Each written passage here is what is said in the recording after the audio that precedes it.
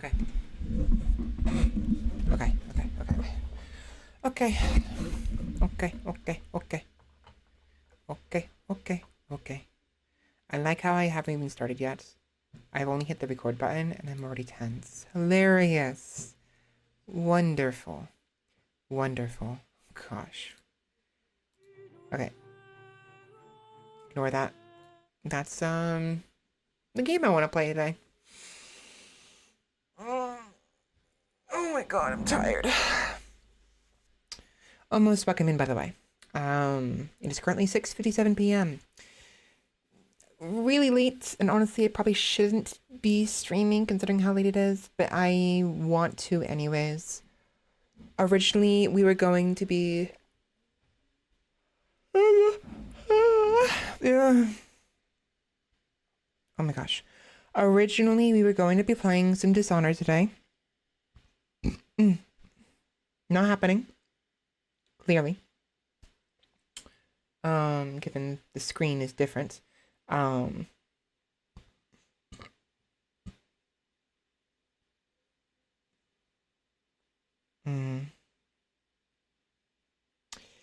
With that said, though, I'm kind of curious. Hold on. Wait a minute.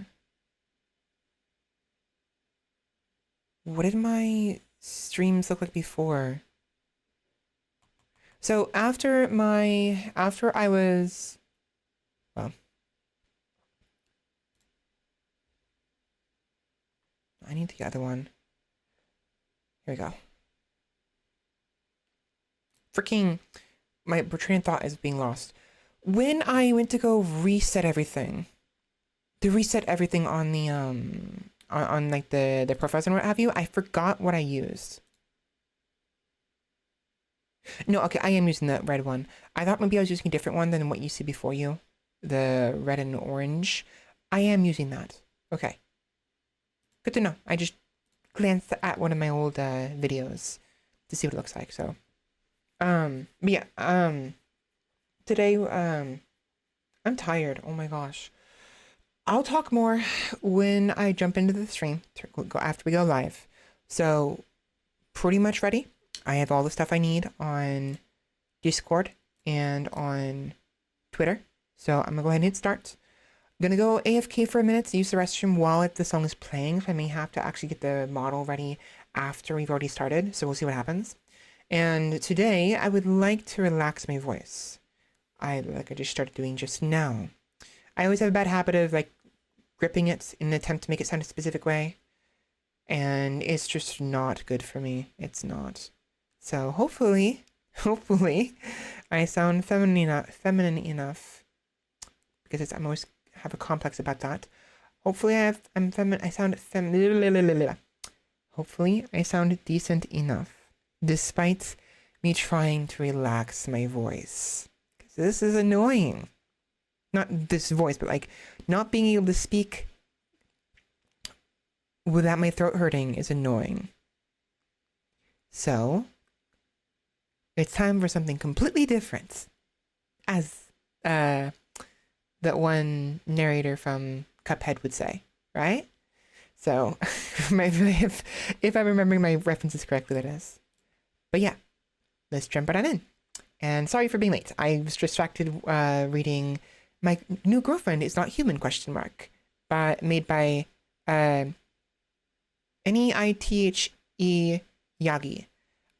They're on Twitter and they post these really interesting. They post stuff. I'll post it when I go live.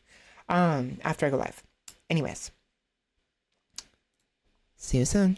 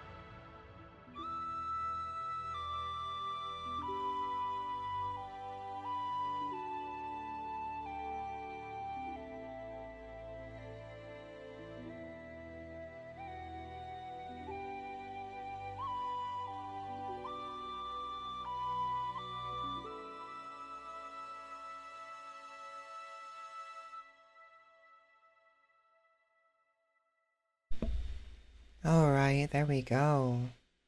Hello, everybody. Welcome. Yeah, welcome in. Actually, I almost said almost welcome in, considering I do that sometimes with the ramblings.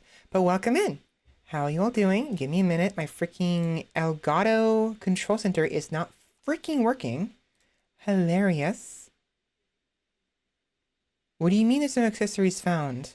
I need to change the brightness so the capture can capture my freaking face better. Hello? Oh my god. One second, let me... This is so stupid.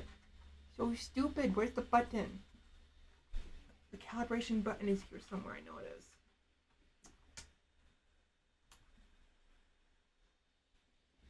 Please? Please? Please? Fuck it. Fine.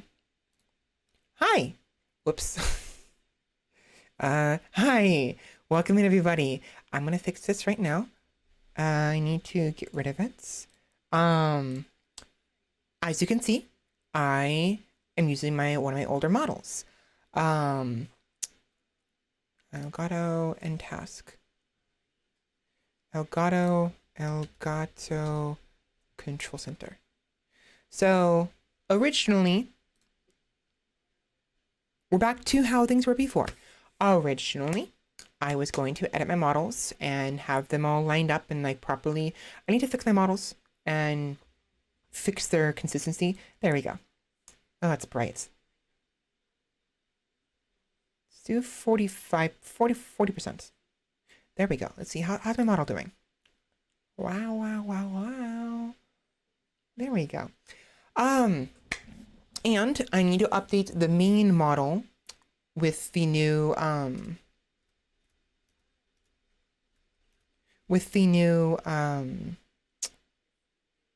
the stuff, you know, like how I've been doing it, right? Welcome in, Scar, by the way. How are you doing? And how is everyone else doing? I apologize. I'm so tired right now.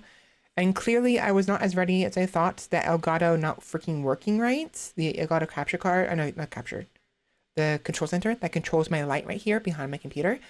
That threw me off so badly. I was not expecting that problem. Oops. So, anyways, it is winter. It is December. And because of that, it's time for some more winter-themed stuff. Hence this. For those who are new, this is an outfit transformation that I had last year, that I made last year, I think, or was the year before that. It's compared to this year's Halloween model. All my other models aren't as great, in my opinion. I still love the vampire and I love the witch. They're the Halloween ones are are honestly my favorite. They're the best ones honestly. But I have my main model that I want to be consistent with. It's how I actually normally am, kind of feel, you know? So, this winter season gives me the excuse of reusing this one for now. I don't have any theme song intro song or like backgrounds for the winter season. I don't. All I had was the model, because I was in a rush last year to make it. So I have a lot of things I have to update regarding my models, and I never get around to that. But it gives me a perfect excuse to procrastinate a little bit longer on actually updating the main model. So we're going to be going with this for the next month. Maybe we might have another model, a new one, more winter themed as well, that I might reveal this month on the 21st when Yuletide begins. We'll see what happens. Let's see how tired I am and exhausted, because my health is actually really bad right now. So, update for everybody, for you guys. I'm not sleeping well. I'm not sleeping well at all. And it's becoming a problem. So I'm falling behind on things, such as editing my VODs, making my model, and hopefully eventually getting around to actually making short form content. I haven't even started on that yet. But this month I requested a week off on my birthday week, which is December 19th. So the week of December 19th, I have that off. I'm hoping I can use that to kind of reboot my sleep schedule, hopefully. I am not happy with my model right now. You gotta stop freaking looking upwards whenever you get angry. Let me reset my model real quick. That's so annoying.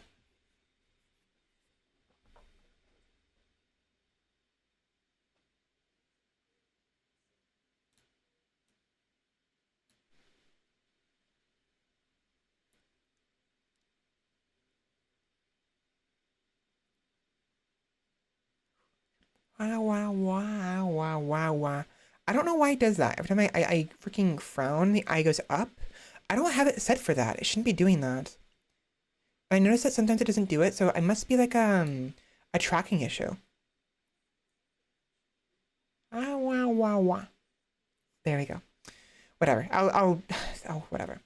But yeah, so that aside, today I had. Okay, so this past week was particularly bad. On Monday, I went to bed at like 10 in the morning, woke up to my mom needing some assistance. She kept calling me, and I think around 1 o'clock I finally got up, helped her with what she needed help with. She needed some it's an emergency, some funds that she needed transferred to a family member out of state. And so I helped her with that and got it squared away mostly.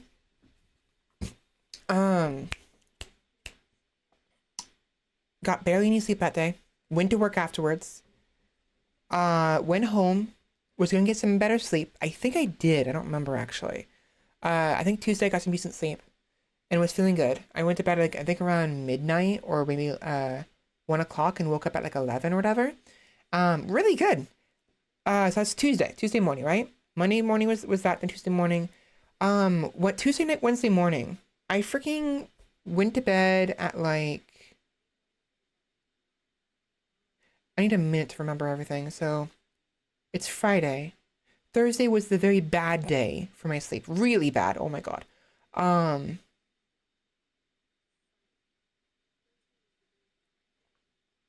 Wednesday, I think I went to bed again at like 12 at night or whatever. No, I went to bed at like 10 in the morning and woke up at like 2:30 to my boss calling me. It was like, "Hi, you gonna be able to come in today?" And I'm like, yeah. You know what I mean? Like really exhausted. And went to work. That night, I didn't get any sleep until literally noon Thursday. I went to bed at noon and woke up at 5 in the afternoon yesterday. This is yesterday, right? Was up until maybe midnight again, 11:30. I was groggy as hell yesterday. I felt so bad. I was ill. And finally went to bed at like right before midnight on Thursday night.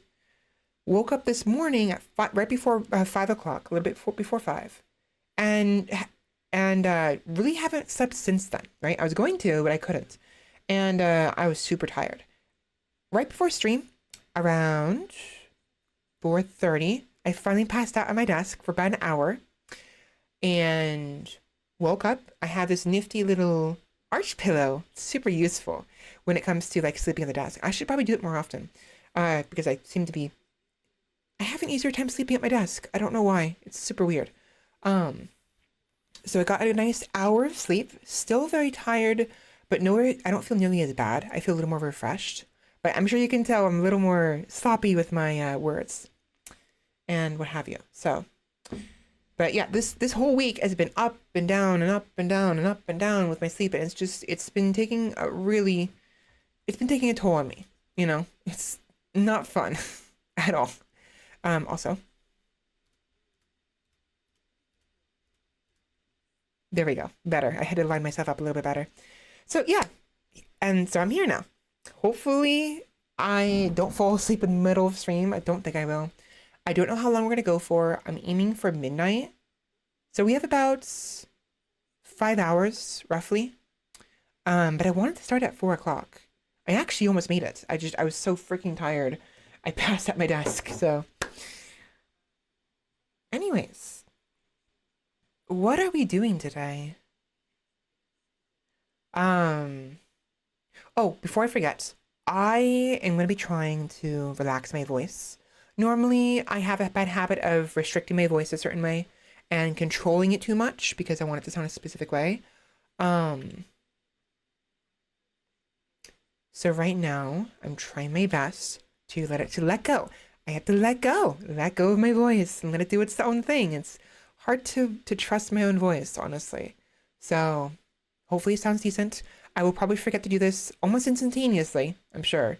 And we'll go back to how I was before. But we'll see how it sounds for at least the next like 5 minutes. It'll probably maybe maintain. That aside though, we were going to play Dishonored. We were originally.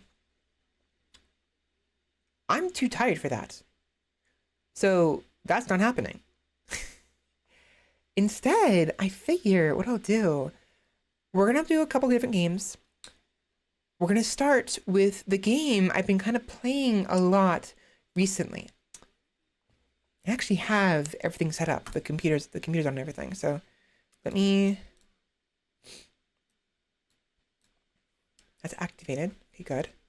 I got to fix F-Flux again. Every time. I always forget to. Where's my mouse? Where's my keyboard? Here it is. Ba-da-bum. Dude, USB, thank you.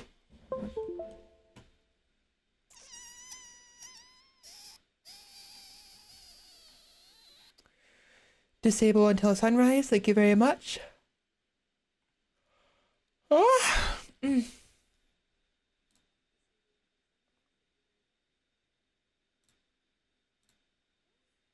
Humankind. So, Humankind is a 4X strategy. Wrong button. It's fine. I'll fix it. Not button. Wrong movement.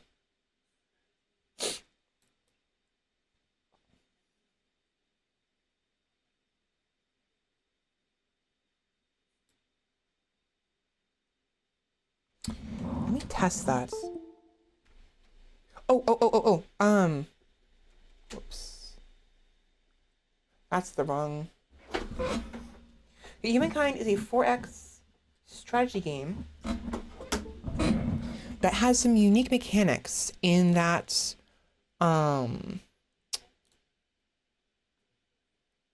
instead of choosing a specific like civilization to play as in games like Civilization, you play as your own group. And as you go through eras, right? From Neolithic to ancient to early medieval, late medieval, industrial, yada yada yada. As you go through those, you can pick how you say cultures, right? Culture, aesthetics, and buffs, and what have you, right? It's actually a neat concept. I like it a lot because I'm very obsessed when it comes to like character creation and like adjusting things and having it unique to me in some manner with combinations. And so because of that, I like Civilization. I used to enjoy it a lot when I was younger. Nowadays, I don't care about it nearly as much because there's no customization. I want to be able to make my own character, It's why I liked games like Fallen Enchantress, which I showed on stream a year or two ago, which itself is not a great game. It's not terrible. It's very rough. Humankind is similar, where you can kind of create your own character, and you actually literally can, but within the parameters of what they have, and you can create your own culture, your own dynasty, your own kind of, Crusader Kings has spoiled me, honestly, when it comes to like doing something like that. So I played a lot. The 195 hours is not just from this week or this month. I've played a lot in the past, a couple of years ago and what have you, but I recently came back to it. There's some updates that happened, and there's some DLC, things like that, and I got back into it. Plus, it runs better on my, new desktop that I have right here. So it's been fun. It's not the funnest game Honestly, it can get very annoying sometimes. And there's certain aspects of it that are just stupid. But I digress. It's enjoyable. I find it enjoyable. At least I have found it enjoyable this past, week and a half, 2 weeks. So we're gonna play that a little bit, not a whole bunch. I'm gonna do a new save. Actually, I already have a save ready to play right now. What I'll do is I'm gonna showcase my current save. Then I'm gonna play the new save, and then probably play that for like maybe half an hour, maybe not even like 10 minutes, not even that long, because I actually have a desire to maybe play either Helldivers or League of Legends or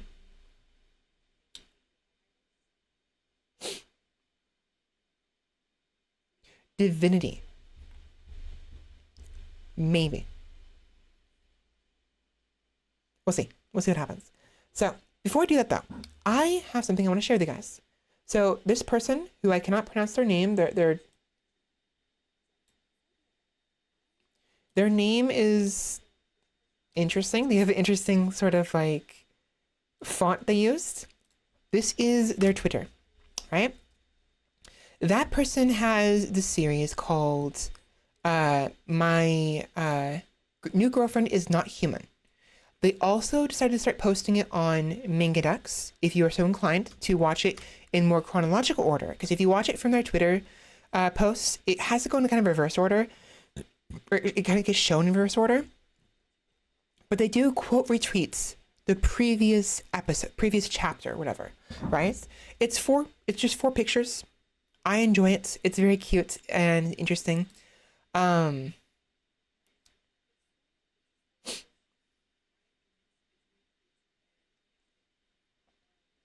recommend it, is my point. Give it a shot. Maybe you'll enjoy it. Maybe you won't. But regardless, that is what I wanted to get to before I forgot. So now that I've squared away, I can finally turn off Google Chrome because it is freaking my computer out right now. Let me just go ahead and just... One second. I fucked up.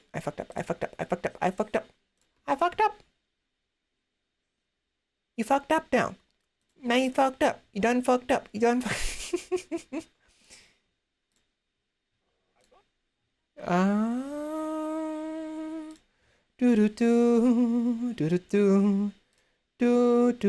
I'm sorry, give me a minute. I gotta freaking fix my can't do it with the screen over here.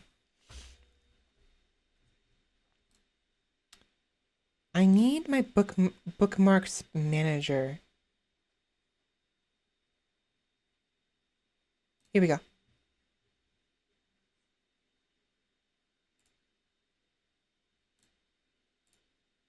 Wait, I don't want to delete that. I just want to delete what's inside of there.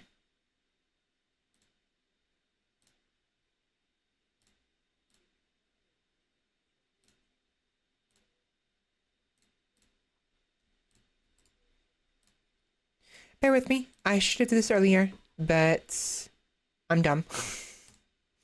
I'm a dumb. I'm a dumb. Dummy. Okay. Do do do do da da da da da da da da ba da ba da da da. Fuck. It's not working. Whatever.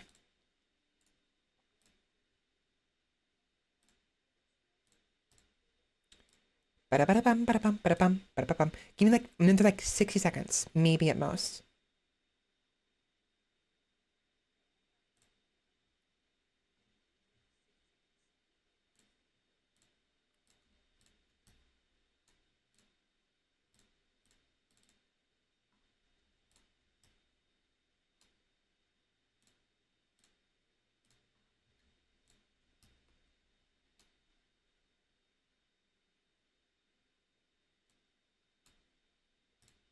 Okay. Delete. There we go. All right, I am done. Sorry, I have to be careful when it comes to like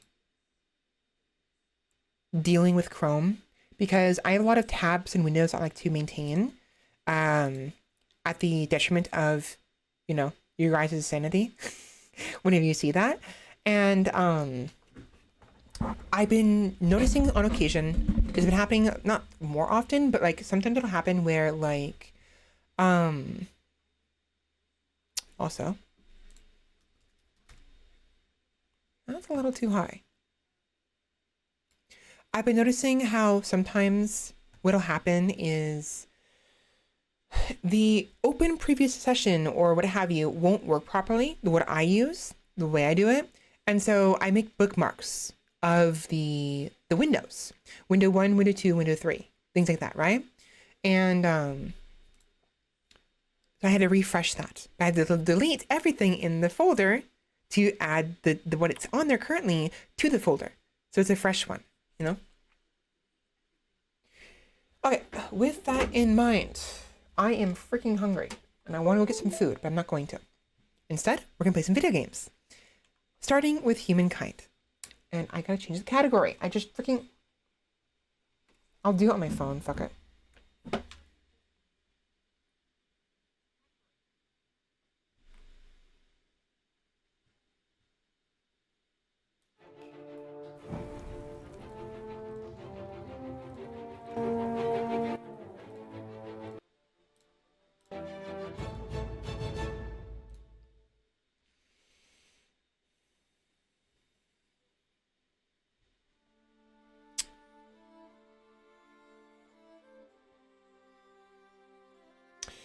Now, this game, honestly, I'm not a fan of their character creation. This is the best I could do, really, with what they had available.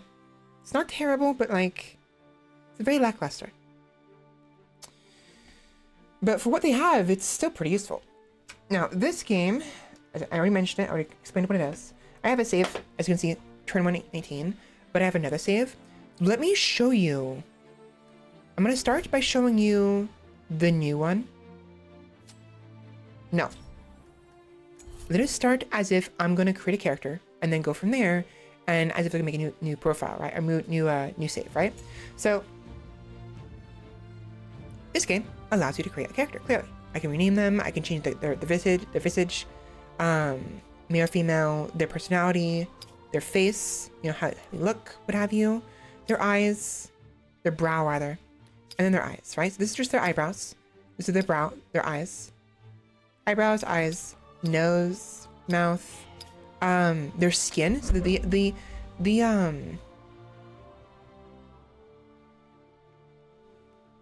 like makeup and like skin condition, as the saying goes. I'm gonna redo that later, actually. Change that later. Their age, you know, any scars, their hair style, hair color, if they have any facial hair, and the color of their clothing, the base color. This color will be what your character will have. Every era, your main character's clothing changes based on what culture you choose for that given era. And as a result, by choosing a specific color, it'll determine what the basic sort of like color scheme of that outfit will be. This, I went blue. I like blue. It's my favorite color. Why not go for deeper blue? Light blue's nice. Although that's a nice color too. Also, these colors look different with Afflex on. And because of that, this is nowhere near dark of a blue as I thought it was originally.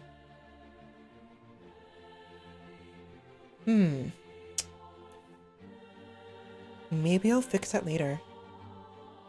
Which color? This one? Let me show you. Continue, and I'll come back to this. Do not save. So, following this, you can create an AI for a video game AI for your character. Like, for instance, whether they're loyal or traitorous, you know, whether they are wary of other players or characters, or they're very trusting, how vindictive they are, you know, impulsive, things like that. But to do that, you have to unlock these aspects. Some of them are already unlocked, I think, but for the most part, you have to do certain things, right? So militarist, for instance, to get the militarist aspect of the conflict resolution part of the AI, you can only choose three changes, right? As you can see here, archetypes. Normally they're all balanced, but you can change 3 of them. Here I have loyal, wary, vindictive. If I want militarist, I have to eliminate all other players in the game. Basically domination victory, right? I do a domination victory. And then I will have this as an option. Alternatively, I win a game without constructing a single military unit, scouts aside. Huh. That seems more difficult. That's interesting. I would want to be able to do that just because I want to try that. Interesting. Nuke capital. That'd be fun. Impulsive. Be the first to reach all 6 eras in a single game. That really happens with the way I play. Finish a game without losing a single battle. That's really difficult because all it takes is 1 loss and that's screwed. Sociability. Extract every strategic resource in a single game. Okay. And gain trade access to all strategic resources in a game. I feel like these two, you could actually get both as in this one game.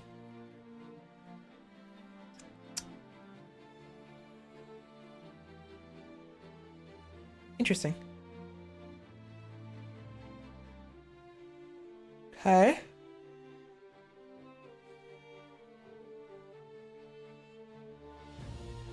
Nuke the capital of an empire that was an ally at the turn beginning.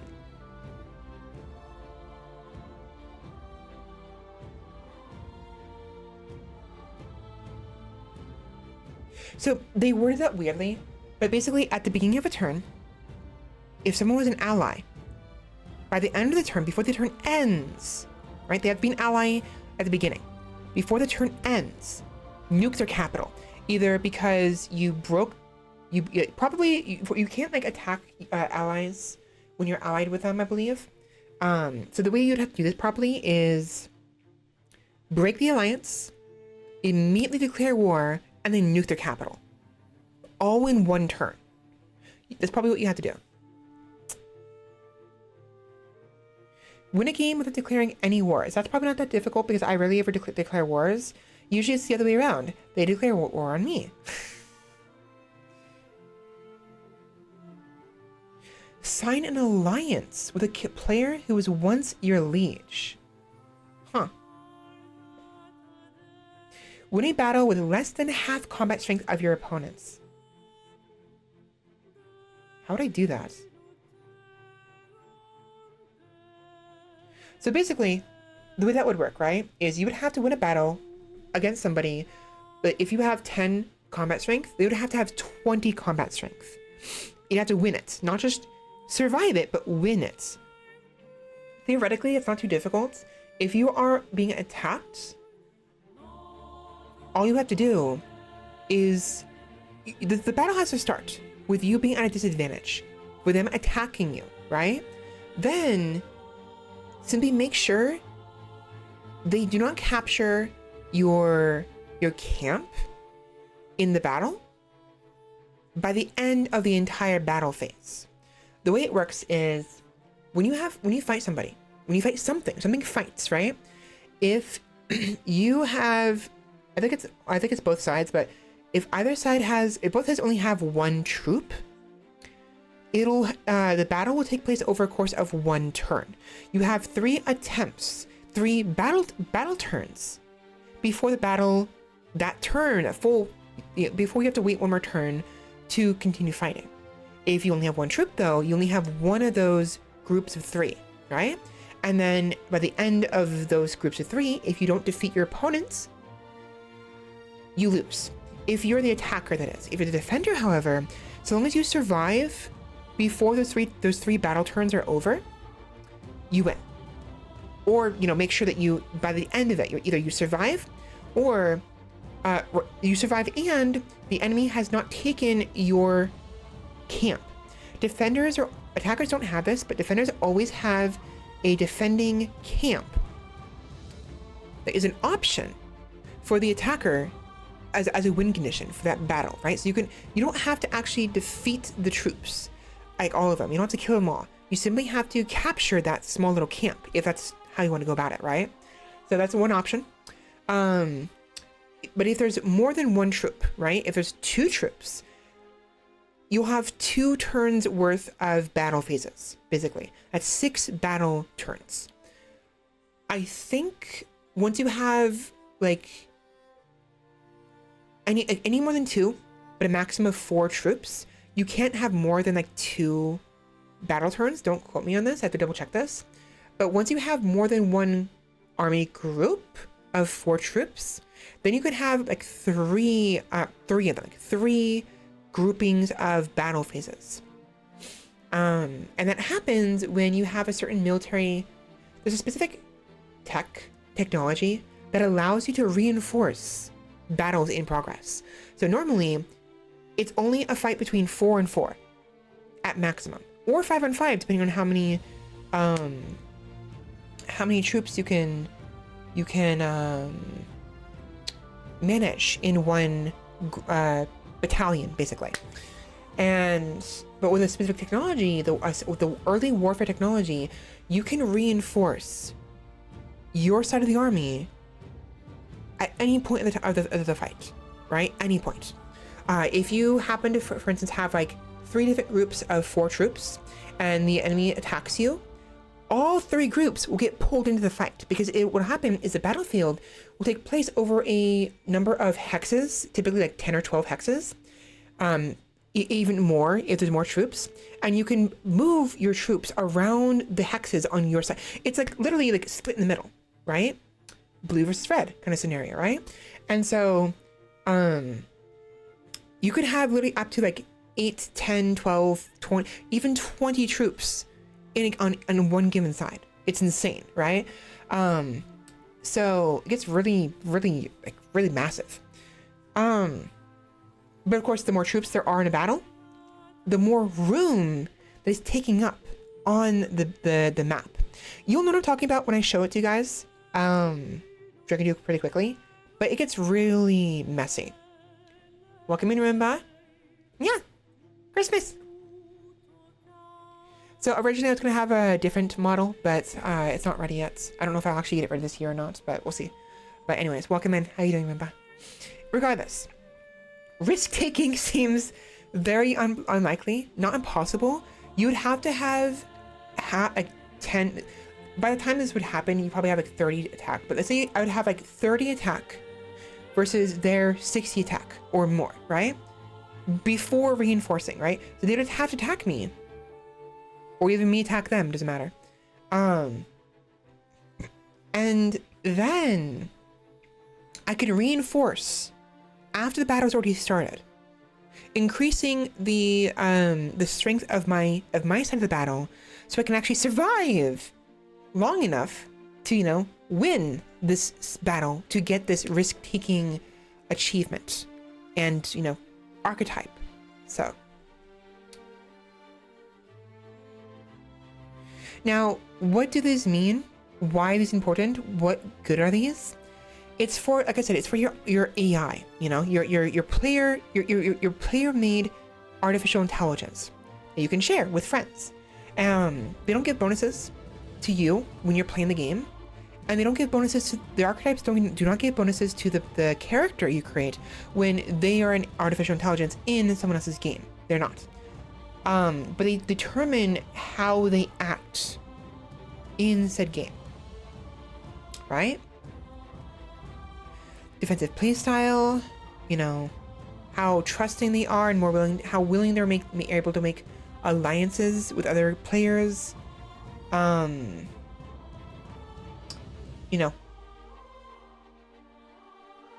There's various things here, right? And these are basically the behavior of the character. Now, strengths and biases, these actually do add bonuses, not to the player when they're playing this character, rather simply, again, to the artificial intelligence. This is all just separate entirely thing. So for this one, for the strengths, at the moment anyways, I have Pioneer, which will reduce the cost of outpost creation for this character, as well as increased land movement and naval movement speed. I have some options, a few. I don't have all the options. I need to actually meet the requirements. Cut down 30 force in a single game to gain Lumberjack. Crusader, destroy holy sites. Increase the money gain per ransack, destroy a cultural wonder. And yada yada. But again, these do not give me, the player, any bonus, which sucks, but it's fine. Same thing with biases, right?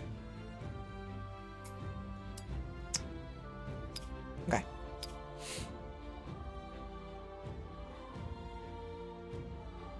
This won't give them bonuses necessarily. This will also, it's similar to archetypes in that it'll determine their behavior, right? These are like personality behavioral types, and this is more like play style archetypes, right? So whether you so maritime, for instance, I would definitely want to.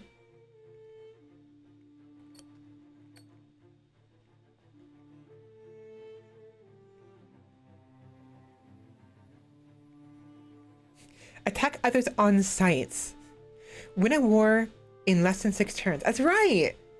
I won a war really quickly one day. I think I won it within like 2 turns. I don't know what I did. It was easy. But at the time, I got really lucky.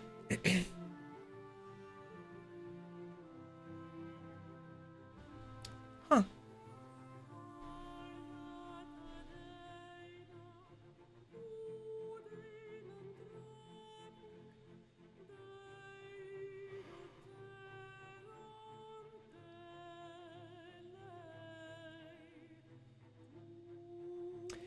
They systematically refuse demands.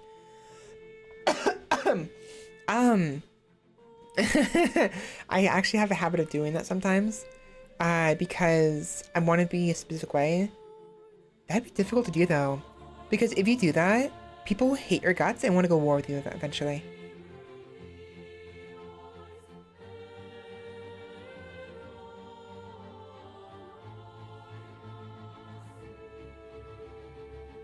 Huh?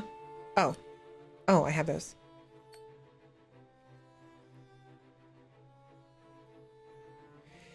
Finish a game possessing at least half the territories. That's me, honestly. Anyways, so you can definitely adjust things, right? It's neat.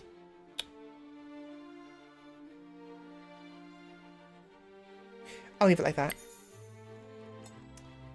But ultimately, how well you do and your bonuses and what have you is dependent on how you play the game and what you choose as you progress through the eras. So that is the profile. That's the character. This is my character. I'm gonna edit her later on.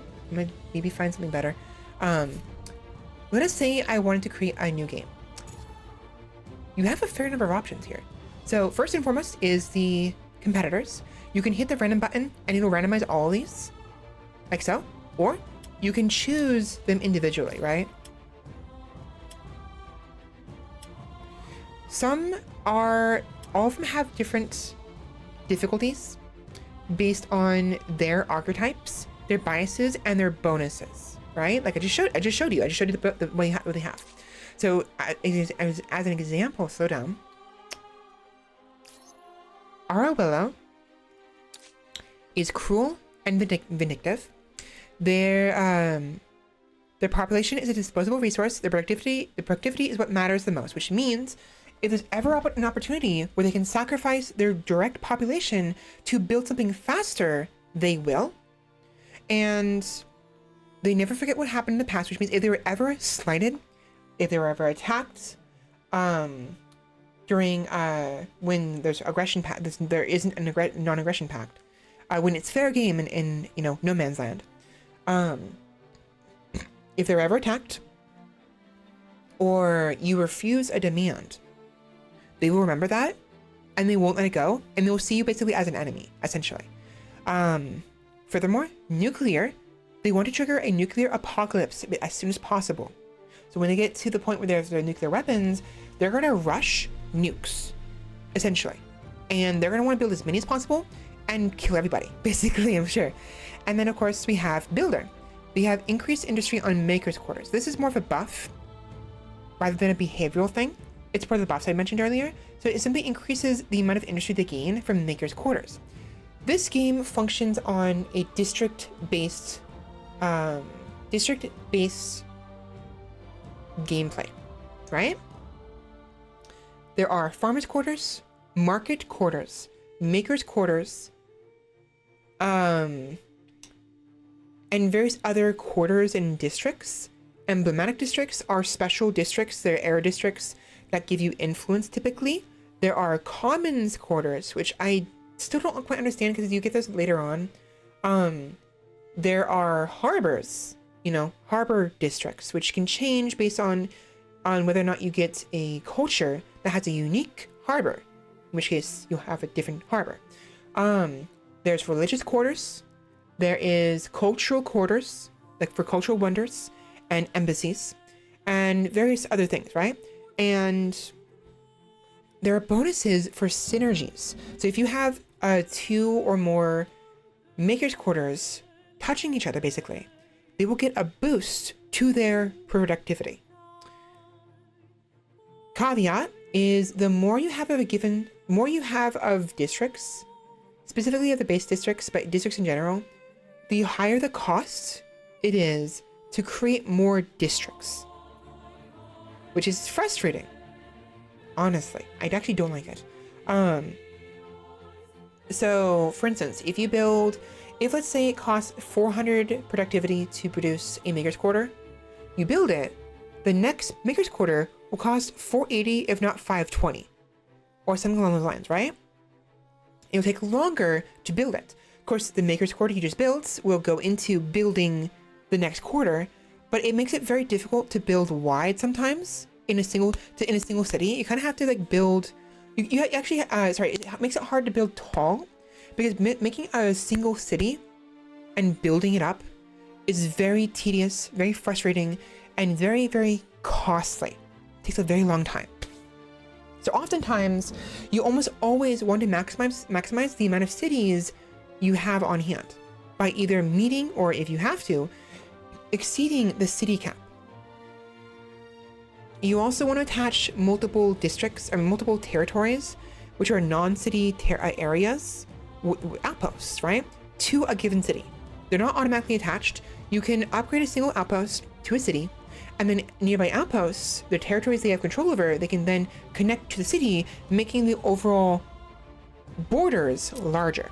And any bonuses that are in that territory, because they were built next to a huge field of food, or because they're built next to a mountain or a forest that give productivity, or they're built next to some science producing tiles, those will then be added to the city itself as bonuses for those specific things: money, food, productivity, and science, and sometimes influence in other things. So, there's one strategy you could do, which I haven't done yet, but I thought of it yesterday and the day before that. I wanted to play around with this. Is you could have maybe 2 cities that are near each other and a territory between them, right? That is chock full of a specific type of resource, let's say it's chock full of productivity, right? Nothing but productivity.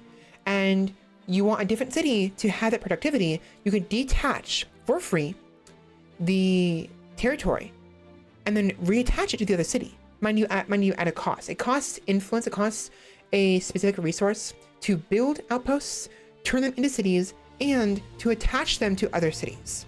The outposts, right? And the more you have of something, the more expensive it becomes. The more outposts you have, the more expensive it becomes to create a new outpost. The more cities you have also increases that. And to make a new city out of an outpost, that costs more influence. The more cities you have, and the more territories you have already attached to a city, the more expensive it becomes to attach another outpost to that same city. It gets more expensive the more you have of something, which is very dumb. It's dumb. It's straight stupid, but whatever. It can still be usable. So anyways, there's all that nonsense. Continuing on with this, you can choose what kind of world you have tiny worlds are only allows a maximum of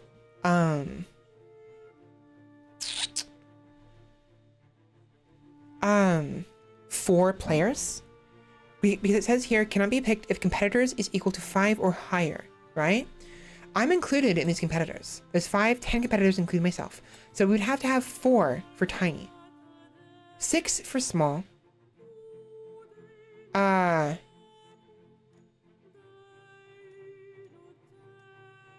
6, 8, 10, and 10.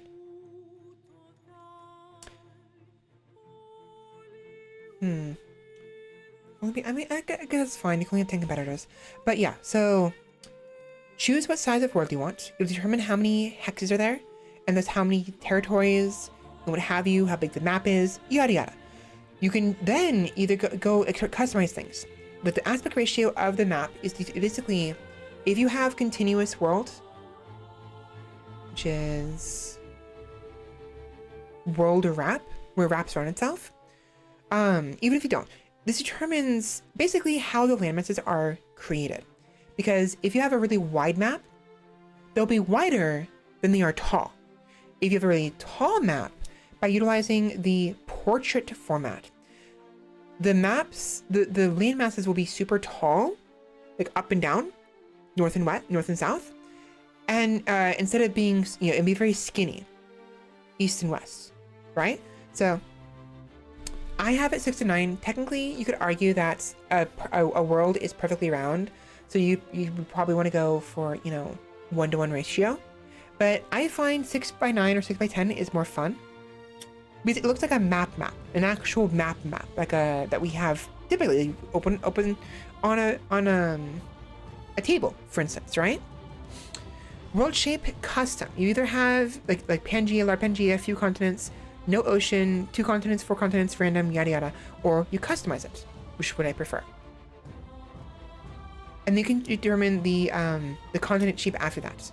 So I prefer to have continents spread on regular, because on regular they're more spaced out and more likely to be a actual fair distance between continents. So if you wanted to have the new world, which I always prefer having, you could that's what I prefer doing actually also, is rush to the new world and have an advantage on colonizing it, because it'll take the AI longer to get across the oceans compared to you, because they're going to be less likely to take risks in exploring the oceans and risk their ships going down, because they'll be lost at sea from not having the right technology to actually traverse said oceans. Because early on, when you get fishing, and you can actually have your troops embark onto the waters, or you get an actual proper like fighting boat, a Kento or whatever it is called. If they're out in deep waters, there's shallow water and there's deep water. Deep waters will kill them. If they're out in deep water, they go from shallow water to deep water in one turn. Next turn, they have that turn to get back to shallow water, or they are destroyed instantaneously. There's one culture early on, a really early culture, that you can become that has an exception for some of the troops. Normally, it doesn't matter if it's a buildable boat or if it's simply an embarked like land unit. They die instantaneously, basically, out in deep water. But with the specific culture, the Phoenicians, any embarked units, like a scout, for instance, who is sent out onto deep water, will basically have 3 or more turns to get back to shallow waters before they die. They only take 0.3% of their health every turn, versus 100%. So it gives them time to do a little more exploring and to kind of traverse further, right? So what I would do, my favorite thing to do, is to rush Phoenicians. Once I've gotten enough of the, I'll explain it later, but rush Phoenicians and go rush the coastline and try to island hop to the new continent as soon as possible. And then have the entire place for myself, at least for at least 1 era, maybe 2 eras, because that's era 1. In era 2, technically Era 1 is Neolithic. So Era 2, Phoenicians. Era 3, I become the next, no, not Phoenicians. There's a group, Era 2, I grab the maritime culture. Era 3, I grab the next maritime culture. By Era 3 and beyond, the AI, technology-wise, will start to gain a little more versatility out in the water. They, instead of their troops dying in one turn, they'll then die in 2 turns, and then die in 3 turns, and yada yada, until eventually they can simply traverse deep water freely, but at a disadvantage where they can't see as well and move as well, and things like that, right? So I'll have basically until Era 3 to get across the oceans and lay claim to it. Problem is, as a large planet, there's a lot of land to cover. So it's unlikely I'll be able to take the entire thing for myself as easily. At least, you know, in the grand scheme of things. Early on, I'll be able to have basically my first pick. I'll have first pick of where to settle and what to settle. Any wonders that give bonuses, any resources, the sorts, right? So going continent spread regular ensures a good gap between the old world and the new worlds. And whereas chaotic, you know, there's a chance they could be very close. A specific point where they're super close, which defeats that whole purpose, you know, of keeping them separate. Continent form, chaotic or regular. Regular makes it more roundish and more like regular, whereas chaotic could be super weird, right? It could be elongated in regular shapes and what have you, really messy, right? I prefer chaotic, it's a lot more fun. But I have it set to regular for some reason. Why? Because I wanted to test it out, right? I want to test out how regular looked. Nah, I'm good. Climate determines, you know, the general, like, the environments, the biomes. Standard will have basic standard. Every biome is pretty evened out. Cold will have more tundras and more cold stuff, obviously. Cold and dry makes snow and rocks. Cold and wet makes taigas and ice. Dry means more rocks. Wet means more forests. Hot makes more savanna. Hot, dry, more rocky fields and deserts. Hot and wet means more forests and jungles. Yada, yada, yada. You know, the typical stuff. There's options here. I prefer having cold or cold and wet. Basically, snow and forests, essentially. Now, land percentage, when you're on large maps, you can only have a minimum of 30%, which I actually find a shame. It'd be more fun if you could have even less than that, but you can only have 30% a minimum. With a smaller world, you can have up to 10%. But if you wanted to, you would completely destroy all oceans, there's no oceans, by going 100%, and vice versa, right? There's a whole bunch of nonsense. Number of continents, I prefer to play with 2. For the main reason, being that if there have 3 or more continents, and I have the new world, there'll be one singular continent that is in the new world, where there are no cultures, no players on that map. That's what the new world determines, is whether or not there'll be a player on a given continent. With one continent, this is not applicable. It doesn't matter. On 2 continents, and if you have the new world disabled, there will be people on both continents. But with new world enabled, at least one continent will be completely devoid of all competitors. See where I'm going with this? With 3 or more, however, the issue arises where if I'm not on the edge of the old world, the actual edge of the old world, 2 continents, right? In the old world. If I'm in the ocean area between the 2 continents, I won't know it, and I will be stuck between them. It will be impossible, at least within the range of how fast I want to do it at, to actually traverse the oceans and get to the new world before everyone else does. I'd have to fight my way there. And with 4 continents, it gets even worse. So 2 continents I find better, and what have you. Recently, I've decided I want some islands instead of few. Normally, I'd go a few islands because it gives more larger land masses, but I'm noticing when I do that, it makes the main landmasses, the main continents, a little bit too uniform, a little bit too substantial, you know? And so I don't know if I actually do that with my more extensive playthrough right now, or if it's only with the more recent one. I don't remember. I'll make a new one. It's fine. So we're doing some, right? Doing some. And world map on, obviously. World wrap, rather. So it keeps going. If you go right, you keep going right forever. It's cyclical, you know? Hemispheres, northern. I find northern better. You could have random or both, or southern, right? This determines where the cold areas are, right? This determines the relative warmth of the poles of the map, right? North, the top of the map will be relatively colder, and the bottom will be relatively warmer, right? This means is, if you had both hemispheres, you'll have snow and ice at the most northern extremes of the continents, and you'll also have it at the southern extremes, right? And in the dead middle, you'll have deserts. With northern, however, you will have only those in the northern areas, and all of the deserts and what have you will be in the very southern areas. The reason why I do this is because it gives a larger snowy area in the north, much larger. I prefer the north. I prefer snowy areas. I prefer snow. And thus, I would want a huge area, huge swath of land full of snow, of taigas and ice and snow. It's just more fun that way, you know?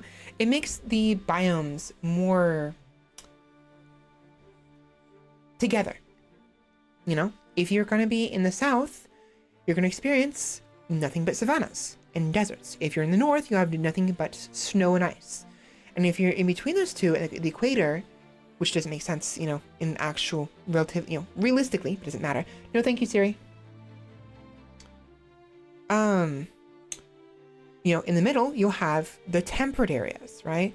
Realistically, I should be going both north and south, right? It makes more sense. You'll have snowy areas in the north, and in the south, you'll have deserts in the dead center, and in between those two, you know, about like between middle, equator and pole, you have temperate, right? Northern is more fun, in my opinion. I am considering trying both again at some point. Maybe it would work out. Anyways. World seed, I always have random. Land territory size. Normally, I go to the minimum possible, 25 tiles and 50 tiles. Tiles are referring to the territories, right? Every territory has a certain number of hexes within them. If you claim a single tile, you'll have every single hex within that territory as your own. If they're outposts, anyone can traverse through them. At all. It doesn't matter who it is. If you have a city, however, as well as any outposts directly attached to the city, those are proper borders that no one can traverse without declaring war, unless you are allied or the person in question has a given culture who doesn't give a shit. Some cultures, like one or two of them per era, can just traverse territory, traverse borders, and they don't give a shit, right? They don't have to be at war. And it does give them a bit of a malice. It gives war support to the person whose territory is being trespassed on. Which basically means gives them a better, you know, increases the likelihood that one, they'll go to war, and two, when they go to war, they'll have more war support and will be able to last in that war for longer. The better your war support, the longer you can go for war for, basically. The problem is though, when you're an attacker, your war support will slowly go down, and the defender will not, except under certain circumstances. If you're seen as a tyrant, and they want to pacify you, then both your war support and their war support will go down. And as your war support, that is when surrender happens.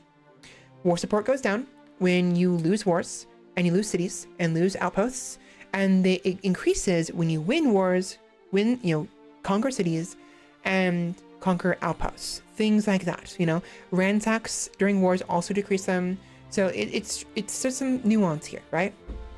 So the territory sizes determine how much actual hexes you have per territory, and thus how many overall territories, how many outposts and cities there can be in a given game. The smaller the territory size, the more outposts you'll need to cover the entire globe, essentially. And same thing with oceanic size, right? I want to try larger. Smaller means you need more outposts, which means you need more resources and makes management a little more difficult. But I kind of want to try larger, slightly larger. So we're gonna do that. Lake odds. So the chance there'll be lakes, right? Normally I go few. I'm going average now, but I always go big. If there are lakes, they're huge, always. It basically increases the chances of like more inland like barriers, like ocean, like water barriers. I like it. Rivers, I normally hate. I usually go for few. I would actually go 0 if possible. But I've been trying some recently because they're actually very useful early game. The main reason I hate rivers is they're very, very, very, very, very, very annoying to traverse. Going from a non-river tile to a river tile completely wipes out all your movement, right? You have a certain amount of movements for your characters, for every unit, right? Usually 4, sometimes 6 or 8 or 10, depending on how buff they are, what kind of unit they are. Horses can go 6 tiles instead of 4 tiles.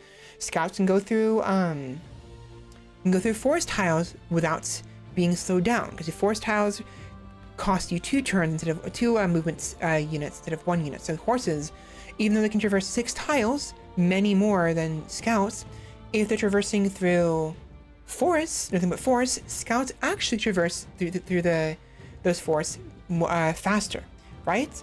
So 6 units become 3 units for the horses, and for the scouts, 4 remains 4. But rivers always cancel out all movement possibilities for everybody involved. There are some technologies that might reduce that. There might be some cultures that maybe also reduce that as well. I'm not sure, I haven't gone that far yet, but they're really annoying for exploration. I normally go for few, but I've realized recently how useful they are. They're so useful for building cities, for building a power base. So I increased it to some, which is the default. So maybe I'll use them more often, you know. Still fucking annoying. Still way annoying. I hate traversing over them, but they have their uses. Ridges and cliffs. Normally it's average. I have that cranked up to 11. I love ridges, cliffs, and super high elevation. Mountains. Give me mountains. Lots and lots of mountains. And give me a lot of bottlenecks. Increased ridges and cliffs and elevation will increase the amount of basically inability to traverse the land with any ease, because it'll make, so like normally you can traverse, like, let's say a given hex, you go move around it, right? If there's a ridge in front of you, if it's a slight ridge, you can climb up that ridge. But if there's a ridge that is more than just 1 elevation higher, 1 elevation difference you can climb up to. 2 or more, you cannot traverse that whatsoever. You can't climb those mountains, essentially. There's technology later on that allows you to traverse those ridges at a disadvantage. Mountain climbers, what have you. But as far as I'm aware, mountains cannot be traversed. The only thing that can go over a mountain are plains. That is it. But early on, those bottlenecks are super useful for fights if you ever do get in a fight, and it's just more fun that way. I just find that a lot more fun. So many ridges and cliffs and super, super steep. We're getting near the end here of the world stuff. I'll try to go through the endless and the pace and the difficulty quickly. Strategic resource amount and luxury resource amount. Strategic resource amount includes things like iron, horses, copper, oil, etc. And luxuries include like silk, tea, coffee, pearls, the more like fancy stuff, right? So you can have scarce, normal, abundant, or random. Honestly, a part of me kind of wants to go normal, but I like random because then I don't know how many there are, right? I don't know how many they're gonna be. And you don't always have sights of the resources. Within a certain area, you only have, like, for instance, the technically second era, the non-Neolithic era, You will only see things like horses, maybe silk, and some certain herbs, what have you, and you'll see copper, but there'll also be unknown resources. They'll have question marks on them, right?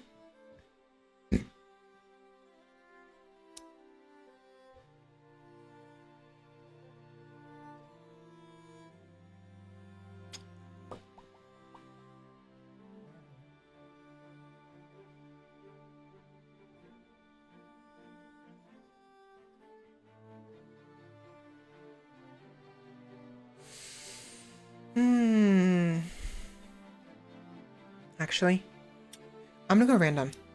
I mean, I'm going normal. I'm going normal, actually. I like the idea of not knowing. No. Anyways, the point is that you won't know what a given resource is until you go to an era that where you can unlock it in the tech tree, and then you will see what it is. And then you have to unlock that technology to actually extract that resource. Typical fashion of these kind of games, very, very run-of-the-mill. You can also determine, you know, the actual luxury resource distribution. So either some luxury resources will have their deposits distributed evenly, and others will have them clustered together, or you can choose to have them specifically clustered. They're always together, right? Right here. All luxury resources of the same type will be distributed in clusters around the world. Some territories may have no luxury resources whatsoever, or spread. All luxury resources deposits will be spread out around the world as much as possible. Most territories should have at least one luxury resource deposit, but not always. So natural has them somewhere in between. It's the closest thing I can have to basically randomizing it, right? And then finally, wonder density. So wonders include Mount Everest, the Great Big Hole, Mariana Trench, things like that. The very special wonders, geological wonders. I love geology stuff, so I have it abundant whenever possible. In smaller worlds, you can't actually have it abundant. It's not possible, but you can have it completely devoid of wonders if you want to. But I love wonders because they're just pretty to look at, and they give you bonuses based on the type of wonder they are. Like, for instance, the Mount Everest gives you bonuses to, it's a mountain, so it'll give you bonuses to production. And because of it being seen as a spiritual wonder of sorts, it'll give you bonuses to, I think, either influence, religion, or both. I think. So I love wonders. A lot of them. Moving on. Pace. So blitz and endless. Blitz determines, so it depends on how many turns it'll take. I hate this detail. I want it to go forever. It says endless here. If it's endless, it should be properly endless. But typically what this means is that the game will end in 600 turns.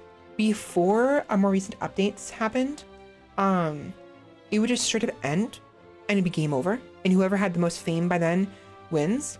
If you don't finish all the end conditions, right?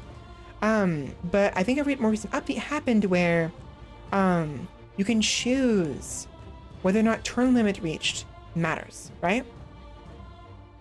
The game will end when one of the following conditions is reached. Turn limit is reached. All empires are vassalized under one banner. All endgame technologies are researched. All empires are eliminated save for one. Mars has been conquered. Pollution threshold has been reached. Era limit reached. I have every single one of these turned off, which means even though 600 turns will be reached, the game isn't over. It'll keep going forever and ever and ever until I hit quit game and delete my saves. That is what I'm looking for.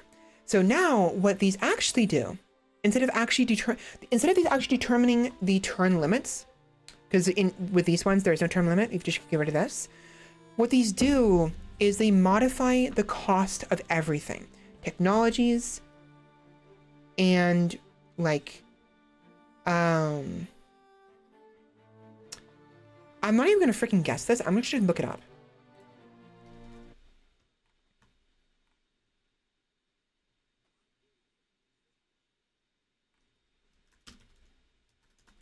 Not even gonna bother. Not even bothering.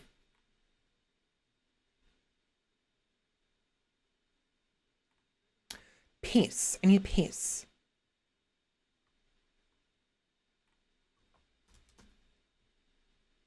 Wait, what?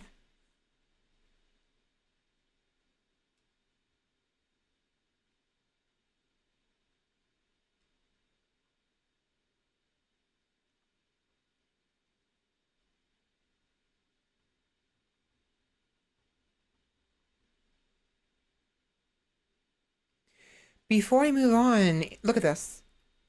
Difficulty. I don't think this is accurate anymore. Because it used to be that, why bonk me? Oh, there you are, Sheppy. Welcome in. That's why. Hello, Sheppy. How you doing? How you doing? How you doing?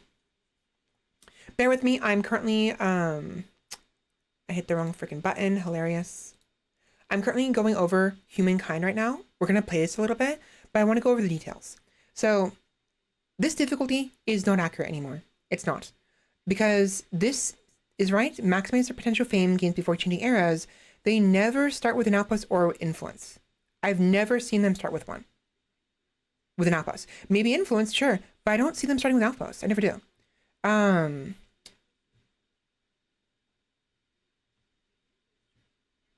I want to play with more difficulty.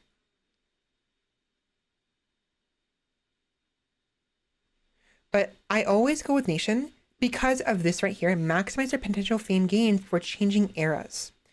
If you don't do this, they will try to basically go to the next era as soon as possible. And I don't want that because when that happens, I have unique cultures. So if a character goes to the next era, they can choose a culture and no one else can choose that culture, right? Unique cultures, choices. So if they were to move on to the next era quickly, I will lose out on my preferred cultures. The Phoenicians and the Norsemen and things like that, right? So having them maximize their potential fame before changing eras is better. Now, I think it might be better to go to Empire in that case because I don't know how much they will maximize. They will only maximize it so much before they decide, okay, I want to move on. But I think maybe the harder the difficulty, the more likely they will remain in a given era to get more and more fame. That's my hope anyways. I don't know. Doing all right. Just got a Blaha from IKEA. What do I want? That's my dad asked. I have no idea. I really don't. Not true. Remind me later on, like tomorrow, I'm not gonna do it today, to go check my wish list on Throne wish list and put some items on there. Because there's definitely some items I could do. I could want. Same thing with you, Sheppy. If you have a throne, let me know what you'd like and I can take a peek at it and buy something. I'm poor, by the way. And I don't expect you to buy me anything either. Something small, something cheap, because I'm poor, okay? I have like maybe $500 in my bank account right now. Half that's going for rent for these 2 weeks. And the other half is going for food. So yeah. So DM me your wish list, your throne wish list, and I'll DM you back in turn because that will remind me. And we'll go from there. So anyways, I always play a nation, but I'm considering going more difficult in the hopes that maybe they will be more likely to stay behind in eras, giving me a higher chance of getting the cultures that I want. Anyways, what I actually wanted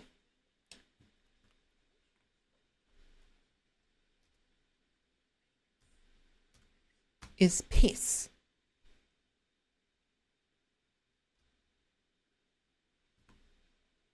What?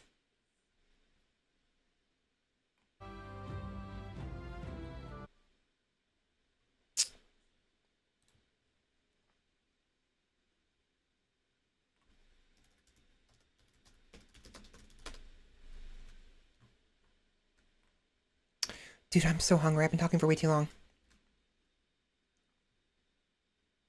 Game, it's under game speed. There we go. There we go. There we go. So this is important because I was so confused. Freaking stupid. So stupid. Like, I didn't realize I can expand that. So nice. It looks so, it's so much better. Expanded. Freaking, the pace of the game scales the cost of constructibles and also increases the requirement for error stars.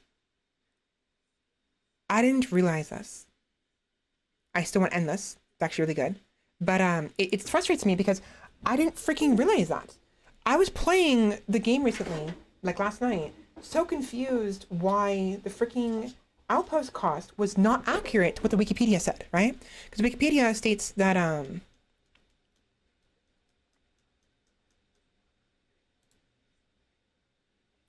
Wikipedia states that the outposts cost a certain amount of what do you call it?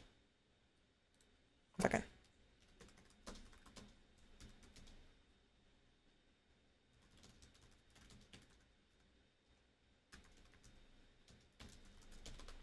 It's just so frustrating. I thought freaking, if I go here, right? If I go to outposts, the cost for building an outpost, right here. The influence cost of an outpost depends on if you have any cities or not. If you have no cities, either because you are in the Neolithic era, which is what you start as, or you have no cities for some reason, which I figured out, and I was actually, it's a plan of mine. It's super useful, actually, for my initial, because I want to do an Exodus. I want to Exodus to the new world and have it all for myself, right? Spoiler alert, you can destroy your only remaining city. Completely, right? So if you have no cities, for whatever reason, creating an outpost will have a minimum cost of 5 influence. And as well as this, right? So if you have if you already have 1 outpost, right? You already got 1 outpost. To build another outpost, it'll cost you this amount, right? So D is distance to the nearest attached territory, and T is the number of territories, right? So this one doesn't count the distance, right? So it'll cost 10 influence times 1, because you have 1 territory already, so it's 10, right? Plus 10 times territory squared. So you have 1 territory, it's 1 times 1, it's 1, right? So same thing. So in total, it'll cost you 20 influence to build an outpost, right? From the very get-go, right? Makes sense. And the reason why it says a minimum of 5 is because there might be some, right, so there is a civic, a cultural modifier thing. It'll be explained later, where you can get half off on influence costs for outpost creations, right? So theoretically, you could have it cost 10 influence instead of 20 influence. Furthermore, with the pace which we saw here, right? You could have it if it's fast paced, right? It'll have the cost for everything. So from that alone, right? That'll make your first outpost cost 10 influence instead of 20 influence. And with the special civic that it decreases that even further, you would have 5 influence. It would cost you 5 influence instead, right? So that's why I said minimum of 5. Anyways, it would cost you 20 influence for the first one. If you have 2 territories and you want to build another one, that increases. So 10 times t, which is 2, is 20, right? But 10 times t squared, which is 2 squared, that's 4, right? 2 times 2 is 4. So it's 20 plus 40, 60 influence. It goes up exponentially. Makes sense, right? So there's that. And something I learned also recently, before I forget this, the time it takes to actually become functional increases based on your army who makes the outpost. I had no idea about that. I didn't know about that. I was always wondering, thinking like, oh, it'll take 10 turns, 8 turns, 12 turns, 20 turns. It'll take forever because it's just how it is. I learned it last night No, your army strength divided by the current era reduces reduces the speed at which an outpost can be created, right? So if you typically you have 10 combat strength at the very beginning of the game, and your current era is 1, so 10 divided by 1, right? You'll take 10 turns. You'll take even less turns if you have,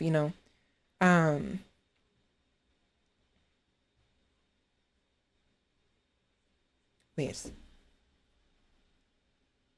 More combat strength means easier building, right? If you have 10 combat strength and you're Neolithic, it'll be less. It'll be a certain amount. Let's say 10 turns. If you have 20 combat strength, it'll be 5 turns, theoretically, right? Yeah. But if you're an ancient, right? If you're an ancient era and you have 10 combat strength, what will cost you 10 turns to build for the output to become functional, it'll actually be more like 15 turns or something along those lines, right? So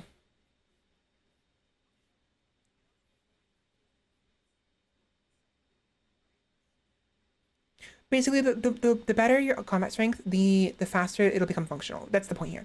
So anyways, moving on from that, the influence cost of your outposts when you have no cities is this. When you have at least one city, that changes, because then it becomes the distance to the nearest attached territory. Not the city itself, but rather, when you attach an outpost to a city, that becomes an attached territory.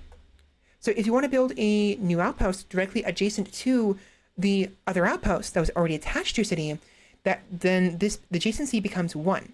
If not, it becomes 2. Even if you have territories, let's say you have nothing but territories, a lot of them, and they're not attached to a city, your city is the only one considered an attached territory. So every additional successive territory past the ones closest to the city increases the adjacency cost more and more and more, right? So if you wanted to reduce the adjacency costs, you either have to build an outpost directly next to a city where you didn't have an outpost already, or attach the outposts to the city until they're connected. So until the outpost you want to build, is directly next to the most closely attached territory. Does that make sense? The reason why this is important is because it ensures that when you have one city, you don't just you can't just claim willy-nilly wherever you want. It'll increase, make it harder for you to for instance, if I'm on one side of the continent and there's a really, really cool cultural wonder on the other side of the continents, same continents, but I already built a city, it'll cost me an astronomical amount of influence to build an outpost. It's not worth it, right? So 50 times D plus 10 times T plus T squared. So number of territories. If you have one territory, 10 times 1 is 10. Plus 2, which plus 1, right? Because 1 times 1 is 1. So it becomes 11 points minimum. Plus 50 times D, meaning the nearest attached territory. If it's a city, then it's 1, right? So that's 50 times 1, it's 50. So in total, the next outpost is 61 influence if I only have one city, right? For 2 territories in total that I own, that becomes 24 plus 50. So 74, right? But if it's further away, that changes. So if it's adjacency, it's 1. If it's one space between them, that becomes 100. 100 plus 11 is 111, or 124, and so on and so forth, right? The further away you are, the worse it gets.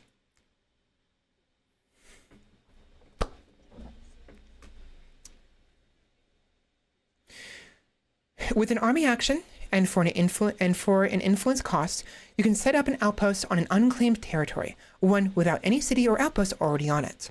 In the future, this outpost can become a city. Once an outpost is founded by an army, it takes several turns to make it functional, based on placement industry exploits. Once you've created an outpost, the territory where it's located is considered claimed and belongs to you. The amount of turns it takes for it to become functional is increased if you have a lot of industry exploits around it, or you have a stronger army, and what area you're in. We just went over this. Other players may still enter the territory, but no one else can claim it unless its outpost is destroyed. You can destroy outposts, even your own, by ransacking them with an army. Note that this will also destroy all trading routes passing through the territory. Ransacking. When an army is standing on a tile... You done? When an army is standing on a tile that is a valid target, they may use the ransack army action to begin ransacking the tile. Ransacking takes several turns. Upon finish, I'm annoyed with these freaking ads. I don't care for them. Just annoyed with them. Go away.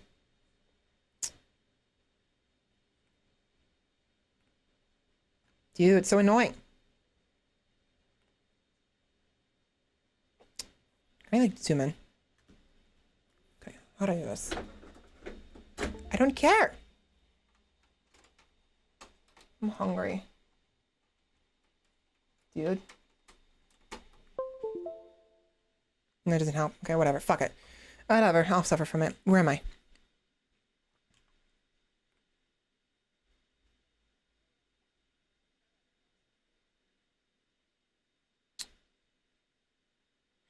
Ransacking takes several turns. Upon finishing, the owner of the ransacking army will gain a reward and the pillaged tile will be destroyed. The number of turns it takes for an army to ransack a tile depends on the combat strength of the ransacking army.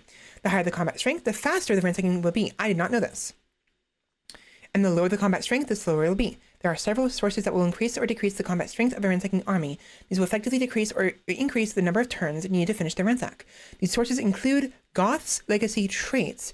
Every era you have, whatever culture you become, you gain a permanent era legacy trait that'll continue on with the new eras. But you also gain era-specific bonuses as well that you lose when you go to new era, when you get new culture. That gives you 4 combat strength from a ransacking on army. So when you're basically what this means is if an army is in the ransacking state, they will thus gain 4 bonus combat strength, increasing the speed at which they ransack. And also, if anyone attacks them, it'll give them a buff during that fight. Ransacker unit trait plus 3 combat unit strength when ransacking. So that's a specific generic ransacker. And army wages, civic plundered wages option plus 4 combat strength went from ransacking. It's another civic, a cultural thing that gives you bonus. If an army's ransacking is interrupted, for example, if the army is involved in a battle, if the army is moved, or if the ransacking action is cancelled, the progress towards the ransacking will still be saved. As long as an army, which could be the same or different army, continues the ransack before the end of that turn, the ransack will continue where it left off. Otherwise, the progress will reset the following turn. So if the army is ransacking something, an outpost, and they're interrupted, and they're killed, or they're retreats, so long as a different army, doesn't matter who it is, jumps on that tile and continues ransacking before the turn's over, you'll retain the progress. Otherwise, it just has to start over. So if there's 8 turns, you're down to 4 turns, and the armies are interrupted, you can, it'll go back to 8 turns, if you fail. Upon finishing the ransack, the owner of the ransacking army will obtain a reward. If the ransacking army is composed of nomad units, the reward will be food for the ransacking army, Huns, the nomadic people. Otherwise, the reward will be money. There are several sources that may increase or decrease the reward from ransacking, including pillager unit increases the money, obviously, and army wages civic also increases the option, right? In addition, the target of the ransacking will be destroyed. If the target was a district, a ruins will be left in its place, which allows you to build something there, the same ruins for cheaper, faster, but you still have to build it though. If an outpost or an admin center is destroyed, its owner will lose their claim on the territory. So an admin center is basically an outpost that has been attached to a city. When an outpost has been attached, it transforms into an admin center, which is where you build stuff from the city. When you command the city to build something, right? You can't just build it anywhere. You have to build around an admin center. Furthermore, any districts inside the territory will stop producing resources. If a main plaza is destroyed, which is the center of the city, the entire city will be destroyed, removing all infrastructure and any population that was inside of it. Normally, a main plaza cannot be ransacked. Attempting to do so will instead initiate a siege. However, an empire is capable of ransacking the tiles they own, including territory occupied in a war, and a main plaza can be ransacked by its owners in this way.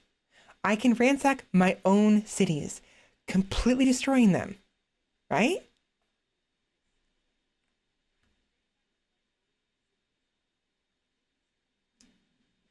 Influence cost of an outpost depends on if you have any cities or not. No cities. Neolithic, when you start the game, you don't have any cities. Obviously, it makes sense. And you can't build cities until you go into the ancient era, the second era. But is it no cities, Neolithic, or no cities founded? You see what I'm getting at? Normally, the cost to build a new outpost is based on distance from an attached territory or city. With no cities, however, that cost goes out the fucking window. Where it would normally cost me 600-700 influence to build an outpost on the new world, it would cost me 200. Oh my god. I did that last night with wondrous effects. It was wonderful. What's even better is before what I was doing is I would have two cities. I'd have one city on the new continent and the one on the old continent. And I'd wait before until the new one is built and then transfer everything over. I would create a bunch of units, build units, scouts, ships, whatever, and have them all go over to the new city and then disband them. Because when you disband an army within range of a city or an attached territory that's attached to a city, that city gains a population from the ransacked units. One unit, one population, and what have you. So it's really nice. You can. That's how you can manually migrate a population over if you wanted to, right? That's basically the migration utility essentially. So what I did last night, instead of building another city in the new world after I discovered it, I did not. I knew once I found the new continent, I immediately put all my efforts into building units, more and more, until there was zero population in the city. Upon doing so, I ransacked the city, my capital. I had no cities left. It was not game over. I was perfectly fine. I had plenty of units, and I had plenty of influence, and I already had territories. Not that it mattered. I then went to go build a new outpost on the new continent where I want to build my first city. And the cost went down substantially. It was going to cost me like 1,600 influence just to build an outpost there. No, it did not. It did not. And normally the cost to upgrade an outpost to a city is dependent on how many cities you already have. Your first city, whenever you have 0 cities and you want to build a new one, it always costs 0 influence. Holy shit. Oh my god. So I can build a new city for free. And all I have to do is transfer all my people over. A mass exodus from the old world to the new world. And the new world, free for me to roam. Like a gazelle in a grand field, whatever. I don't freaking know how that phrase goes. But so my strategy is basically go from Neolithic. We can't have any your tribes, generic tribes. Go into ancient by getting the first maritime culture, who allows them to traverse have their regular troops traverse the ocean at least 3 times before they die. 3 turns before they die. Just scrape across the oceans barely, with blood, sweat, and tears. Land, ransack my old city, and then place a new one for free. And then it's free real estate. Literally, it is literally like not just a joke. It is a joke, but also not a joke. It's free fucking real estate. Oh my gosh. I need to get good at this. I'm not very good at it yet. Not very efficient. And I tend to linger in the ancient area, in the Neolithic era, because you will get bonuses. If you go into the ancient era from the Neolithic era with all of the era requirements filled out, because you have to do one of three things. You either have to get 10 population or units, either by an outpost having population from granaries, from food, or from units themselves being built. Because in the Neolithic era, when you ransack something or defeat somebody, like a deer or a mammoth or bear, you get food. Or if you do a little goodie hut, right? If you explore a little question mark area, right? You will either get food or you will get science and influence, right? One of those two. In the ancient era, that changes. You no longer have that unless you are the Huns, the nomadic people. They have food, but only their special unit does. When you get 40 food, you multiply, right? So if you have one troop and you get 40 food, they become 2 troops. If you have 2 troops, you get 40 food, becomes 3 troops, and up to a maximum of 4, because you can't go for more than 4 in the Neolithic, right? So the strategy here is to basically have 3 troops, get enough food for to make 1 more, and then split them in half, or you give them, or you go back to 1, right?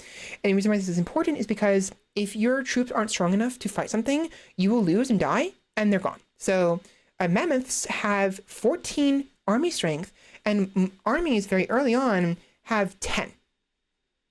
11 if you have a buff. So what we want to do is have 2 or more troops fight mammoths constantly, hunting them down in 1 turn, gain 20 food, because you always have a guaranteed 20 food from mammoths. Do that twice and you make a new troop. And add infinium, right? You can get a lot of population really early on. Like, if you wanted to, you could stick around in the Neolithic era, constantly hunt mammoths, like forever, and you could have like 50 or 40 troops going into ancient era. You'll be behind certainly, but the first city you have, well, you can just disband your troops, and they will be full, completely full on people immediately. So one of the necessary strategies of players, because the AI won't know better, the players is they will stick around.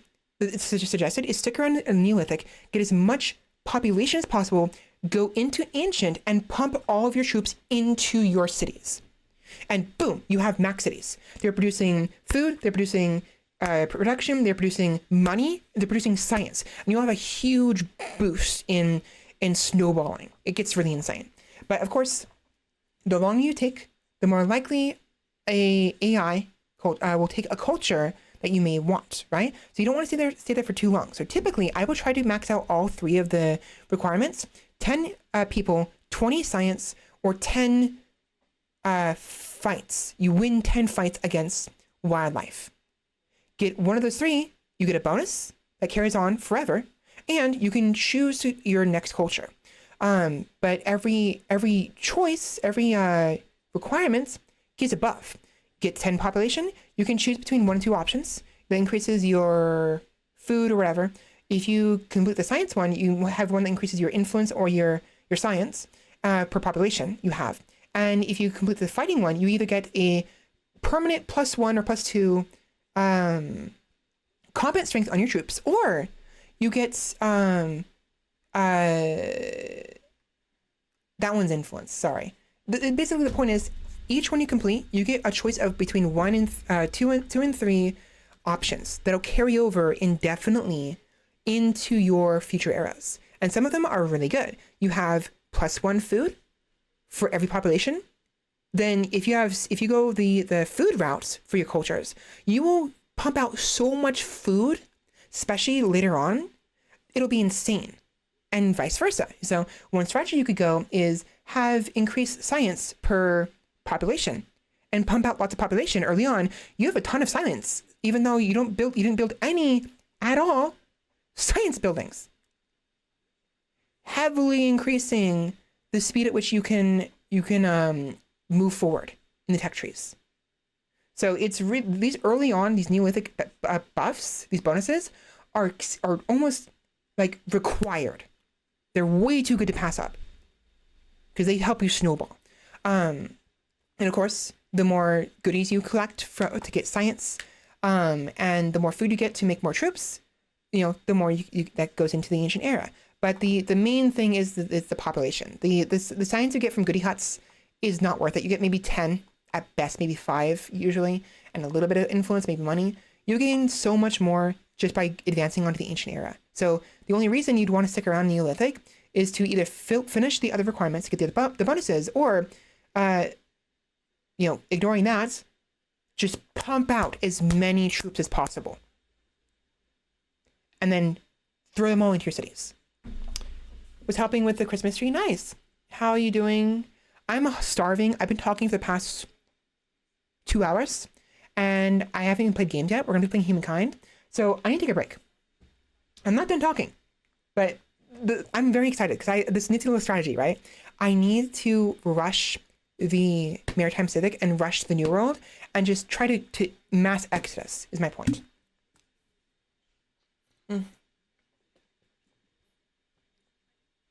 I still have some smoothie left over. It'll stave me off, help me, it'll help me until I get some food.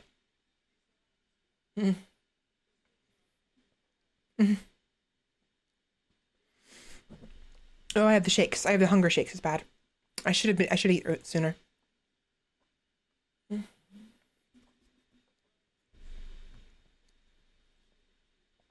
Anyways.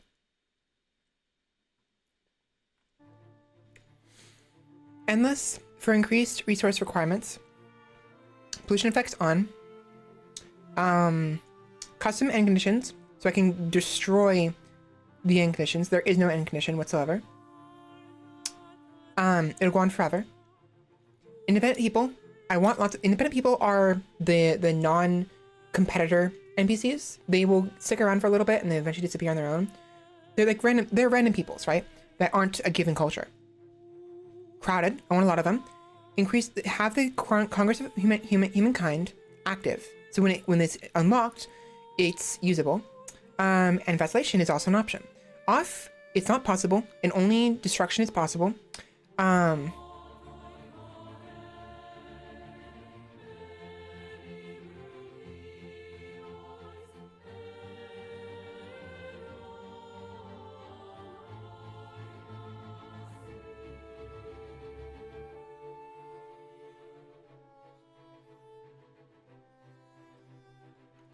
What?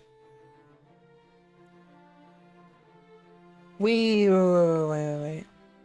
Toggle to enable or disable the vacillation option in surrender terms during a war. On, the vacillation option will be unavailable in surrender terms, or off, the vacillation option will be available in surrender terms. That's not right.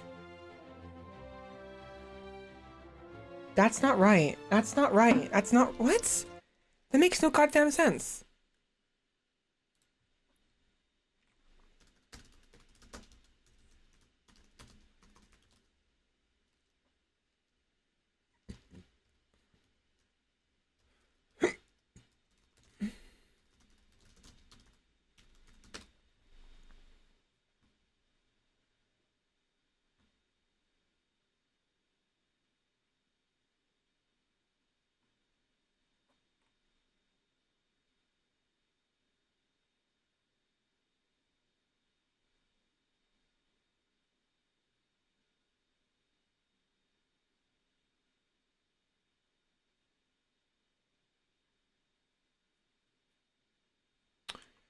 Wait a minute.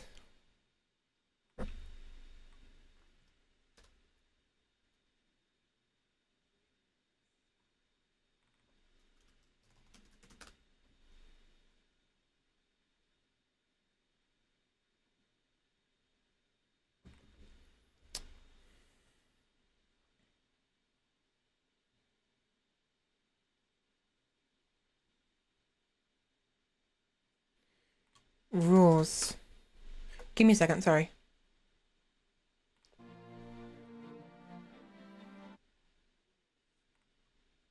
Game rules. Humankind game rules.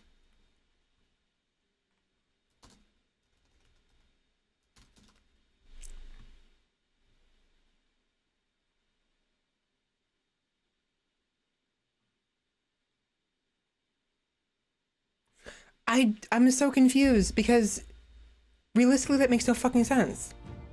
If vacillation is on, you should be able to vassalize them. If it's off, you shouldn't be able to. But they're saying here, if it's on, you're not able to. But if it's off, you are able to. I don't understand. Hello?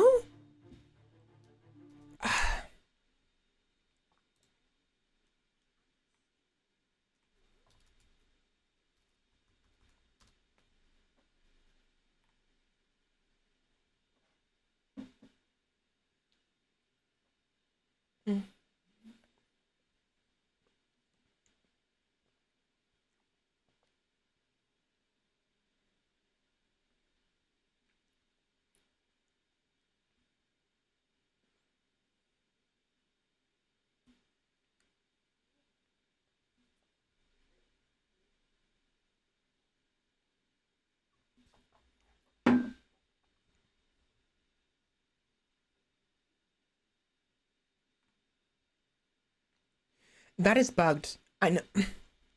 It's actually working as intended. I know.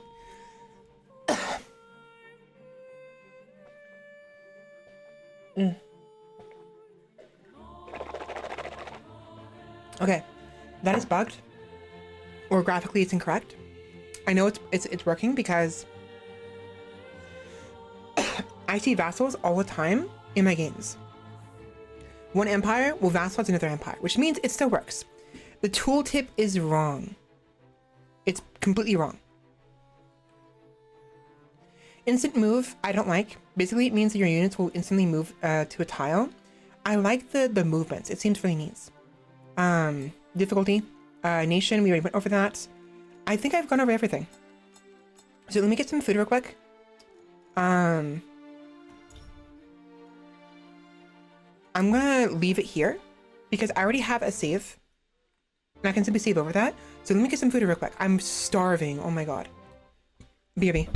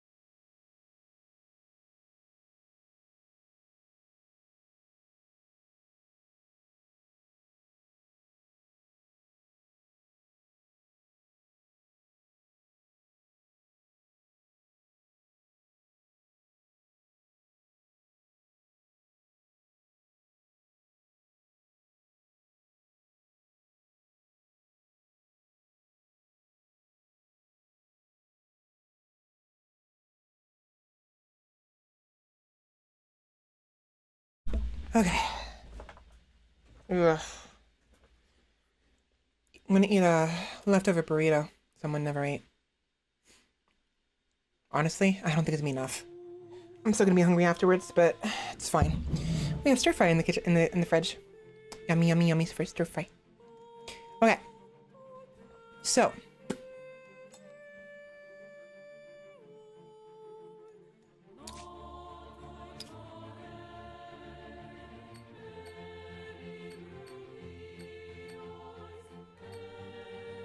Let's do random.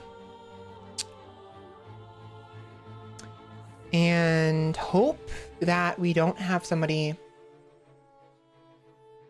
Yeah. That'll take the freaking maritime. If they do, I'm gonna have to restart. Oh wait, I was gonna... Hold on. Wait.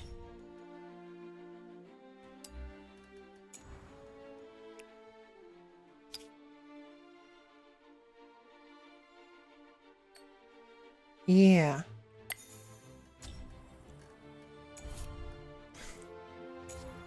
Okay.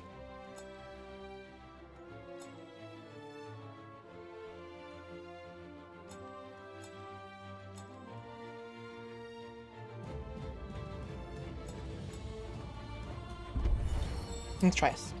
I'm gonna start a new game.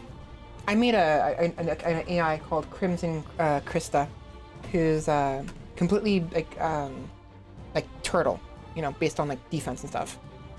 Just cause I was playing around. You can make your own. You can make your own AI now. I'm starving, and this freaking burrito is way too freaking hot. Add some ranch. Our universe contains infinite stories, most of which are about rocks and ice at sub-zero vacuum. Rather boring. However, on a small damp rock, there is a story that bears a second look. It's your story. But the first 4 billion years or so mostly concern amino acids. Not much of a page turner. But then, over time, the amino acids bond together, and things start to get interesting. Can't hear it very well. And a bit dry.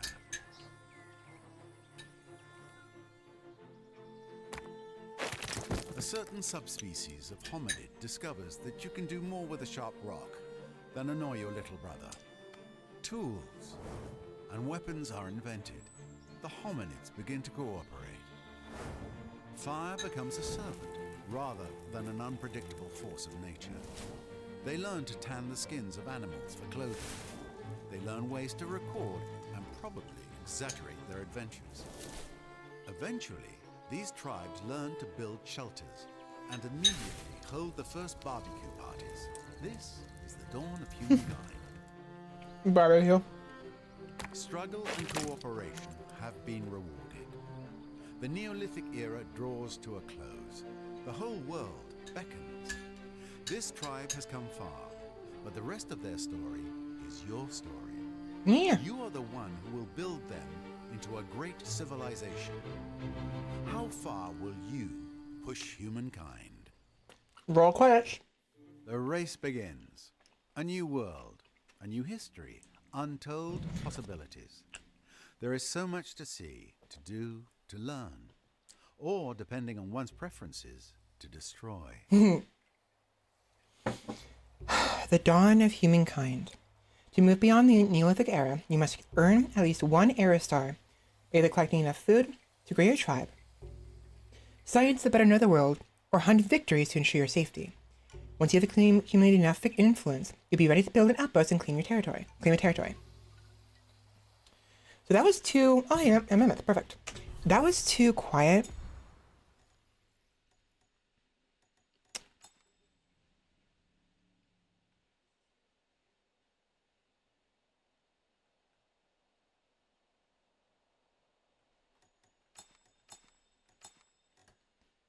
Hopefully it's better. I realize now, I could probably increase the graphics now. I forgot about that.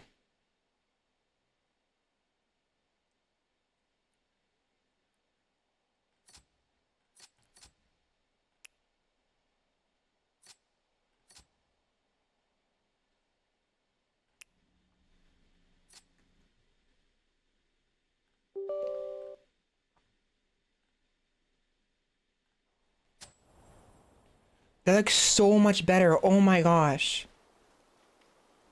Like, you have no idea how cringy it looked before.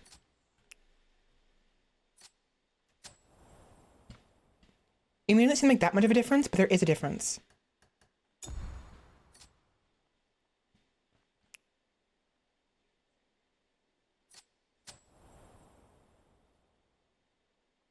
looks more crisp. I'll go good. I don't want to overload my computer too much. Okay.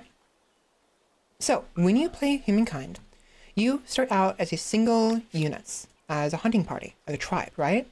You need 40 food. Disorganized but still effective with very simple weapons in hand-to-hand combat. A tribe. By gathering enough food, you'll be able to create reinforcements. The next nomad unit will muster after collecting 40 food. A special unit that gathers food... Okay, nomad. Special unit that gathers food through fighting and ransacking in order to multiply. You have 10 combat strength, 4 movements. They, not sure what that arrow is.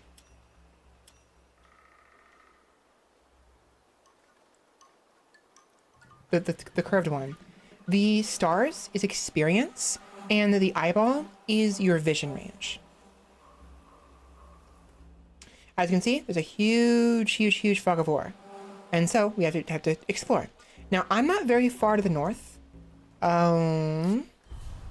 But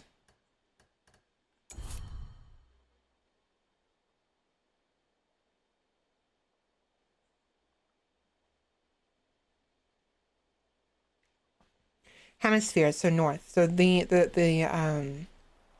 was gonna do both. I forgot to. It's fine. If we start again, I'll do it both. But this is perfect. We have mammoth right here. Now, I only have 10 strength, and this thing has 14. We can't kill it. What we can do, however, is we can weaken it, lose the fight, and come back later. I feel it. This way. Sanctuaries. That is where neutral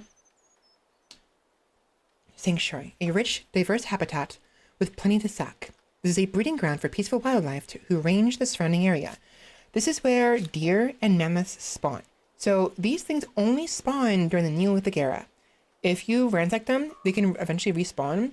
But if you ransack them, it'll take a while and no other animals will spawn from that area. That's not good because we've got to kill the animals to, increase our hunting star and our growth star, right? So we want them to be live.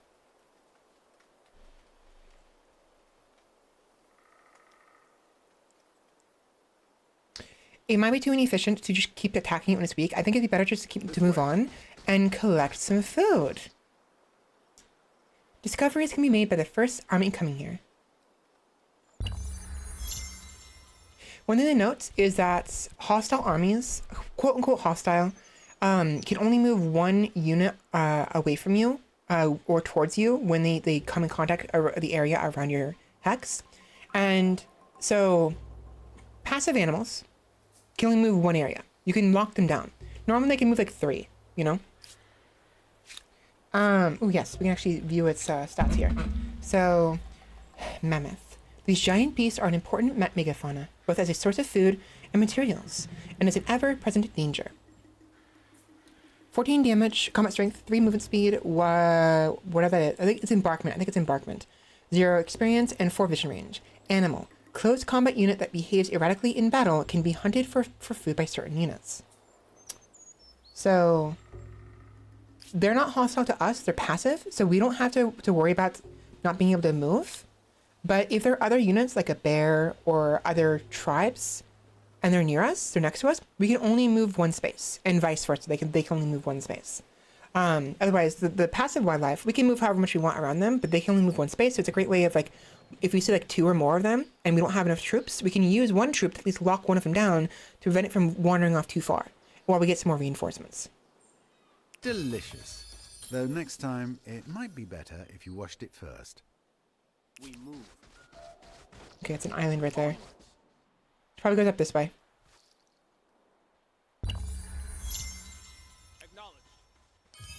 the food sources aren't always worth 2. Sometimes they're worth more. Sorry, sometimes they're worth less, rather. Fortunately, right there, that one was worth 5 and not 10 like you do. There's a hostile tribe right there. 35. I need one more. Ooh, even better. So...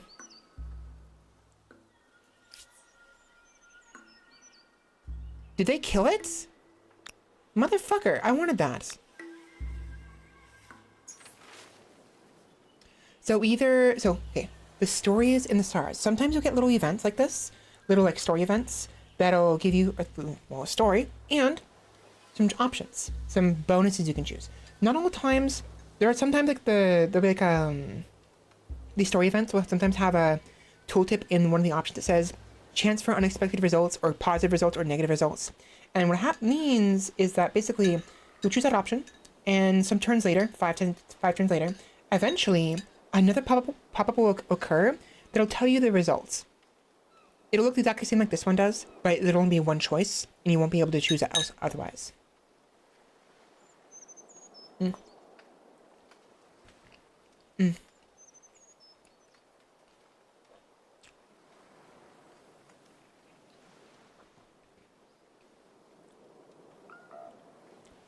Nom, nom.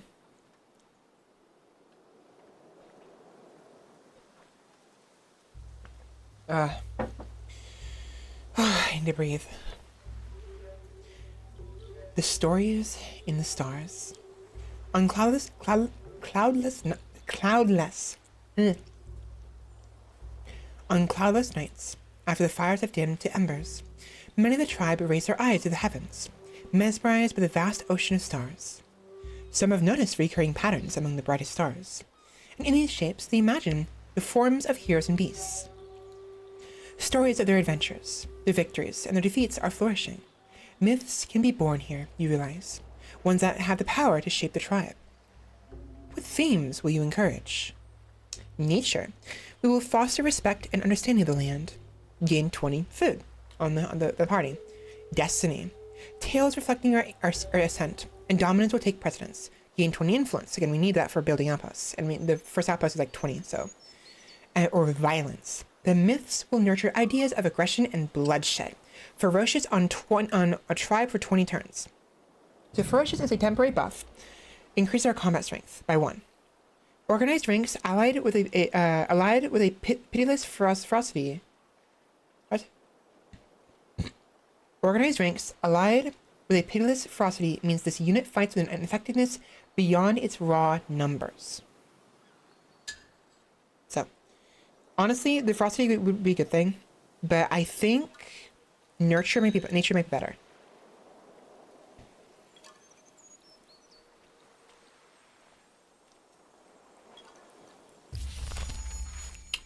Ancient tribe.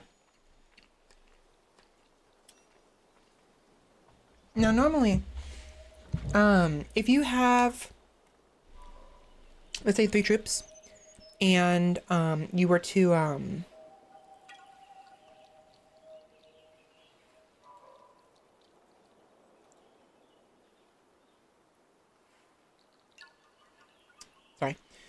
if you were to have 3 troops in your party, and you have, like, let's say 25 food, and you hunt a mammoth, and that gives you 20 food, you'll make a new unit, a 4th unit, but that 5 food that was there past the 20 will get lost. To solve this, you can detach troops freely, right? Doing so will leave the food on the party that remains.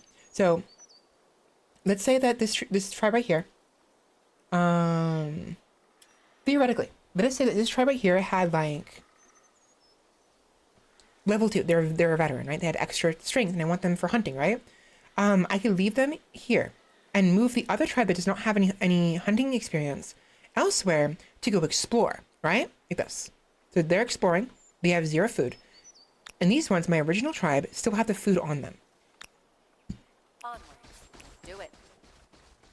Now, does it mean I won't pick up food with these guys? I will. But my point still stands. It's actually pretty neat being able to move things around like that. Okay. Just because a culture died out doesn't mean it wasn't worthy of study.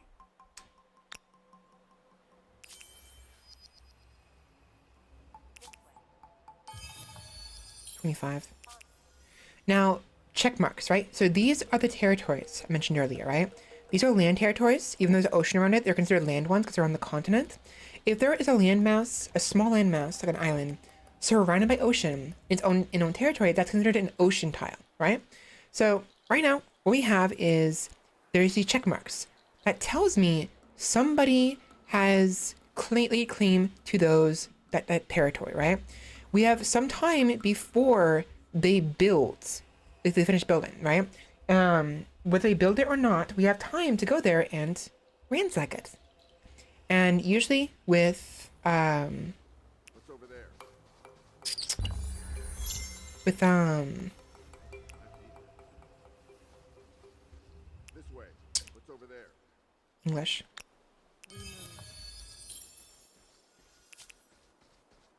We watch. With ransacking, you get money for them.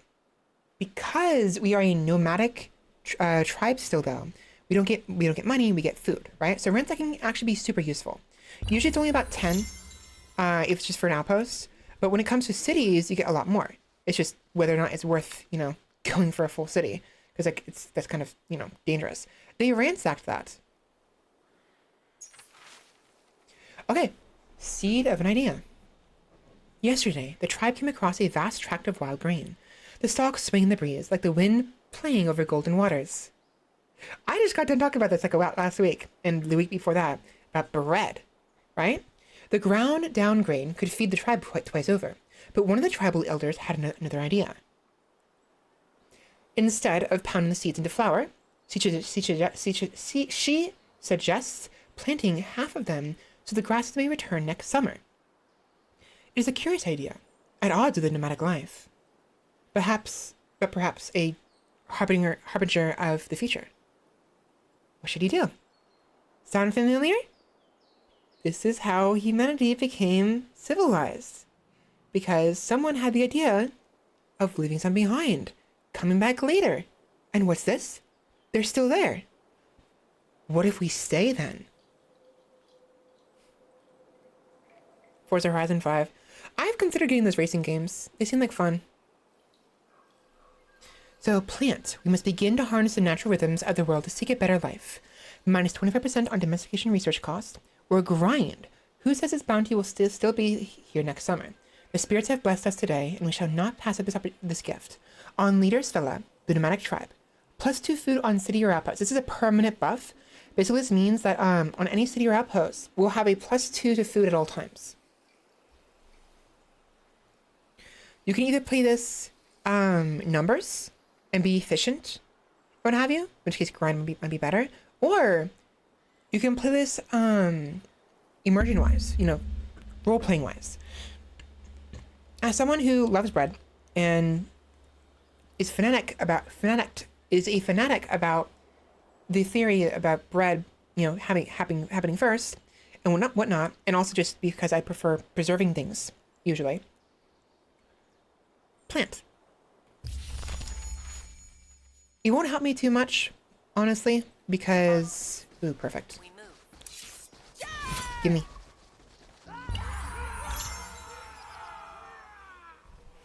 Do it. Bloody and smelly, aren't they? History may be changed by battle. Yeah. It's Ooh, one of those moments that make you feel like a small thing on a Nice. wondrous planet. with sheer cliffs and a plateau often hidden by low-hanging clouds, the peak inspires awe in all to those in its foothills. So this is what I was talking about earlier. These are the wonders. Mount Roraima. The mountain, so you can't traverse over it, but gives you +3 industry, right? For those, in the vicinity, right? Right here. With sheer cliffs and a plateau often hidden by low-hanging clouds, blah, blah, blah. So natural wonder control effects. If you control this with natural wonder by having claim the territory around it, right? You get 10 stability on city or outposts that's connected to. You gain 5 influence just in general, and you gain +3 industry per workers on city or outposts. So if you have a city built on this tile right here, it'll give them extra industry for every worker you have. Normally at a base, you only have 2 workers at most, two farmers, two what have you. So it'll only be an extra like 6 on top of whatever's already there, but it's still pretty substantial. Now we're in a bit of a pickle here because I freaking did that. I knew they would come attack me, but I was kind of hoping that maybe they wouldn't, or I'd be able to get away with this. But I'm kind of screwed here. This way. We are not spirits. Good shit. Okay, we managed to connect each other. So this is the reason I did that where I was in a hurry, is because if they attacked me, I'd be in dire straits. Now I'm gonna ransack this, gain 10 food, and get an additional tribe. They may come attack me to try to prevent this. They can try. Well,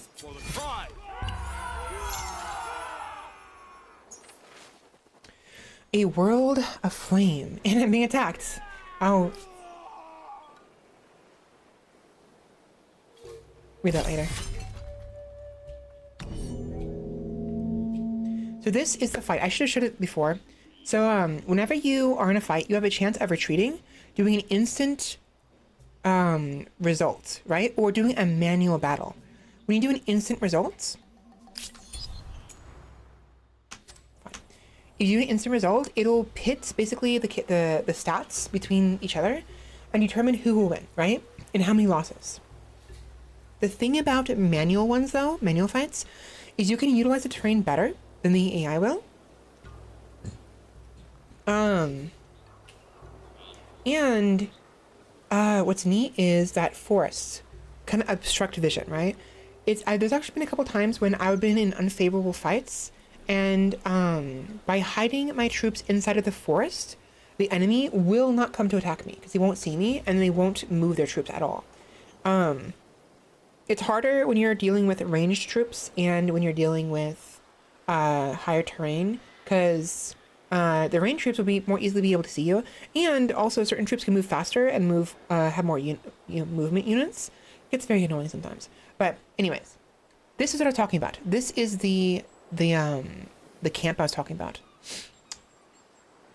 When you do a manual deployment, you can choose where to start your troops, right? As long as it is within your boundaries. This blue right here is my boundaries. This purple is their boundaries. So I can put this right here, for instance, and this right here, or I can put them here and here.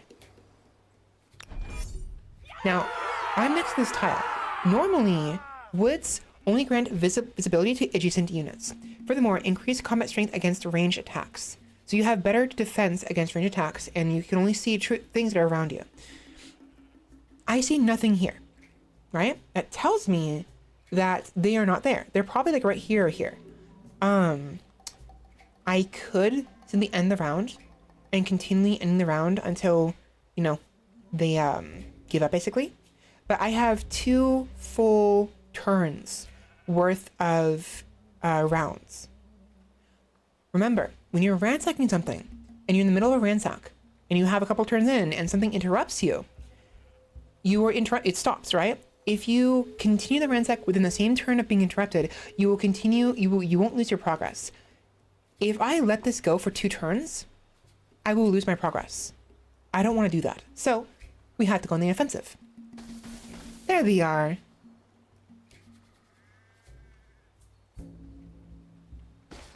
And you can move before attacking. You don't have to move and then attack with one troop. You can move all your troops first and then attack together. And the reason why this is important is because you can flank them. If you attack them from directly behind, you get a bonus. And if you attack, if you have troops next to your other troops, your troops will get bonuses, right? So the very top attack prediction, right? I will do anywhere between 11 and 25 damage to them, and they will do anywhere between 15 and 30 damage to me. The reason for this is because I have 11 combat strength from friendly units being nearby, And they have 2 combat strength from being in the defensive position. What I could do is end the round 1 time. They will attack me because they're dumb AI. They took more damage than I did, right? And because they're injured, they will, because they're not defending and because they're injured, they're going to take more damage. It doesn't say it here, but the more damage you take, the lower your combat strength up to a certain point. See that? Now they have 9. It's a bit of a roll of the dice, yes, but there are modifiers that can actually help you a lot.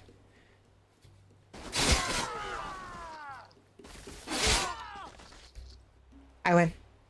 Together. Boom. And then I just continue ransacking. For our young. Okay. A world of flame. In the distance, a thin cord of smoke cuts up into clear blue skies. Fire. Calling a few tribesmen, you run closer. The smell of cindered bark and burning pine growing stronger with each footfall. You spy dancing flames, and suddenly you find yourselves on the edge of a settlement on fire. None of the structures are ablaze, but even with the smoke and flames, you can see these abodes are marvels of craftsmanship. You are about to direct your men to put out the fires with loose soil when you see short, shadowed figures running away. Youths. They could become part of your tribe if you give chase now, but that would mean losing these secrets of construction. What is your choice? So, give chase. Raw numbers will help us more than building techniques at this time. You gain a new army refugees next to a hunting party, or you extinguish. Understanding how to build stronger settlements will be vital in the future.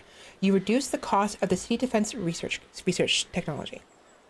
Chase is almost always better, honestly. See? For unit.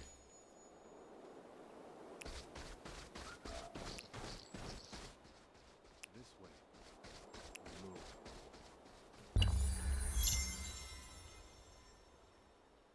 It's quiet. The first ransack. Nice. I wouldn't call it elegant, but it may teach them to keep their doors locked. How cute. They came back. How cute. So sometimes the AI will be hard-coded to, just like how I can choose where to go. If I were like to drag my mouse over here, 1, 2, 3, 4, have them come over here, right? The AI does that. What they do is they will choose a spot where they want to go, and they will click it. If anything gets in their way, a troop, for instance, that wasn't there before, they'll automatically initiate attack. Even if normally they wouldn't want to, right? Because obviously they're going to lose. But because it's just how the AI works, right? So the reason why they're attacking me is because they came back here. They couldn't see me because of the mountains and the woods. So they were probably right here. It takes 2 turns to go through the woods, right? So they moved here. No, they were probably like right here, actually. They were right here, and they moved here and moved here. But I was still here. So they automatically start attacking me. Stupid, I know, but I win. Now, either I can go into this instant resolution. I will lose 1 troop, right? The battle will be resolved instantaneously. You can preview its outcome on the battle management panel while hovering this button. Both sides need to agree on this choice. If one side chooses manual battle, they will take precedence. So if you're playing multiplayer, you can either do instant resolution or manual battle between the 2 players, right? It's turn-based. So I prefer manual battles most of the time because it'll allow me to preserve my troops and more efficiently and more intelligently actually freaking manage the battle. Notice how this troop right here has these 2 right here, right? They have a bonus from friendly units and from defending. Normally, I wouldn't care about finishing this quickly and just defend it constantly to get a boost. But this troop is stuck in the battlefield. They cannot move because they're within the battlefield, right? And furthermore, I have a outpost to ransack. So let's get on with it, shall we? Fire be with us. Even when I was at constant attack, constant offense, I didn't lose a single troop. Why did it tell me I was going to lose a troop with the instant resolution? It makes no goddamn sense. I see her. This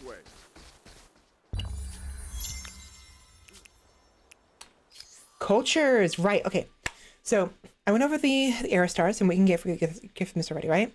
So this is the era screen, the culture screen, right? Fame points. Leave your mark on history to win the game. As you progress the game, so you accrue fame. You accrue fame by achieving momentous feats that add to your legacy. Victory will go to the leader, whose legend rises above the rest at the end of the game, leaving an undeniable mark on history. So at the beginning, the first one, this is how you gain those era stars and the fame in general. You gain fame also for being the first one to discover a wonder, and for building a cultural wonder and things like that, right? Certain things.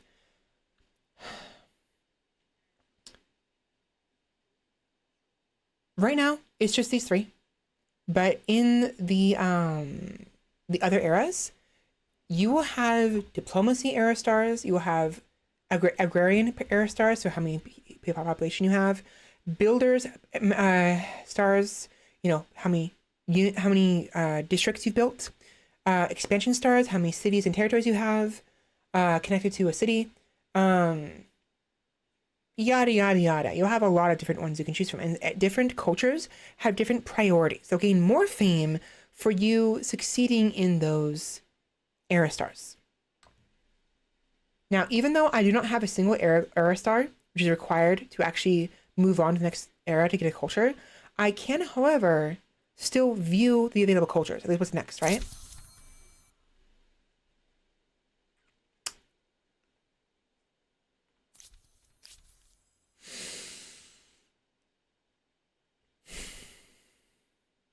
Now, when you view the screen, usually they'll be locked, right? When they're locked, they'll be available once you are able to move on to the next era.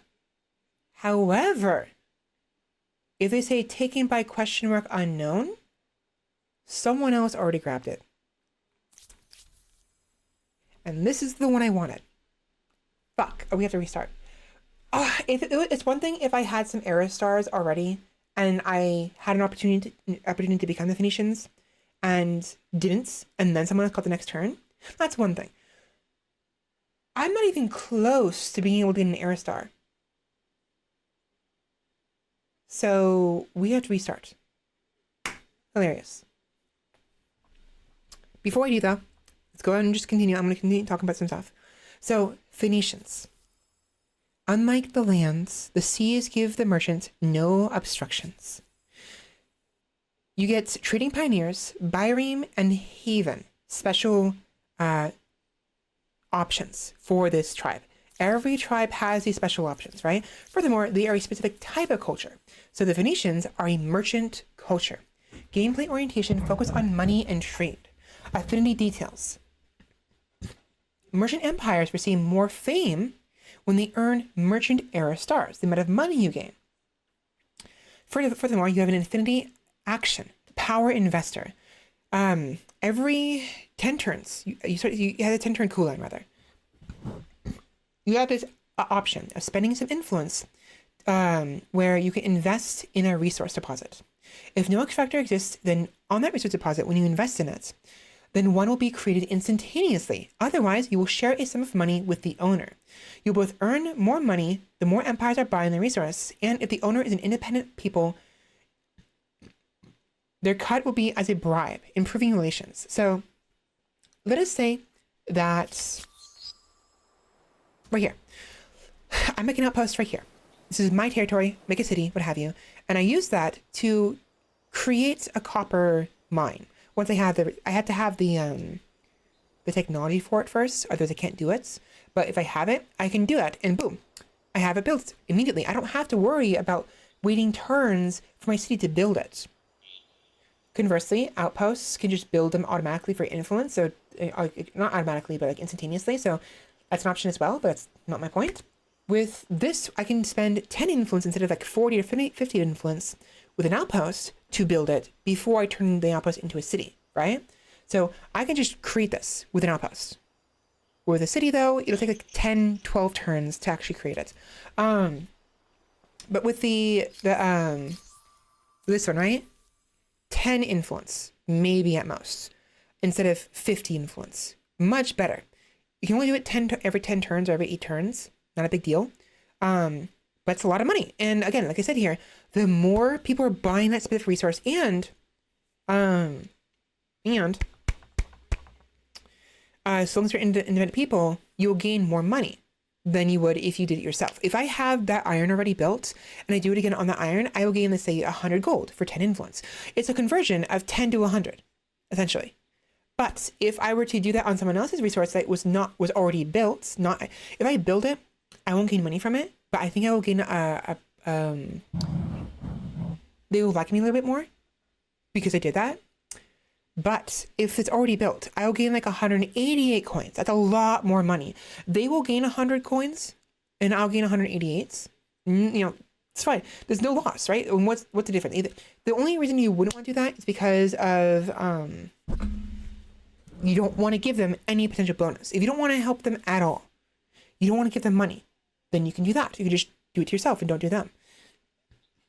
Alternatively, if you want to trade with them and they haven't built this resource extractor yet, you can use this to force the extractor to be built instantaneously, allowing you to buy that resource from them.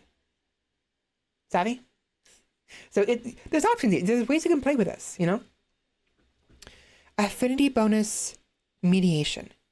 Through clever use of intermediaries, this ability allows you to purchase accesses to resources exploited by other empires even when you have not signed trade treaties with them. Oh. I was wondering how I was able to trade with people that couldn't trade with me. I could still trade with people, even though I had no trade treaties. I was so confused. Duh. So merchant cultures can always trade with other people at all times. They can't trade with them, but the merchant culture can trade with the people, right? So like, I can trade with them. They can't trade with me, meaning I can buy their resources. I have to, provide an upkeep, of course, but they can't buy my resources if I have any. They can't buy my tea. They can't buy my silk, my iron or horses. They have to sign a trade treaty with me first for me to allow them to buy my stuff. But I can buy the stuff instantaneously. It doesn't matter without it. So there's that, right? Then that is the culture specific, the culture type. There's a merchant here. There's militarists, ascetic, militarists, agrarian, builder, scientists, expansionists. Diplomats. That's new actually, by the way. And what have you. So there's different ones, right? Then comes the era culture specific bonus that continues on to the eras. Trading pioneers. This unique trait will be retained throughout the eras, regardless of how your empire evolves. So when you move on to the next era we're in Neolithic right now. Go to ancient, we choose a culture. We have no choice. We can't stay as a wandering tribe.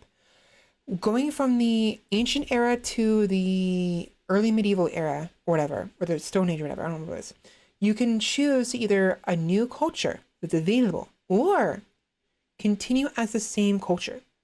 So if I wanted to, I can become Phoenicians and I can just stay Phoenicians the entire game if I wanted to. Thing is, choosing different cultures is oftentimes better because of the unique traits you will gain. They stack. So the trading pioneers, you get +2 money per traders on city or outposts. So if you put a population into the make money slot, they become a trader. You can move them around freely, and they'll make a certain amount of money. By getting the trading pioneers, that'll increase the amount of money for every trader I have available, right? So with 2 traders, I make 4 extra money. For 6 traders, or 3 traders, I make 6 extra money. Yada yada, right? But then comes the troop specific uniqueness, right?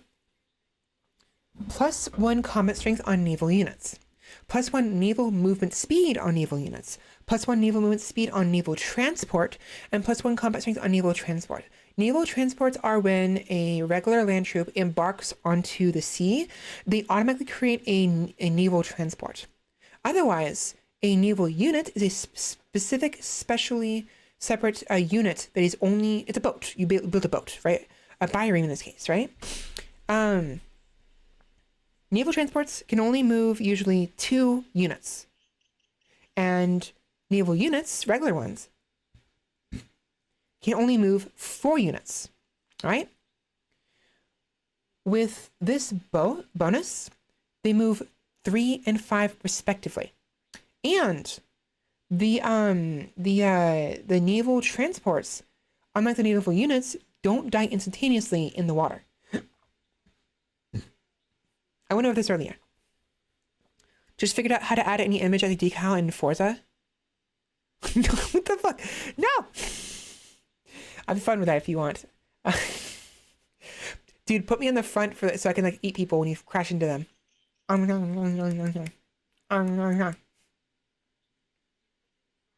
Even better, Roomba, if there's like reruns you can do, have me on the side with one of my smirks, like the side eyes I give, on the side of your car. So when every time you pass them, it's just me giving like, I'm faster as you zoom past them, you know? No! What a bunny suit, come on. Moving on from this, there's always one unique troop. There's going to be a unique trait, a unique troop, and a unique building per culture. The trait always carries over, fully intact. The buildings you cannot make past that era. I can make the haven in the ancient era, but once I go into the era after that, I will no longer be able to make the haven. I will be forced to make regular harbor, or if I become the next culture that has a unique harbor, I will gain that harbor, right? But when it comes to troops, sometimes they do carry over, not always. If there's an upgrade of the troop, it'll usually get wiped out. As an example, right? The Tassetti archers, they replace the regular basic archers you would get during the ancient era. When you go into the era after that, if you don't get a culture that also has their own unique archers, the Tassetti archers will remain until you have a better version of the archers in some capacity, and they will get replaced and they'll be gone. So some of them actually remain. Now, if you were to hire a troop or create a building from a given era, and you move on to the next era, you won't lose those. Those buildings will remain. Those troops will remain. So long as you don't upgrade the troops. They'll come eventually, because they'll be weaker and weaker as the eras go on. They'll become more like trophies than actual useful troops. So you have to protect them, because to make them more powerful, you have to actually upgrade in the next level of troop, right? So the Tassetti archers, by era 3, I'll have better archers. And either I can hire a bunch of Tassetti archers before I'm forced to get the upgrade through the science, or I can upgrade them and I will lose them. They're gone. So it's as an example. So with the biomes, it's the same thing. And with the havens, it's the same thing. What I love about the haven is it is a harbor. The reason why that's special is because there's only one option. There's only a few options you have for building things with outposts. Because otherwise, you have to turn the outpost into a city or attach it to a city and then build whatever you want to build manually. Harbors have no issues. You can build harbors, any type of harbor, instantaneously with influence.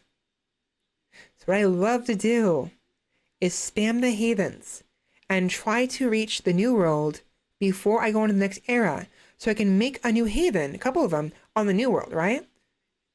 Go into another era with another culture that is a unique harbor that replaces the old one, replaces the haven, and then I'll build it next to it, because you can build multiple harbor. You can only build one harbor normally, but you can build every unique emblematic district, even if it's technically an upgrade of a different one, in the following eras. They won't replace each other unless you force them to. If I have multiple spots right here to put harbors, I could have a haven. The one culture after this is I don't remember what they're called. I think they're the Carthaginians. They have the Chthon, which is also a harbor. After that is the Norsemen. They have their own harbor. I could have a haven, a Chthon, and a nos.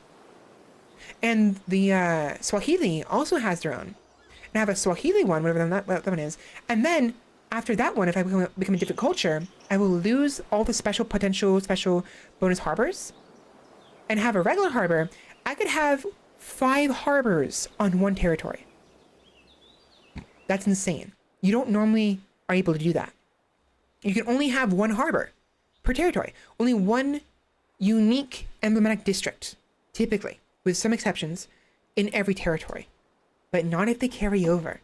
So I'll show it to you later as well when I load the next save, because we're going to abandon this. When I load my more recent save, the current playthrough, I will show you exactly what I'm talking about. But it's a lot of fun. I actually like this. It's really neat. So that's why I like the Phoenicians a lot, is because of the unique haven. Plus, you get money. But like just having so many sea potential buildables is super nice, because you don't have sea buildables. You don't. The only sea buildables you have at any capacity at all times is going to be a harbor. There are no fishing districts. There are no lighthouses, whatever. There is a lighthouse of Alexandria. That's a wonder. It's a separate thing, but it's built the same way a harbor is, or it's just an extension of the shoreline. But yeah, basically the way harbors work is that the Phoenicians settle in the heart of many bays, turning the coastal escarpments into natural protection for their ports. Effects: +2 money per adjacent coastal water, +2 money per adjacent lake. On city or outposts, +1 farmer slot and 1 trader slot, but -10 stability on city. Districts usually cost stability. Special effects: it replaces the harbor, and it counts as both a farmer's quarter and a market quarter. The harbor usually only counts as a farmer's quarter, I think. No, it actually counts as both of those, but some harbors count as an additional maker's quarter. The Cathan from the Carthaginians count as farmer's market and maker's quarter. It's a naval unit spawn area, so naval units can spawn in there. Allows units to embark without any movement point cost, where normally it costs their entire thing, and can be built once per territory, because again, harbors can only be built once per territory. Except when they don't. Except when they don't. So my strategy is just rush the maritime, the harbors, and just try to fill as many spots as I can while still advancing the eras, losing out on the old ones as time goes by and building new ones. And it's just a lot of fun, and you can get a lot of good synergy as a result, because this whole thing is about synergy.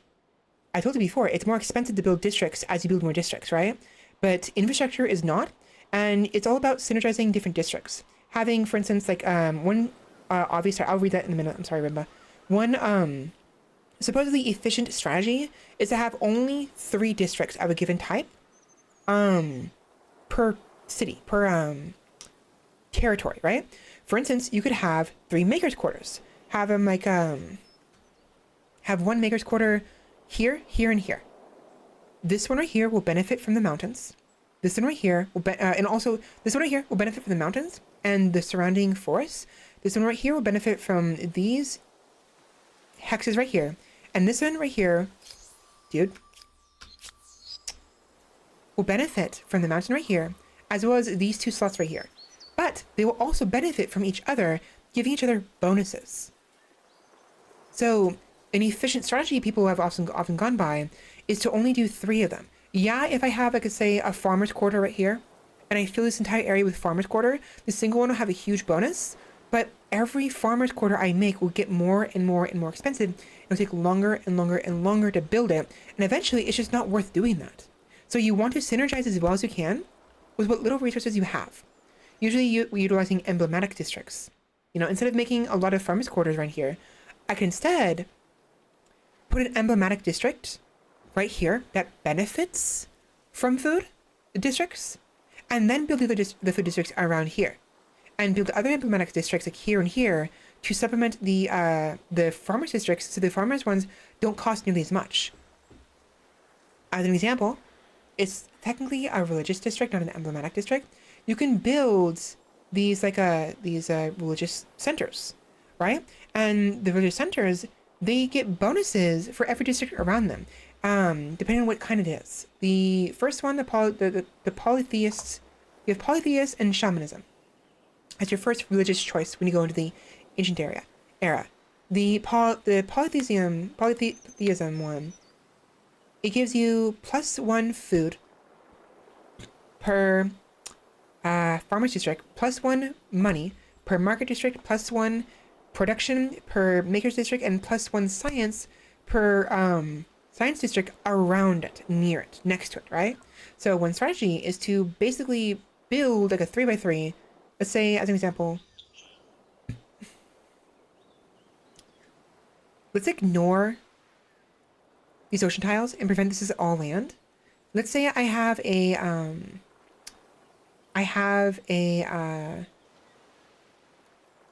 that religious district right here. I could have, let's say, farmer, maker, and money. They're still benefiting each other because of the 3x3, the triangle, but the religious district also benefits 2 of them, right? Gives bonuses to 2 of each type. That's 2 more food, 2 more makers production, and 2 more money, right? An idea, synergy, strategy, trying to figure out how things best combine with each other. But it gets very annoying as time goes on. It gets so expensive. It's so frustrating. What did I miss? Sorry, remember, I was so distracted with what I was saying. You want to build only a few of those so that you can build up other better ones. Yes, exactly. I'll do it later, though. Right now I am far too tired to troubleshoot if shit goes wrong. Okay. Just realized I can stop any VTuber I want on my car now. This is super about to go crazy. Funny. Anyways, there's a lot of this game. Quite a lot. I'm abandoning this. So, goodbye. And I'm gonna load this one. This is my most recent save.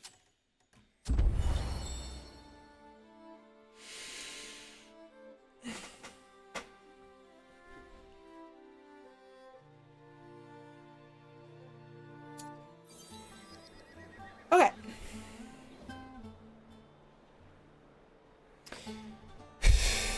Okay, this is the current world. As you can see, there's a lot of fog of war over here. And as far as I'm aware, there's no one else over here. I succeeded in exiting to the new world. Now, originally, I was right here.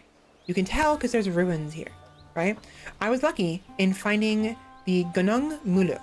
The caves beneath the striking pinnacled mountainside is said to be home to endless bats, bottomless shafts, and lost souls. I found it, settled right here, and get a nice little bonus to my industry, science, food, and stability, which helped out a lot, actually. I also, thankfully, landed next to some sage, which gives increased food, as well as stability on cities and administrative centers, right? And there was more over here. So I took this city right here, made a territory over here, right here this ruin is, connected them, and got 3 sources of sage, which boosted my money a lot when people bought them for me. Going from that, I took this spot right here, because I love doing this. Whenever there's like an island, or like there's like a landmass, with this one tile of ocean between them, I love putting a harbor there of some sort, because basically it creates a bridge, you know? So we're like, because normally, if a trip goes from like, damn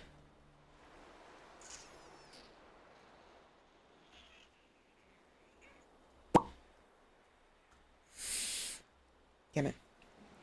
If a trip goes from land to sea, right? It costs all of their movements, and vice versa.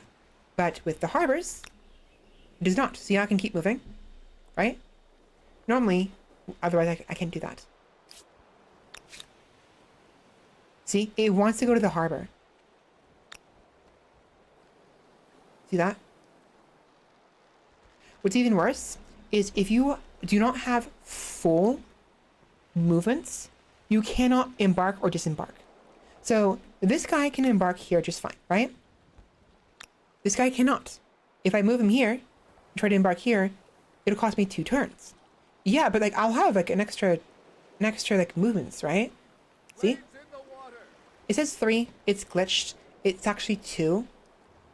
But I have 2 left. I cannot move here, Ready, all, throw. right? I have 2 more. I can't land there because I'm not full on unit on movement speed, right? You have to have full. So meanwhile, this trip can just immediately land and start moving it immediately because the harbor is there. But only if I land on the harbor, right? I could land here and land there. It'll take 2 turns. And that is why, instead of going here in 2 turns, the boat wants to go around. Because it'll take 2 turns to get there, regardless. But notice how right here, it wants to go to the land directly and disembark manually instead of going to the harbor. Because if I go here, I'll get there in 2 turns. But if I go from here to here, it'll take 3 turns. Conversely, if I go to this tile right here, wait 1 turn, and then jump on top of here, that'll take 2 turns. So there is some like shenanigans, you know, and some makes sense here, right? So harbors are super useful because I can simply just, oh, let's do this right. Let's say this trip is right here, right? Fall in. And I want to go over here. If there's no harbor there, they would have to go here, wait 1 turn, go here, they've lost their movements, wait till next turn, go here, they've lost their movement again, they've used all of it to get on here, and then I can move them around this island, for instance right here, to build something there, which is what happened. Literally what happened when I first did this, right? I had to go from here, to here, to here, then to here. But with the harbor here, look at that. It takes 2 turns. Well, technically, yeah. On vigil. I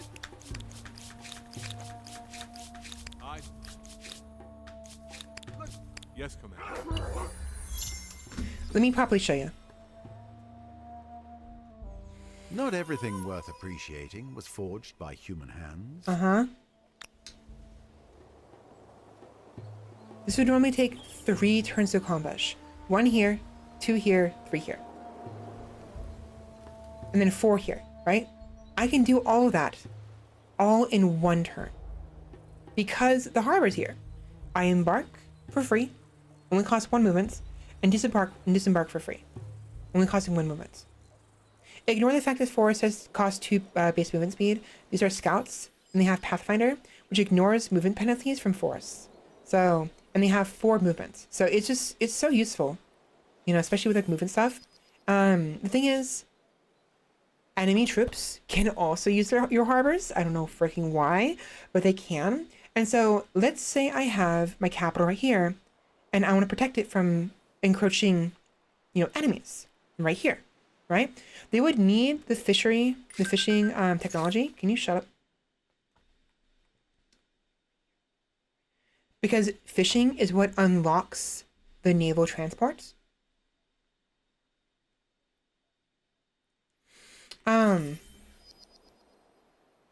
They would have to unlock that first, which is not difficult to do. But once they do, they'll be able to traverse from the harbor onto my island and just ransack my city directly. I would have no chance to defend it if I don't have anyone there. If I have troops right here, it's not an issue anymore. Or I have troops on the city itself. You know, it's just a simple defense, right? But if it's undefended, there's no one here, that's a serious problem. Everyone aboard. They travel from that hex there to there and can instantaneously start ransacking it. So there's some ups and downsides. Now, I ransacked my main city with these two cities attached, these 2 territories. All 3 of them went down. This one I had to do manually because it wasn't attached to anything, so I did that recently. And also, I intentionally ransacked the resources right here with armies afterwards because I got a lot of money for it. So normally, you can ransack your own cities and stuff for basically for free. I mean, it still costs stuff, but like, for instance...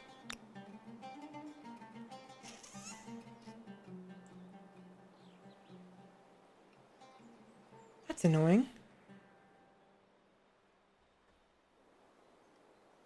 How many turns will this take? 4 turns. 3 turns. Follow me. Okay. Actually. Easy. Okay. Ransack, right? I can ransack my city here. It'll take 1 turn, instantaneous. Whenever you ransack your own stuff, it's always only takes 1 turn. However, you don't gain very much money from it. 14 gold at most. It's not very much. Same thing with this over here. With this over here. It's not showing it to me because I'm not close enough, but point still stands, right? However, if you were to ransack something that's outside of your borders, like for instance, this right here. No one owns this anymore. I used to own it. I no longer own it. 67 gold. That's a lot of money. That's a lot of money. It's a lot of money.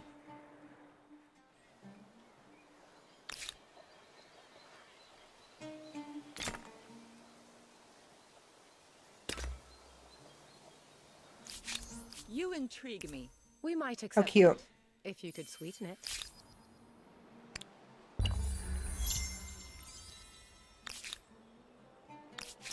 So if I were to try to ransack this harbor right here, it would cost me 1 turn and give me 14 gold. But this one over here? Hello? 67?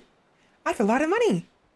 So what I did was I utterly spammed as fast as possible scouts. I should have did warriors because they're stronger, but I didn't realize that's the strength of the army, it reduces the speed. In hindsight, it makes sense, but warriors are 20 damage.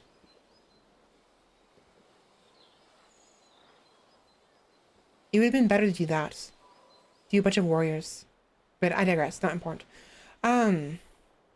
I spammed my city to build nothing but scouts and just churned them out like crazy.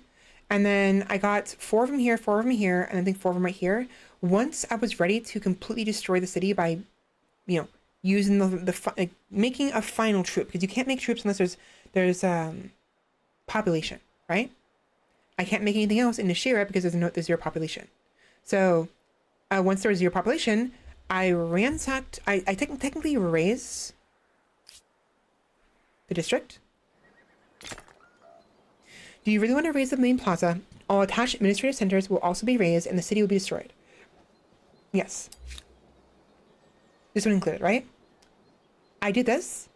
It was going to cost 60, either wait 2 turns or cost 60 money. I just hit the money. Boom, it's gone. Gone. Completely. Forever. And now I can build another outpost for 60. That's nothing. That is nothing. 60. Over here, 60, right? Conversely,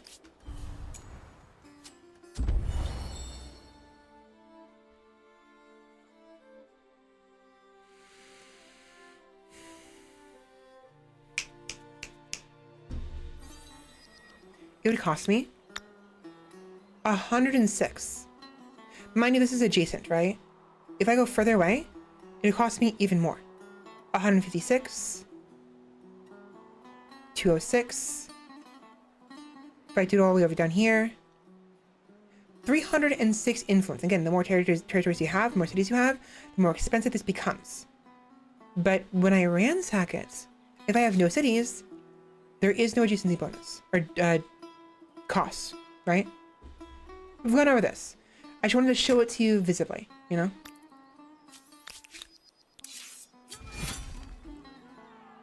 Actually, cancel that.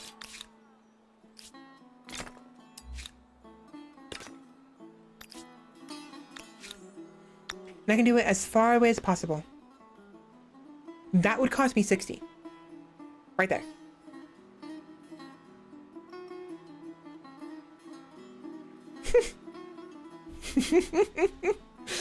So, it still cost me a pretty penny. Because I had this outpost right here. And if we have that... See, as an outpost, it got built instantaneously. You can build outposts instantaneously on top of ruins. Which is neat. But This would cost me 120 to build a new outpost. Right here. Not because of distance, because I already have 3 outposts. And at the time, I built this basically full price, I think.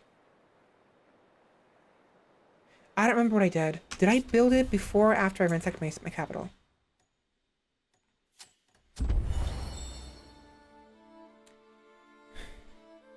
I don't remember.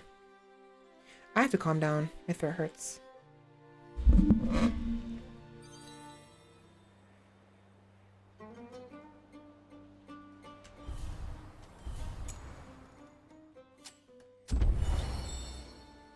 Doggies! Puppies! It's so cute.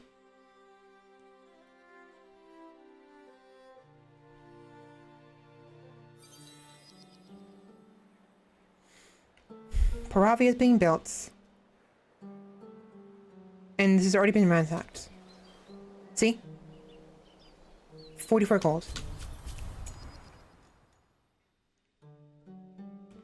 I think it was this one. I think. Even if you are a pacifist, keep a few armies at hand. You wouldn't want to look like an easy target for any bloodthirsty neighbors. Not a problem if you don't have any neighbors. Okay, so Byblos. This is turn 110. And in turn 1 at 11, I already sacked the capital, and I was building Paravia. So I'm pretty sure what I did was I waited. I kept this trip here, right? I could have built it now, chose not to. In fact, we can check with the autosave because autosaves save at the beginning of a turn. So checking here first would be better. It gives us more context clues.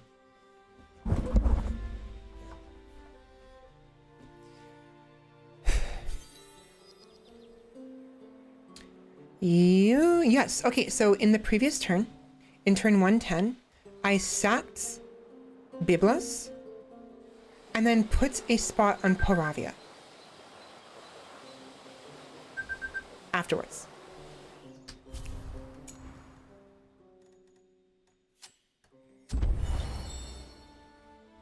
Let me see. Much population I have in Byblos? I think at this point I was, yeah, so. Look at that. 0 population. Oh yeah, and I already have it. It's in the process of being raised. Yeah. So I raised it this turn. Whereas normally it would take me 396. 1, 2, 3, 4, 5, 120. 120. 120. Like, that's less than a third of the price. And it's gone. But I'm no worse for wear because I made everyone into troops, either into ships, archers, warriors, or more numerally, scouts. And then I've been moving them over here, right? With the idea of these guys right here ransacking these areas. Again, ransack something that's not yours. Gain more money from it. Off we go. And then this guy right here, I have him sitting here indefinitely until everyone is ready to come up here. Because we know. The initial intent was because if the troops go over the land with this, they'll take damage. That's why this one right here had taken damage. Is because they were out in ocean a little bit, in deep ocean, at the end of a turn, and took a hit, right?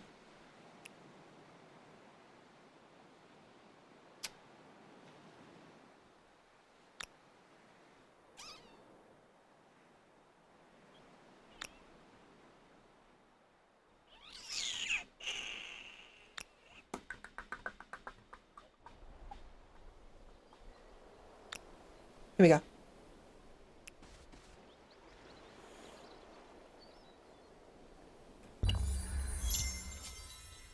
Lost at sea. Your army takes damage from rough waters every turn until it is destroyed. Oh, I thought it was 30%. I was wrong, it's 35%. So you literally have only 3 turns before it's completely so 35 and 35, 30, 30, 60. So 35 and 35 is 70, right? And then you have one more turn because it'll be 90, 70, 105 damage in total. So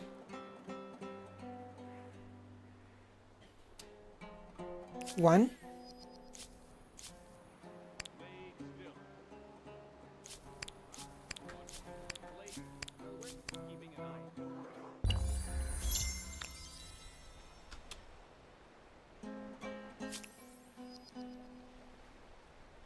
two, Look out on the mainland.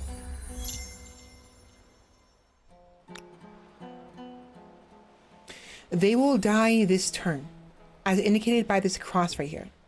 The cross tells you if a troop will die, whether because they're lost at sea or in the middle of a battle.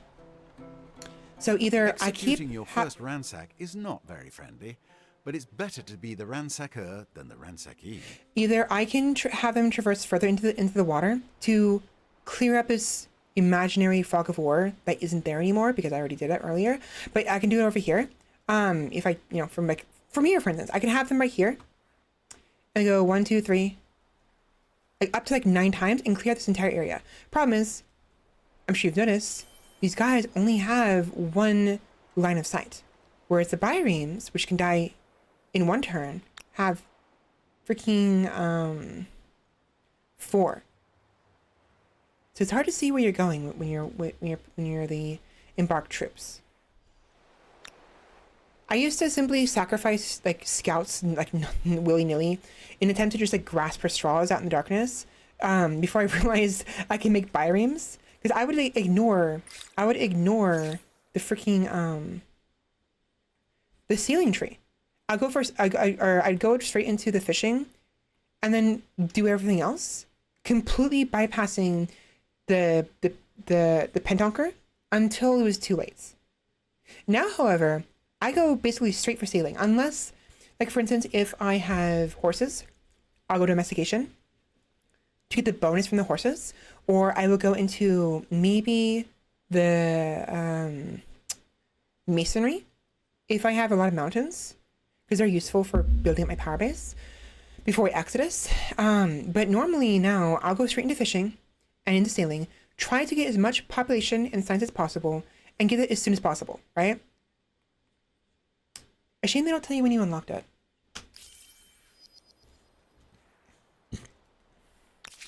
Anyways, so long as the troop is about to die, being lost at sea, can get onto shallow water Blades in the water. at least 1 time, they'll be safe. As an example, let us say we have this bireme. Pentonker, sorry. Pentaconter.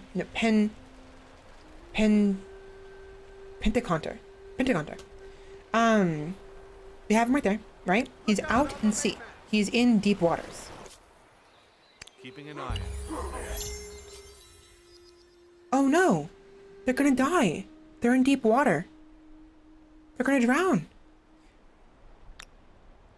If I end the turn with them in deep water, when the symbol is here, they die.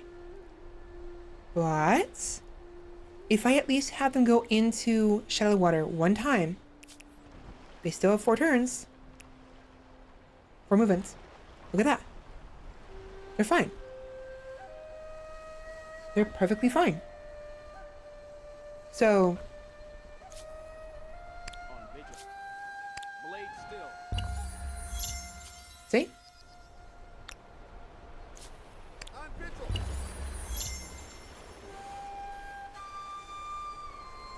I end the turn while they're in deep waters. They're gone. So there's a lot of, like, not a lot, there's a fair bit of nuance and trickery here that you can kind of take advantage of. Anyways, I really enjoyed this save. I don't know if I'm gonna keep going with it. I probably will on my own time. I'd rather start a new one with you guys So we'll do that. And what I'm gonna do is I'm gonna make sure that we already randomized it in the previous attempt at a new save. So what I'll do, I'm not gonna bother randomizing the characters anymore for the next save we do, because we kind of already randomized it, right? And I'm simply gonna remove the maritime ones. May seem like I'm kind of a gaming system and not true randomizing it, or whatever, but I really need the Carthaginians and the Phoenicians. Anyways, look at this. Look what I'm doing here, and here as well. When I first arrived here, I was still the Phoenicians, and I had the Haven. I placed the Haven here when Paravia was an outpost, before I turned her into Nashira. And when this outpost was here as well, I put one right here. Then, I went on to the next era, became the Carthaginians, again, before I made it into a city. So Haven here with influence instantaneously. Move on into Carthaginians. This is no longer an option now. I can't build the Haven. I can only build the Chthon. But I do it instantaneously because of the influence cost I have with the outposts, instead of, having to freaking build it manually. Like this, 11 turns. For a market district. Yikes. So, 2 harbors instantaneously, back to back. And they're set up in a way where I plan on putting a harbor right here. This is a perfect spot. Maybe not perfect, it's a really good spot for this setup, because both harbors, the Chthon and the Haven, count as market quarters. As you can see right there, farmer, market, makers, farmer, market, right? This right here gains bonuses. The artisan quarters gain bonus money from nearby market districts. Okay? We've established this.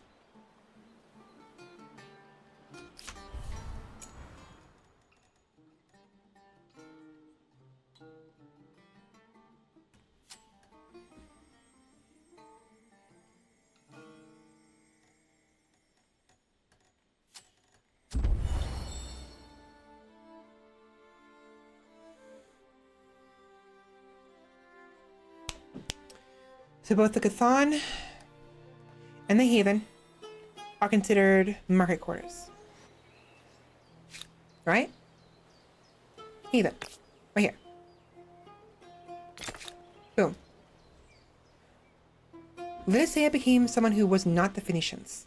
Anybody else. I mean, sorry, the Carthaginians. Anybody else. Let's say,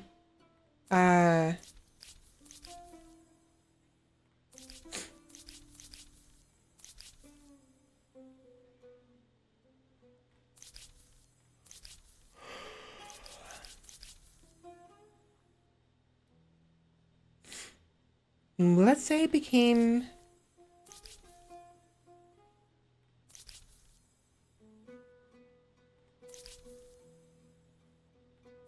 the Greeks, right?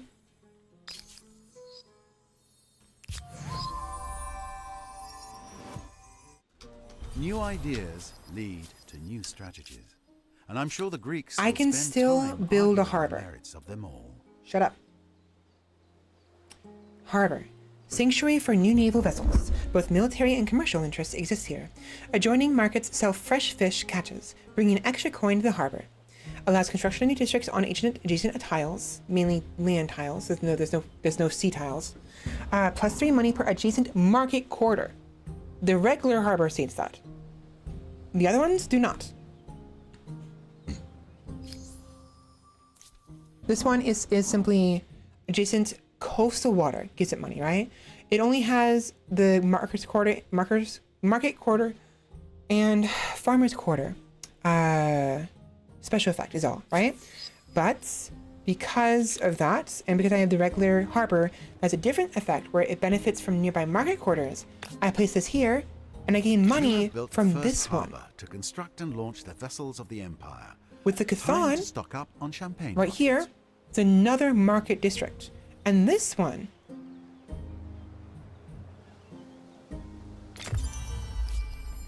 right here,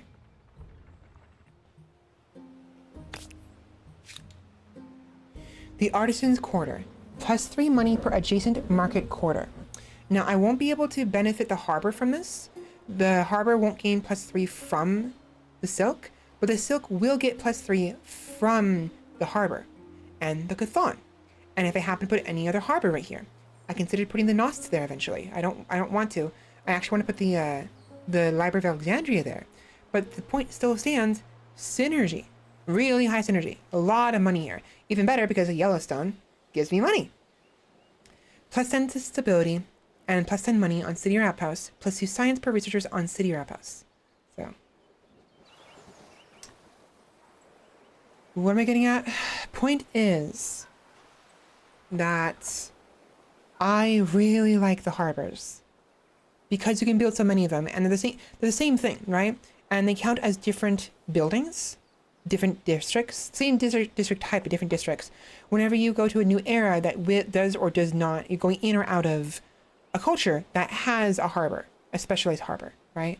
So the plan here is to essentially go Phoenicians, Carthaginians, Gnosts, I'll put over here for like the Norsemen, and then the regular harbor after that era, something else that does not have a harbor, intentionally. The Swahili have a unique harbor, but the longer I take to put a regular harbor here, the longer it'll take for me to actually benefit from this idea I have here.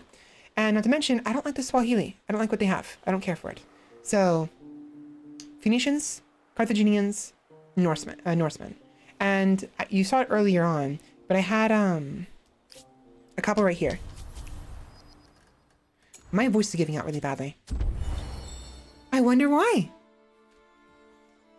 I wonder why. It's not like I've been speaking for 3.5 hours straight. Oh my gosh. And not drinking any water. Should probably do that, huh? Ugh. Okay. So, Chthon here and Haven here. Now, I did this because, again, I want the bonus, but also because I really, really like the idea of having an ability to traverse over small gaps like this. I make a bridge, right? Now, originally, I was going to put the Haven right here and maybe put the Chthon here before I thought of the regular markets, the regular harbor. And then, I realized, the regular harbor gives you bonuses to nearby market quarters. I was like, oh, wait. Yeah, that's better. And decided I want them, the regular harbor in between the two of them, like over here. But also, the regular harbor looks better. It looks better right here. Just straight up. Because for the regular one, for the Phoenicians and Carthaginians, let me show you the problem. I'm going to show you the problem. Okay, so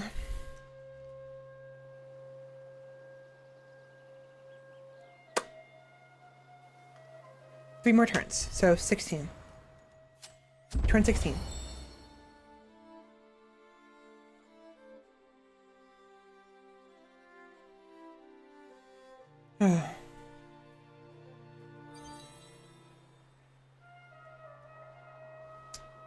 I already built it, fuck.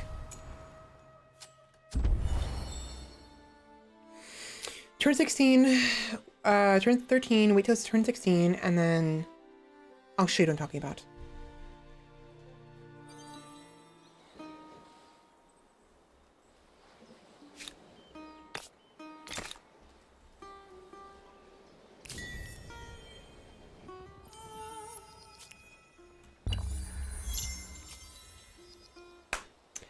I just realized the Carthaginians are also merchant, aren't they? Yeah. Fuck. Okay, the reason why I did that, and why I'm slapping my head is because I gained an era star there. I could just not do that in this era, not do that, and become Carthaginian and gain the era star later. Thus boosting my ability to go into the next era if I need to rush it for some reason. So not a big deal. It's only one era star. I can make it up later on.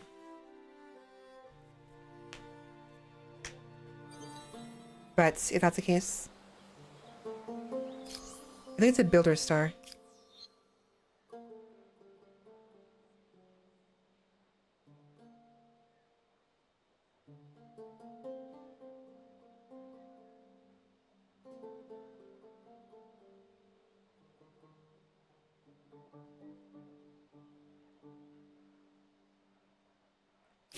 Huh?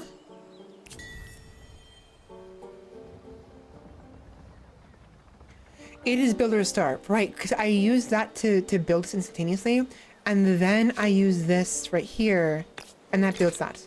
Or doesn't matter where. Right. I confused myself. I'm sorry.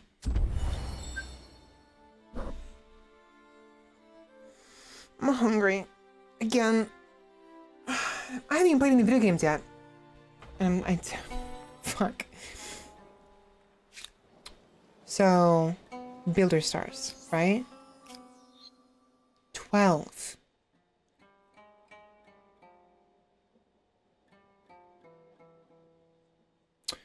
Okay.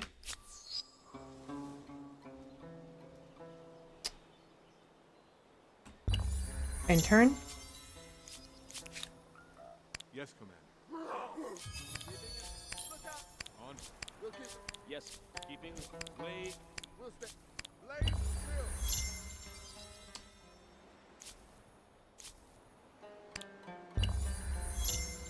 Okay, I should be able to build it now.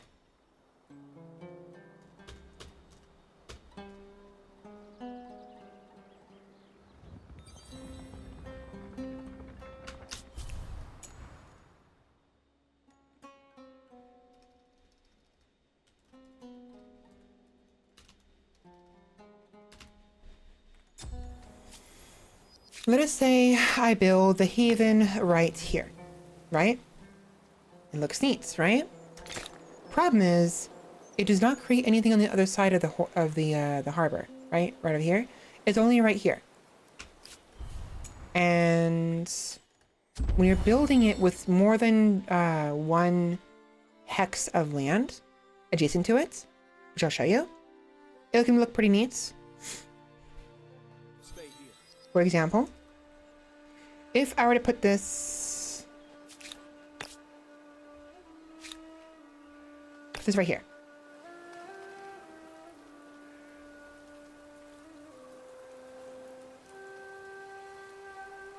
Oh no, it's only if it's two, one or two. So if it's only one, there's only one I put on it, right? Better view this. It's just basic, right? But see how it's a little bit different? There's extra stuff right here on the edges. Looks prettier, in my opinion.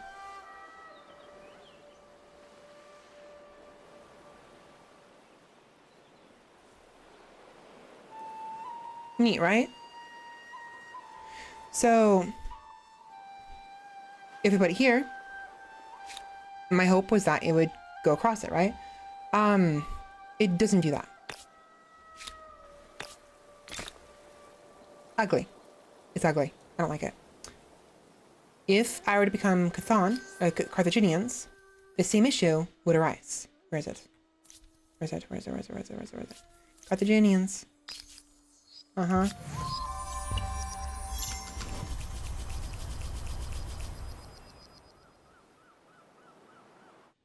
Speaking of dealing in intangibles, I'm impatient. Shut up. am I about to see lots of offers that can't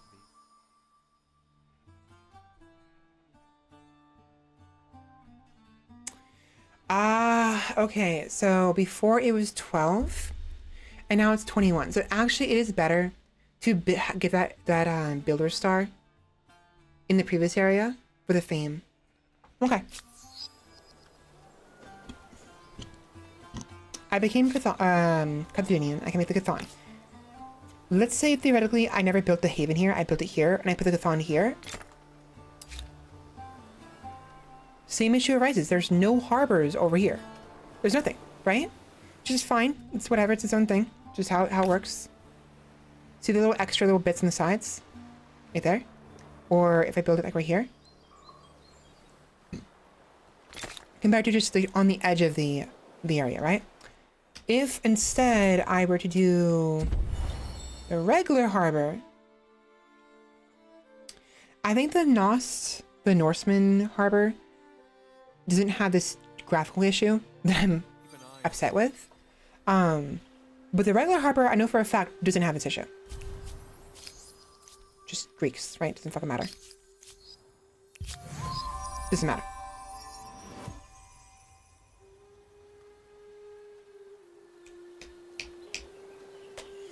Please, thank you. New ideas lead to new strategies. And I'm sure the Greeks will spend time arguing the merits of them. Harbor.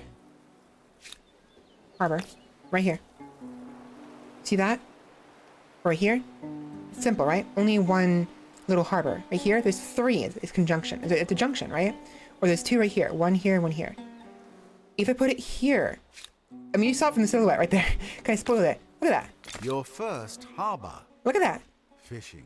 It's on trade, both sides voyages of the bay. exploration. Or not bay, of the You will whatever see this is, many right? things out of This this tiny entrance. window onto Both sides. a It looks huge so much better. It's so much prettier. And as, you know, roleplay wise, it makes more sense too. Because if you're going to have a bridge, a theoretical bridge over this, it makes sense you'd have buildings on both sides of the strait. That's what it's called, a strait, right? So with the Haven and the Chthon, it only ends up being on this side, and there's nothing on the other side, and it just doesn't look as good to me. But the regular harbor reaches to both sides of the straits. I like infrastructure. I like building infrastructure and like designing them. Honestly, I kind of wish this game added actual bridges. Let me actually look that up. Hold on. I never actually bothered to look it up. Never bothered.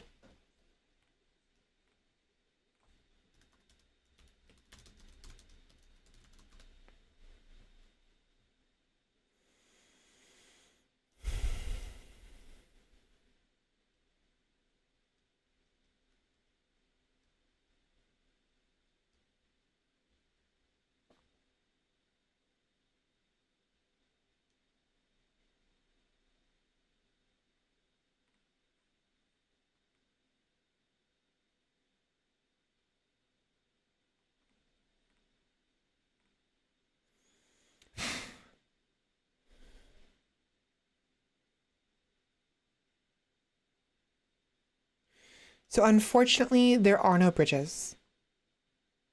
The harbors that are between, they're in a strait between two different, you know, with only one tile. It acts as a bridge, thankfully. But otherwise, no, there are no bridges in this game.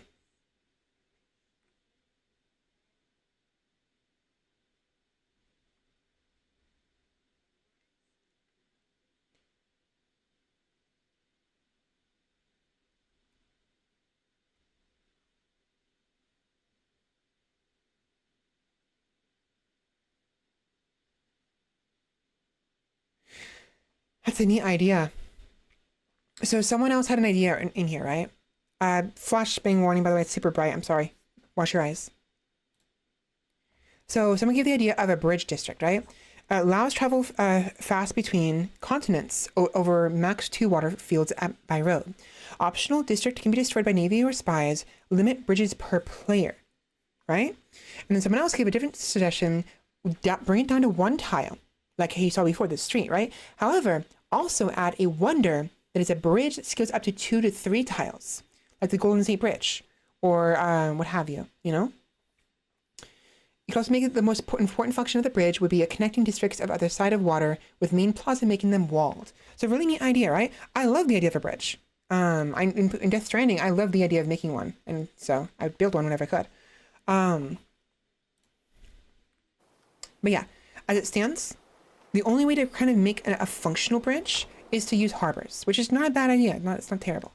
Just the regular one is the only one that looks nice when using this functionality, because it has it on both sides of the straits. I haven't checked the NOS yet, but as far as I'm aware, the other ones, they don't have that same kind of seamless feel to them, unfortunately. It's pretty.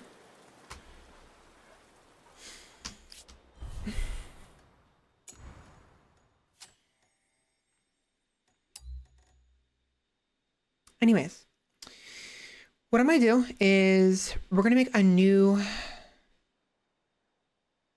save.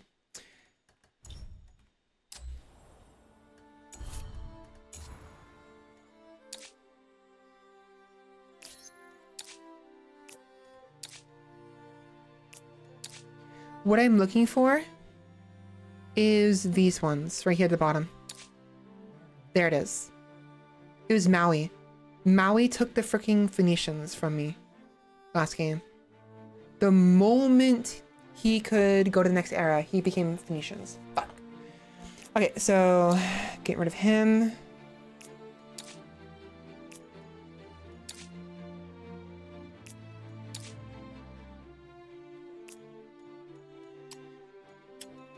Okay, somebody else.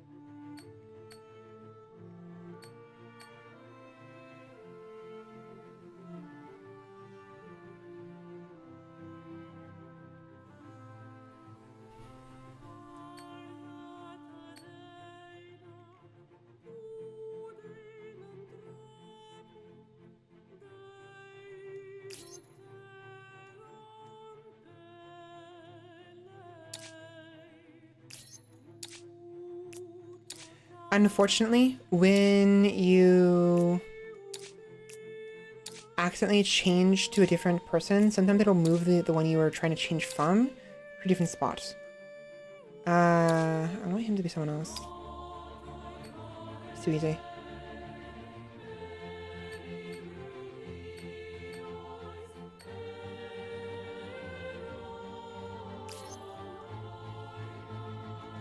Normal or better? Okay. So this way, it's still possible. Don't get me wrong, it's still definitely possible. Someone could take my Phoenician culture that I want, but there's a higher chance they won't, or at least not anytime soon, and I'll have a higher chance of actually getting what I want. But whenever there's an AI that has a maritime focus on it, they always steal it from me. Always. It's so frustrating. So sometimes what I'll do is I will randomize the world and then quit, come back here, and then do this. I'll fiddle with the characters a little bit. Same stats, same everything else, everything same. Although, do we want to try?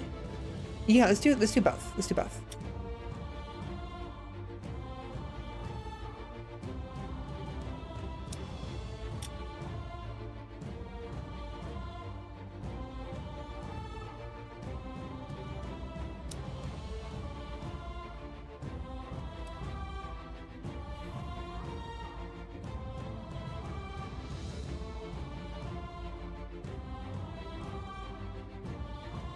Let's go standard.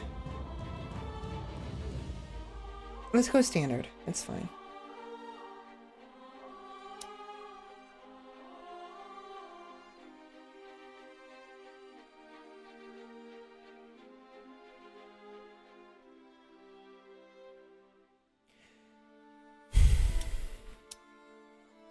Fuck it.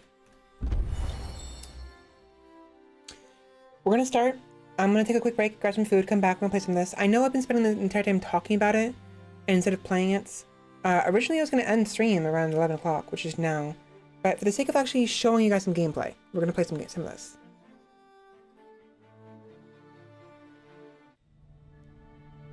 Our universe contains infinite stories, most of which are about rocks and ice at sub-zero temperatures in a vacuum. Rather boring. However, on a small damp rock, there is a story that bears a second look. The audio's better. I want to It's let it play your once story. more. But the first 4 billion years or so mostly concern amino acids. Not much of a page turner. But then, over time, the amino acids bond together, and things start to get interesting. And a bit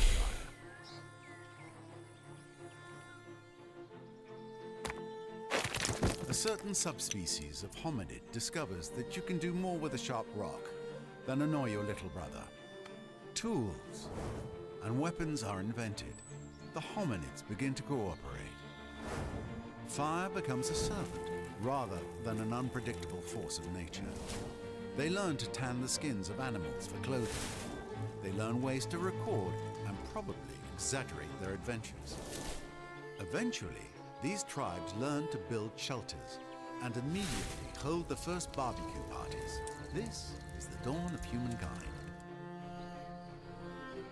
Struggle and cooperation have been rewarded. The Neolithic era draws to a close. The whole world beckons. This tribe has come far, but the rest of their story is your story. You are the one who will build them into a great civilization. How far will you push humankind? Here is where it begins. The future that you carve through force of will and a bit of luck, out of the raw stuff of planet Earth. Alliances and enemies, wealth and danger, power and penury. May you leave the greatest mark.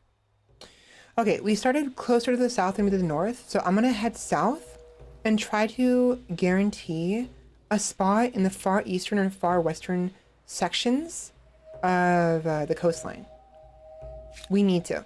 Now what's great is we landed right next to a deer, which means there's deer nearby, and then that'd be great for getting the hunter star.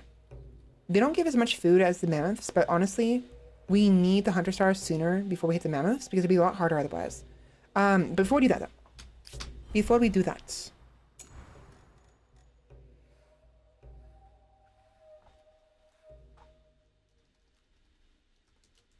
stream.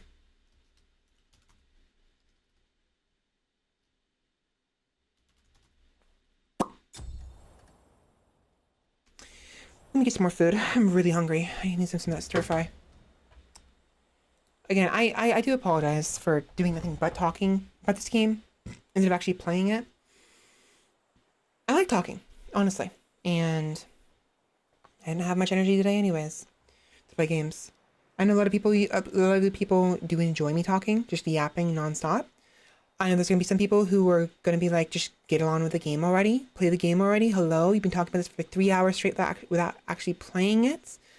I apologize. You know, it's been fun. I enjoyed it. My voice hurts though.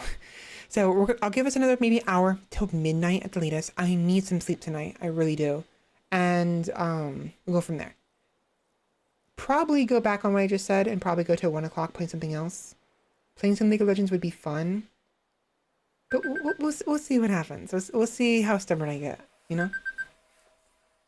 Anyways. BRB.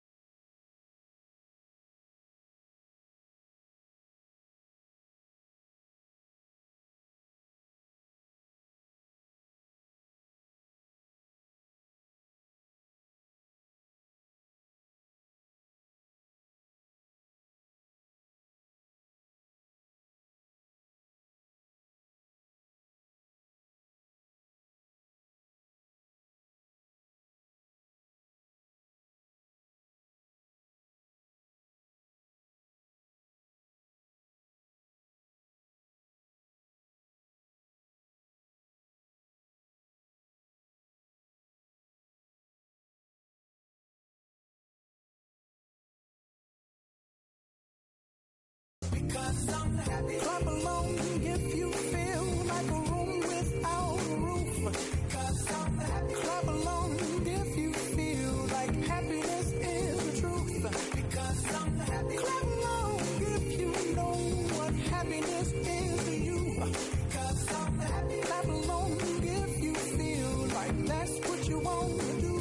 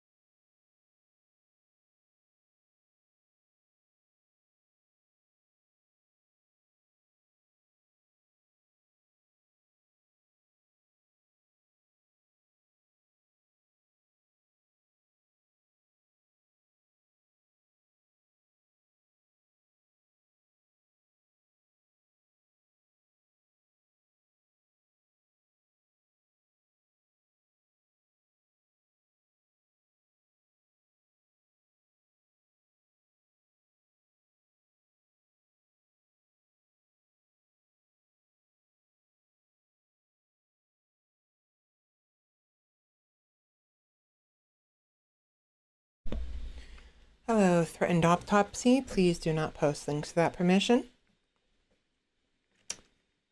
Okay. So, against my better judgment, I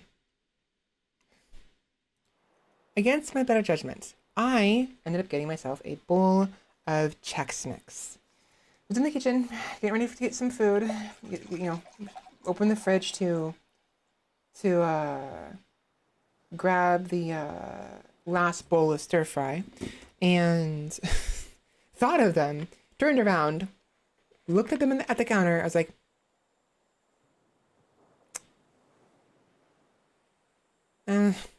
tried a pretzel, and instantaneously was like, okay, I need more. So now I have a bowl of pretzels. Not pretzels.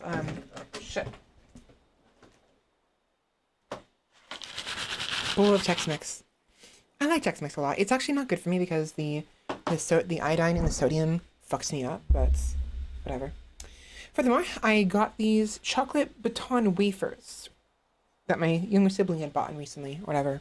They offered them to me because they just bought them on a whim. He's like, want to try these out? I'm like, sure. And I haven't tried them yet, so I got a couple wafers. Nom, nom, nom.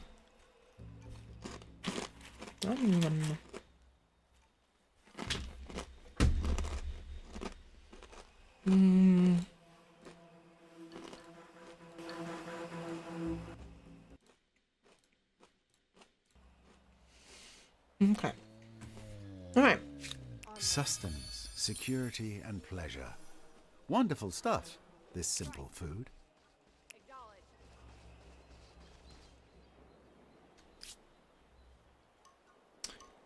Okay. So what's great about this right here? So when you are hovering over a tile, it will typically tell you what kind of tile it is. In this case, we know for a fact this is an ocean tile, which means it's open to the rest of the ocean. It has a pure, this is either an island or this is the other half of a very large bay. We don't know which one it is. However, over here, we hover over the tiles, it says lake. So we want to be over here. Lakes are nice and all, but we want the ocean. Not to mention the ocean just fundamentally has different looks to it. It's foamy near the edges and there's waves, where over here, it's very still. There are no waves. It's one of those moments that make you feel like a small thing on a wondrous planet. The Chocolate Hills. Though many legends surround the formation of these extraordinary hills, the only chocolate here is their rich brown color during the dry season. Chocolate Hills, yummy. So, FX is +1 food. When you control it, you gain stability, industry on city or outpost, sharing discoveries, +3 science on your embassy for each empire you have encountered. I don't care for embassies. It's a new thing. Fire be with us.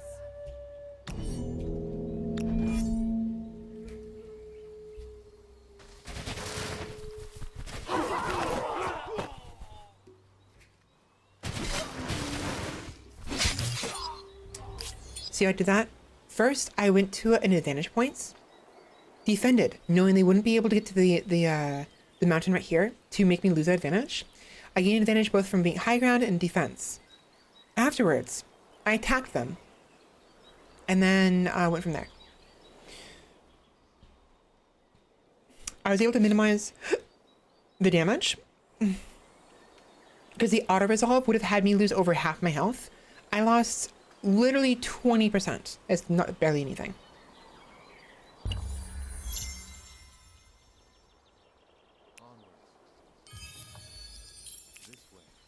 Rivers are nice, but they just take all my freaking movement speed. It's so bad.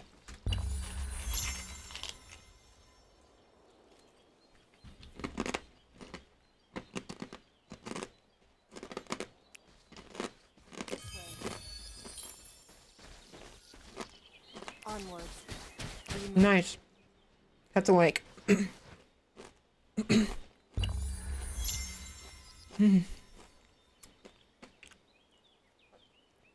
Lair. The dark and fitted dwellings of dangerous, aggressive wildlife. Care should be taken both in its environs and when stocking its riches.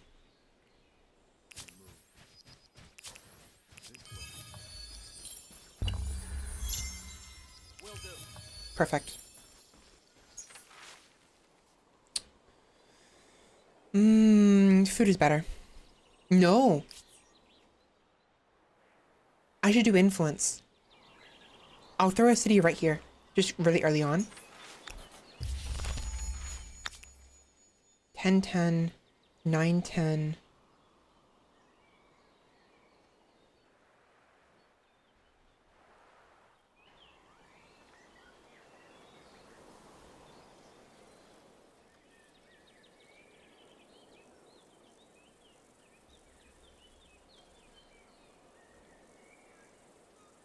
Now, I don't know if I'm supposed to be building on top of rivers or build near them to get this special effect. If you build on top of or near rivers, or on top of rivers, you'll gain special little, like, story events, like the river flooding, for instance. But I don't know if I have to be on the river or only near it. But, well,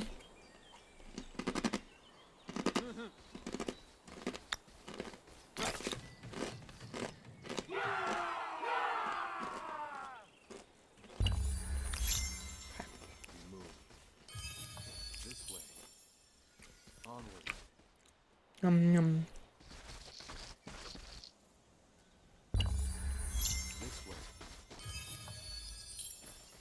Ooh, perfect.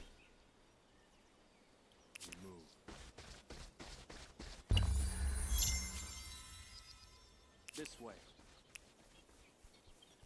Marvelous. Together. Now, for this one, I'm gonna auto-resolve. It isn't the best idea, but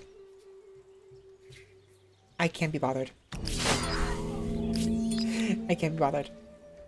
By building an outpost, claiming territory is this easy. The trick, of course, is keeping it. True. There's someone there. To the south. To the east, too. Holy shit. Dude, I'm surrounded. I'm gonna go ransack them, actually.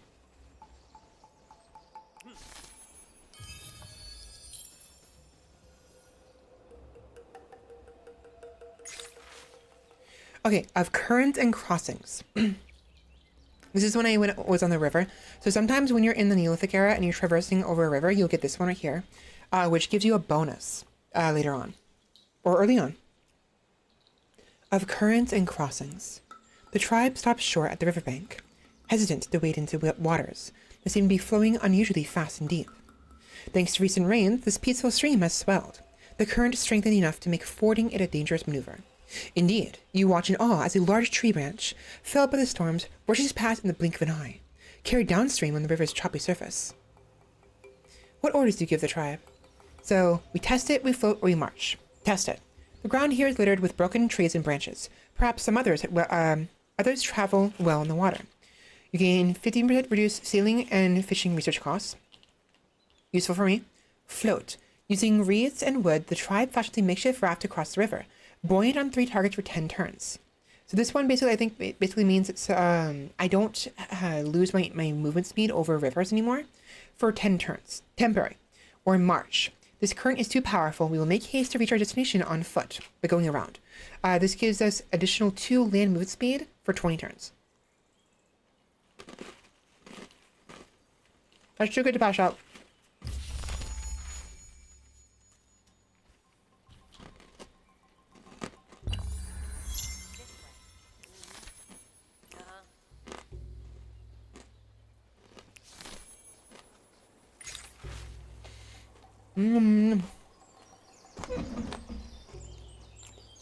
Pardon me, sorry.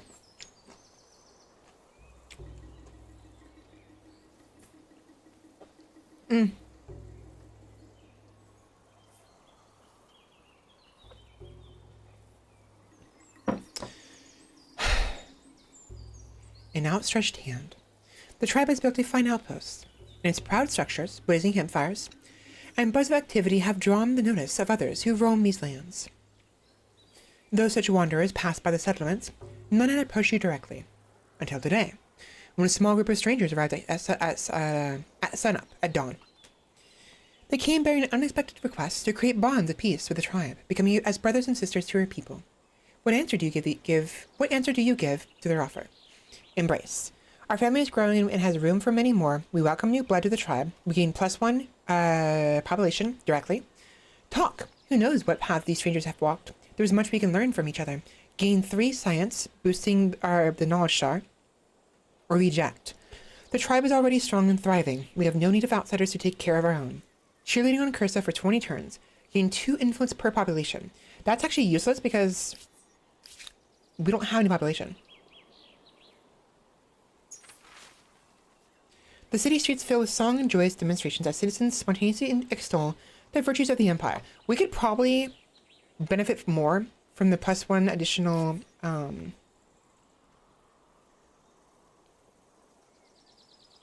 would we?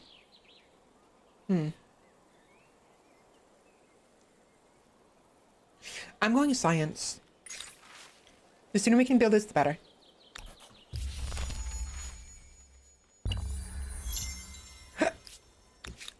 Onwards. Bingo, look at that. We instantaneously got an Era Star. So, a learned legacy.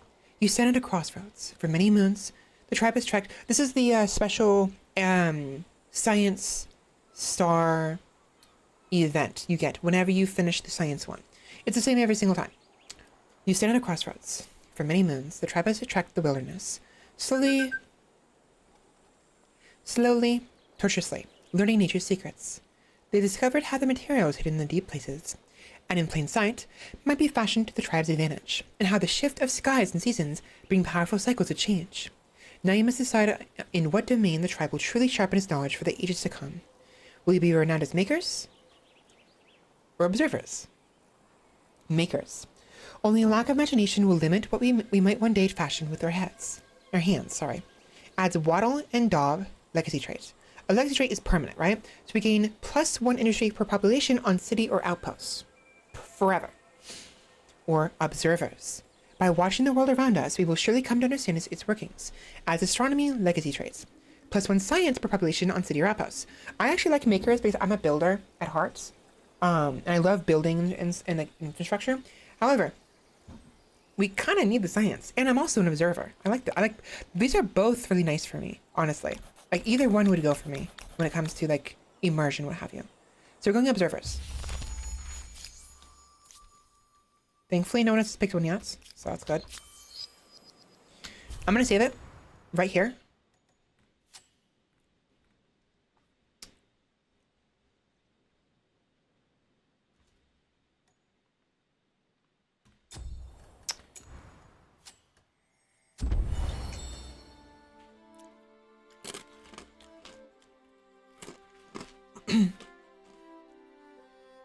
Nom, nom, nom.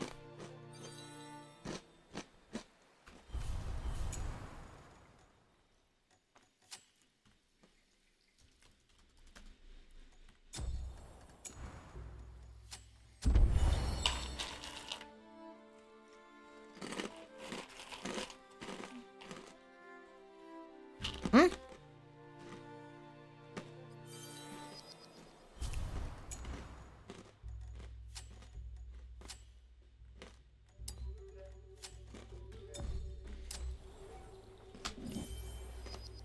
Mwah.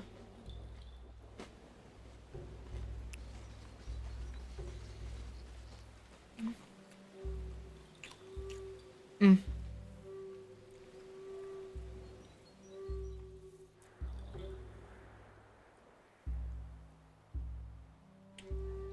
You know, instead of ransacking them, I could go this way. Lenkoi Maranhenses. During the rainy season, the dune valleys become freshwater lagoons, supporting myriad life, including the wolffish. Gains one food for the tile. One food, two food, yada. The natural wonder, control effects. Stability, money, stability on city outposts, increased money, plus 5 money per number of attached territories on city outposts, and plus 5 influence. That's not bad to have. It's right next door too. I could really do with that influence, honestly. Yeah. Sorry, mate. Time for your first battle? Uh-huh. I bet you're absolutely dying to see how your fighters handle themselves. Indeed. Very.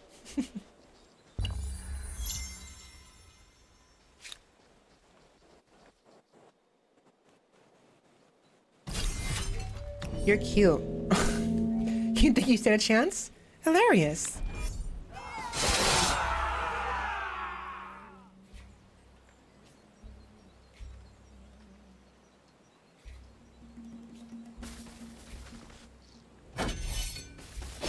Yep. They're idiots.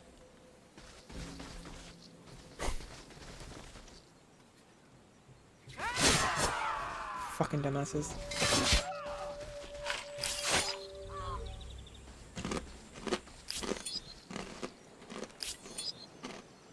Oh look, more lambs to slaughter. Earth gives us strength. Bye. Go ransack that. Earth gives us strength. My land. This land is my land. This is my land is my land. Ba da da dum dum. Ba bum ba bum bum. You here, and that's it.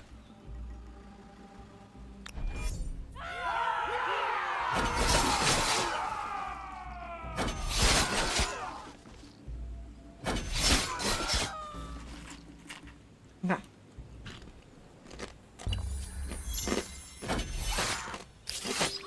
Took an extra turn, but it's better to do that now and do it safely. We already read this. I'm gonna skip it. I'm gonna go plant.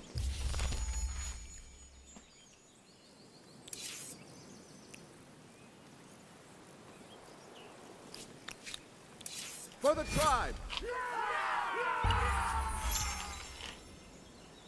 Oh. Fuck off.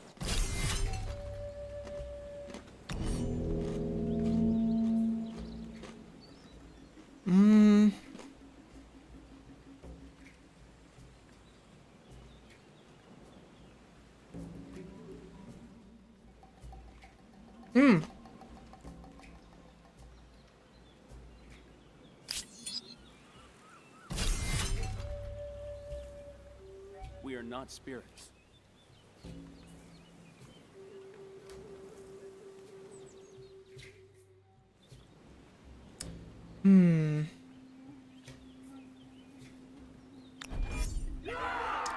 I can move down here, okay. So, how do I want to do those?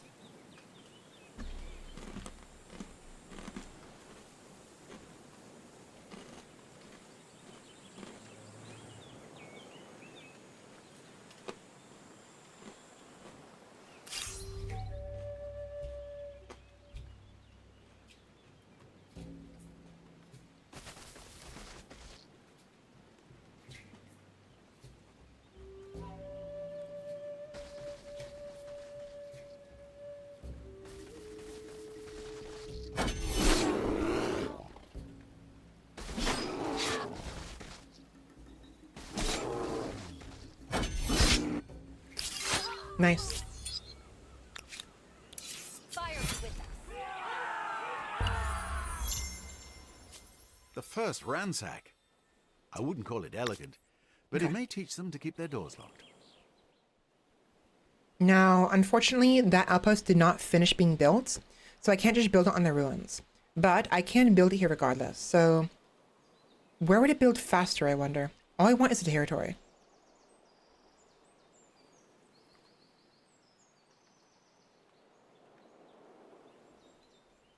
It'd build faster right here, and I can always move it later on.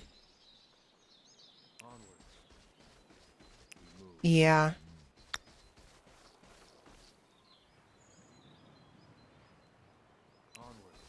Yeah. Right there's perfect. Okay. Save it again.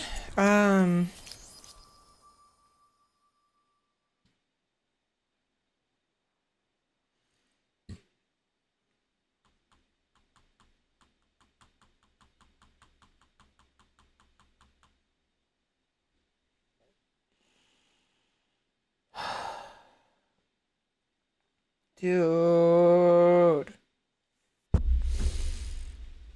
Ugh.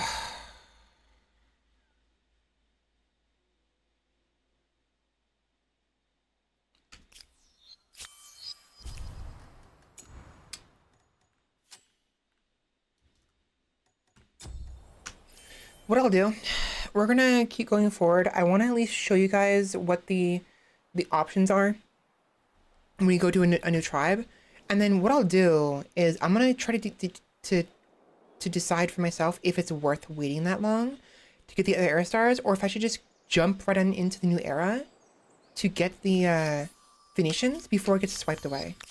I like both of the bonuses here, honestly. They're very nice.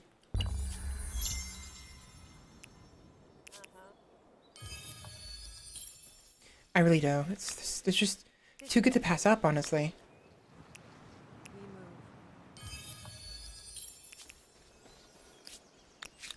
This way. The Dimension's a really good spot I have here. What's over there? Onward.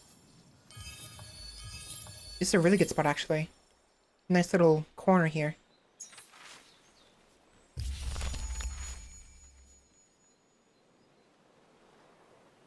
This way. Young.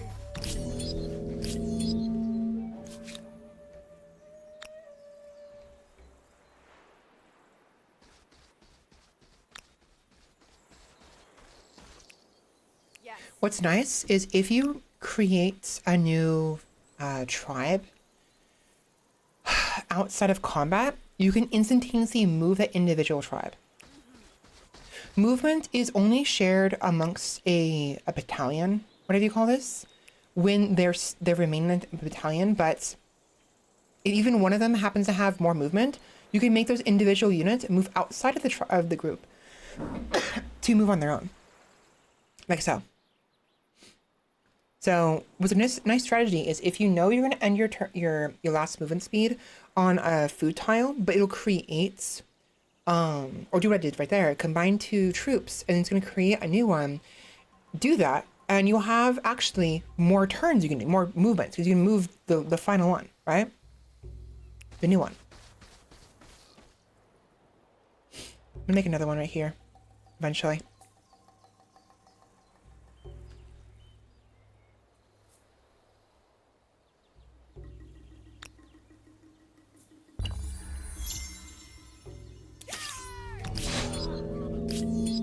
Five. Onwards.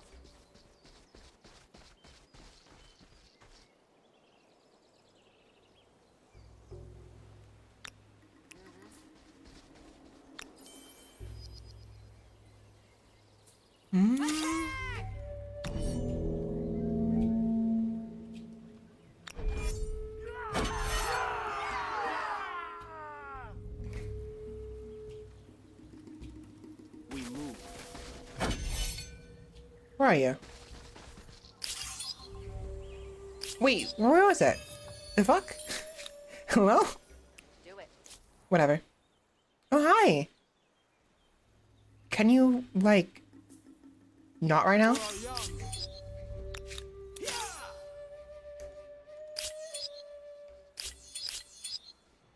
This is my land. Get out of here.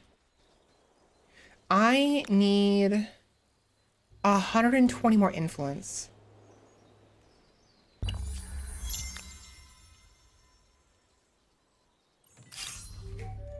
Hilarious.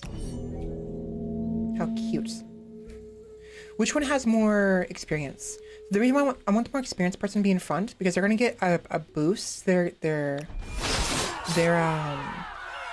stats like within the fight. See, they became veteran and now they gain that extra damage from the get-go. This land is your land. This land is my land. This land's also my land. Forever my land. It's no longer your land. It's only my land.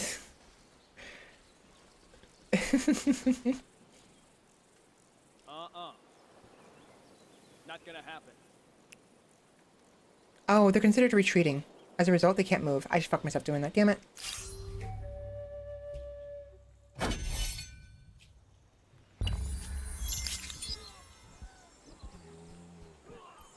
Fire be with us. Perfect. I won. Nice. This one, however... They are damaged. 56. I might be fine. I'll do a manual battle. I'm gonna throw him up here. And I'm just gonna let him sit there the entire time. Because they have the advantage of the high ground. Also, I'm too far away from them. The AI doesn't know where I am. That was a perfect example, actually. What I mentioned before, how sometimes if you're in a nook or if you're like hidden somewhere, if you're out of sight and they don't know where you are, they just won't attack you. It's super nice.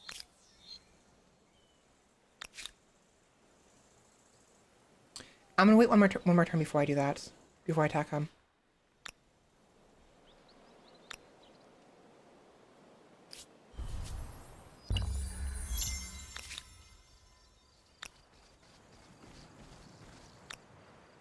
What I'll do, I'm gonna combine both of these together and then attack him. Get them.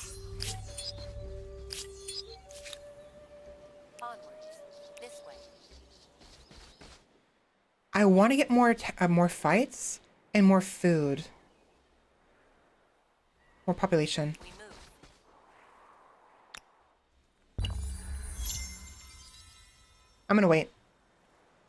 He has to scamper back here. Exactly. Retreating. So retreating units, retreating. This unit is retreating. It'll be slower and unable to retreat again until it has recovered. So it has reduced land and naval movement speed by half, right? So it's completely cut in half. And if they get attacked again, they will not be able to defend. Onwards.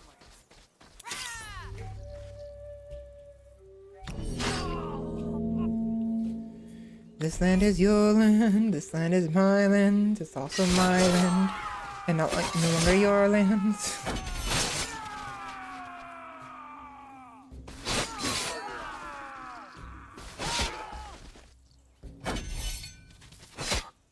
Back up.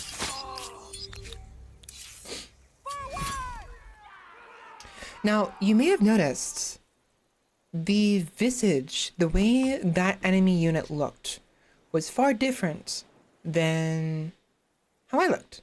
Normally, they all look like this. They all look the same. Completely the same. Except when they have moved on to the next era. When that happens, things change. So what happened there is they're actually the next era. Normally they're stronger as a result, but because they're already damaged before they moved on and I outnumbered them, it wasn't difficult at all.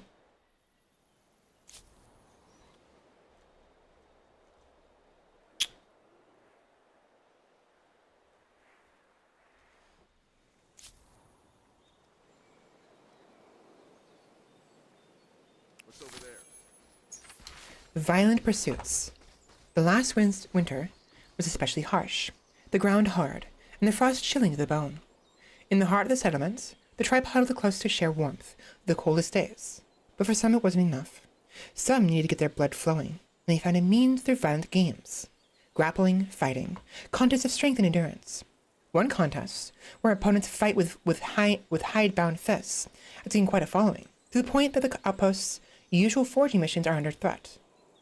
What is your say on this new pursuit? Boxing! They invented boxing! How cute. So you encourage them. The toughening of the tribe is worth the cost of our foraging capacity. On Cursa, a permanent -2 food on the outpost, right? However, I gain a plus 25 experience on creating units. Most units past the Neolithic era have 26 experience they need to upgrade to the next level. But that's not bad. Basically, that means the first fight they ever have, they'll get a boost. They'll become veterans the very next fight, right? Forbid. These games will be forbidden. The tribe encouraged to stay warm by foraging faster. Bountiful and cursive for 20 turns. So you gain 5 food for 20 turns. Additional food per turn. Or codify. We should allow these contests, but only at decreed times of the year. Reduce the cost of domestication research technology. I've been going encourage recently. I like that a lot.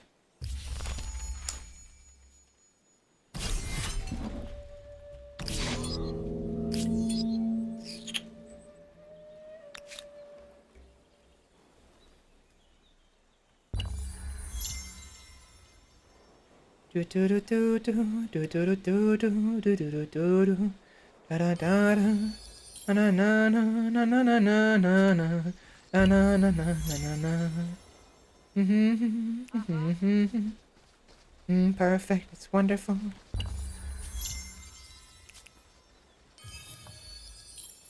There ends up being a lot of back and forth sometimes when it comes to this game, and a lot of like waiting. Hello?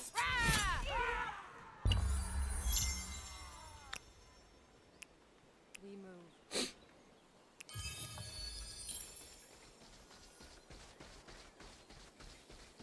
What was that about? That's a mountain. You can't climb over that. Silly. Earth gives us strength. Nope, Earth. No. Okay, only give me 5 food. That's frustrating. What's over there? I feed her. This way. Okay. A splash of color. So some of these events actually will not occur if you do not remain within the Neolithic era. Like the splash of color, for instance, and the other one from before, they're just not there. If you go too early, you'll miss out. Again, not all these are that great. They're okay. They're decent, but they're not going to be the most perfect. But anyways, a splash of color. Searching through the remains of a long desecrated dwelling, your tribe come across a collection of small stone bowls, each holding a vividly colored powder. Nearby, the source of the different powders is evidence, an array of mineral rocks that could be similarly ground up. The tribal shaman tells you the powders could be harnessed in several different ways, each with its uses. For what purpose should you use these powders? Protect. These powders can shield their fighters from the ravages of sun and stings by painting them on the soldiers. The fighters gain ferocious for three targets for 20 turns. These specific ones right here. This event is about these people right here. Decorate. We will leave our mark on the land and our legend will spread. You gain 10 influence outright. Or cultivate. Seeding our foraging lands with a mix of these powders will give us a great bounty. I'm actually gonna go for ferocious. We need this for the upcoming fights. Because we're facing off against people who freaking have already advanced the next era. And they're gonna be a problem as a result.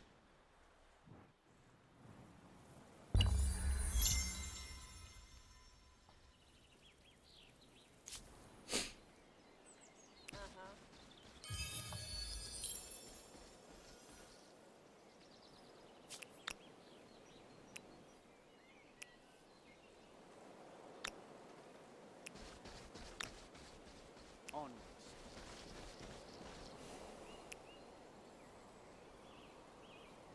Onwards.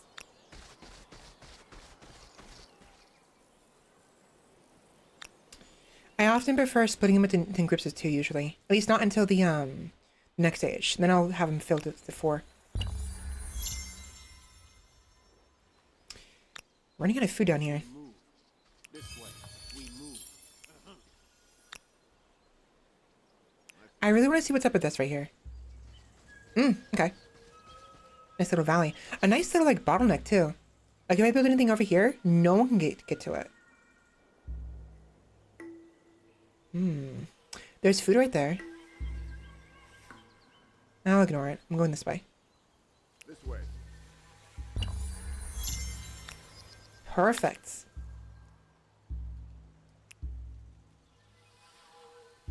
Now, I think building the outpost is more important than getting the food right now. I want the food, but it can wait.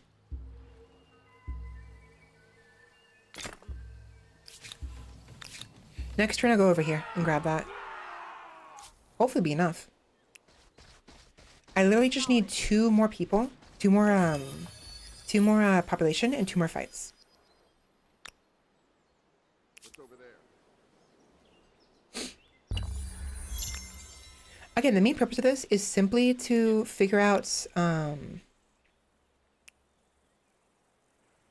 main purpose is simply to figure out what the events are for collecting all the stars in the Neolithic era.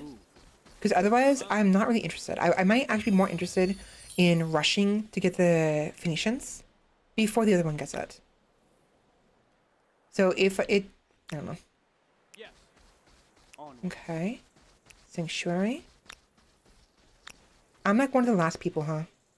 I am literally the last person. Lost Souls 1. This is an event where it has a follow-up usually. So, not always. It sometimes does. So, your scouts come to you, breathless from exertion. Between gasps, he tells you they spied another tribe not far ahead. He leads you on, then after giving a stop signal, you drop to your bellies and crawl forward in the brush. Ahead, a young woman no more than 13, Summers, is leading a ceremony. Her audience of a dozen or so equally young or younger tribesmen. Many are crying. And when you see the bodies laid out, you understand they are mourning. You know what you must do. So, all the old people died, basically. So, welcome. These children need care and shelter. We will be their guardians, and they will become our tribe. You gain new army, growing tribe next to the hunting party. Nice. But chance of triggering another narrative event. Or withdraw. They could be sick or cursed. We will make haste from this place. Gain 2 swiftness on one. Gain swiftness on 2 targets for 10 turns. Let's welcome. Now we have 9. It doesn't say it immediately, but we do have 9. We move.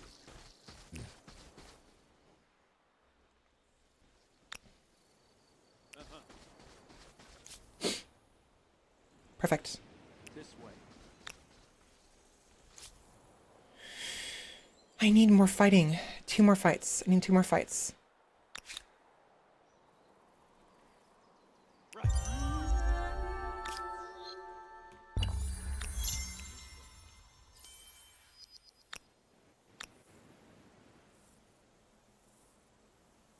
My feet hurt. Had to hurry for that. They might attack me, and I'd rather be defensible. Interesting. So those are independent people. So sometimes, or rather, as you go through the game, you eventually encounter these random spawns of these troops that either have a little peace sign above them or a thunder sign, which means they're hostile. The peaceful ones, they won't attack you at all. They're perfectly safe to be around. But the thunder ones will be, they're very dangerous. They will like kill you on sight. And they're super powerful. I mean, look at this. The chariot, 22 strength. I'm still in the Neolithic era with like, at best, 12 strength. Nah, it's bad. That's super bad.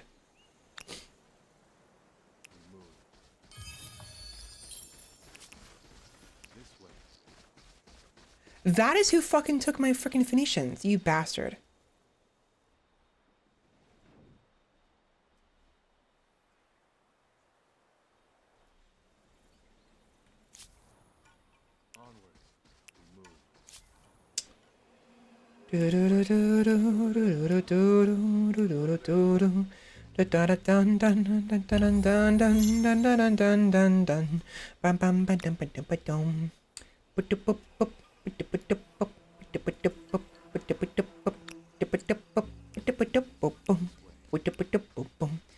Dude, where are all the freaking animals? They killed them all, is the obvious answer. But freaking where are the animals? I need 2 more fights. So unfair. Now I have a choice here. I could either... Oh, it's gone. I was considering ransacking. Perfect. Perfect. Give me. I was considering ransacking there was a sanctuary here. It's gone now. They'll just despawn on their own sometimes.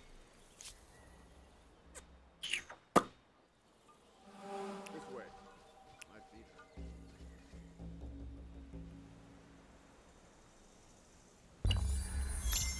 We move. This way. There you are. There's a different one over there. Do it. We move.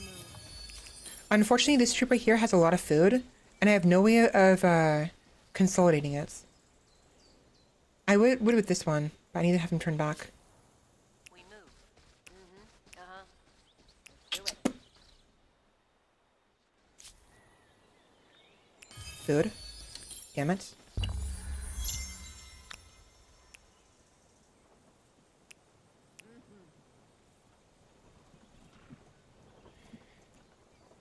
See if I can have them return. I can't. They're stuck. They built a district right here and they blocked me in. Are you freaking kidding me? I'm literally stuck in here. You've got to be fucking kidding me. Wow. Onwards. Fuck you. This way. So weird. Wait, that's Rocky Field? Doesn't look normal.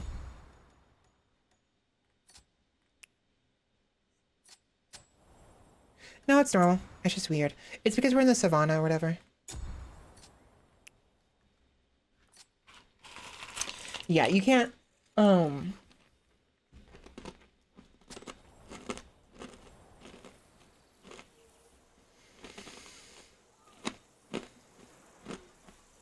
can't travel over districts without, going to war. Uh-huh. This way.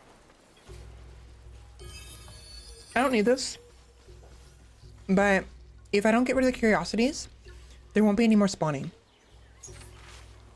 The fungal hoarder. The shift to fixed abodes hadn't been easy for the tribesmen and women who had settled in the outposts, but they'd persevered. And now thought the land as home. When they discovered that one of their number had been hoarding mushrooms they'd found in a nearby cabin for himself, it was a great blow to the spirit of the tribe. Now they want to banish him for his greed, but that would mean being deprived of the location of the mushroom field. What is your reckoning? Banish. We might lose some fungi, but we'll make an example of him and post lookouts so this does not happen again. Reduce cost of city defense research costs. The tribes made a mistake, but he'll learn, and the extra food will be welcome, bountiful for 20 turns. And retain. The man will leave the settlement, but he will remain at the tribe. His days will be dedicated to learning more about this strange species. Science.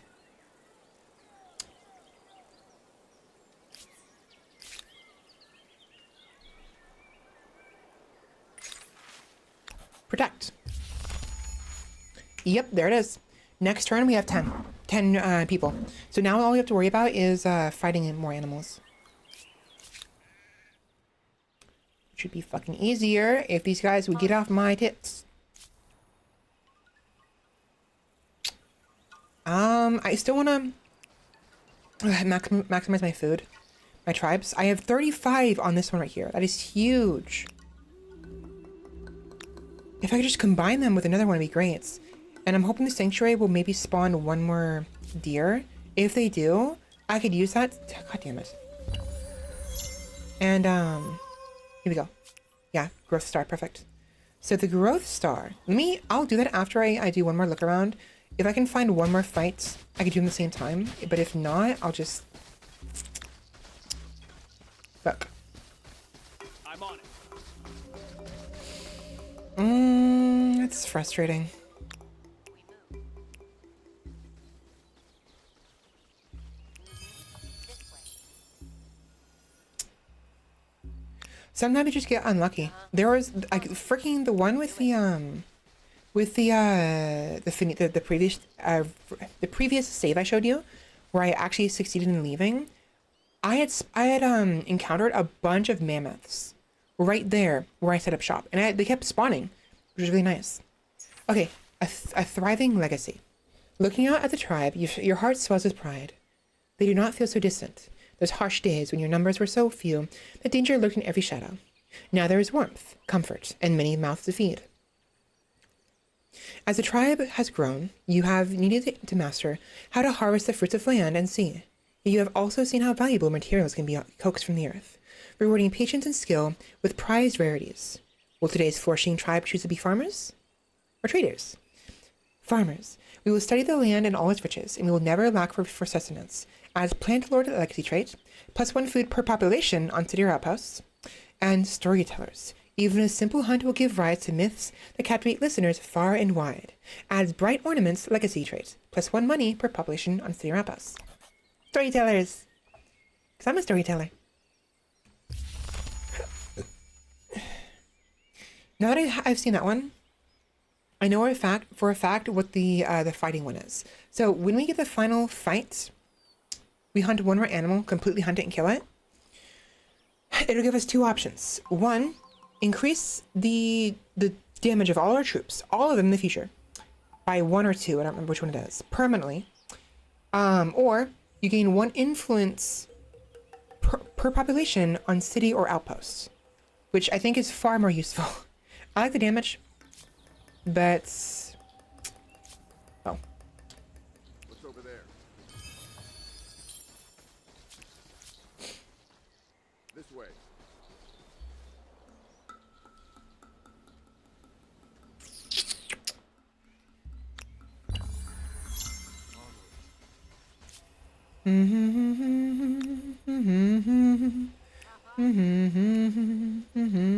I gotta stop singing that. It's in my head now. Damn it.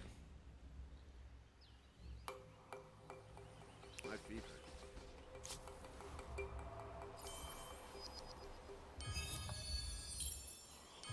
You better not. You better not.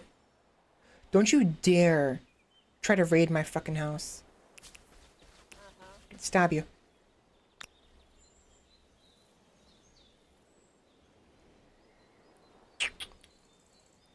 Oh, it's a pathway right there. I didn't even realize that. I thought you had to go all the way around.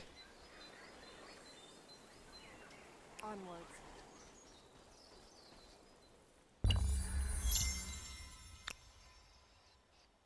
What's over there? This way. This is so annoying, dude.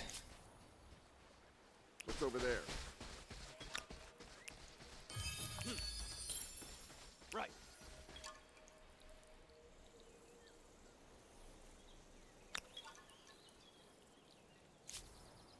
This way. My feet. This way. Wait!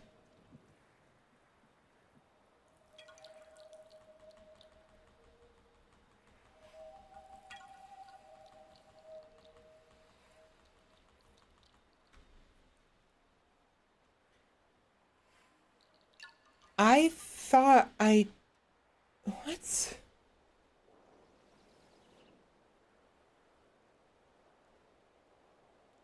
I did. It's under my control. Why is there an encampment right here? This usually becomes a city. Why is there an encampment right there for like no reason? The fuck? That throws me off. I wasn't expecting that. Usually it's not like that. They usually take empty spots, you know?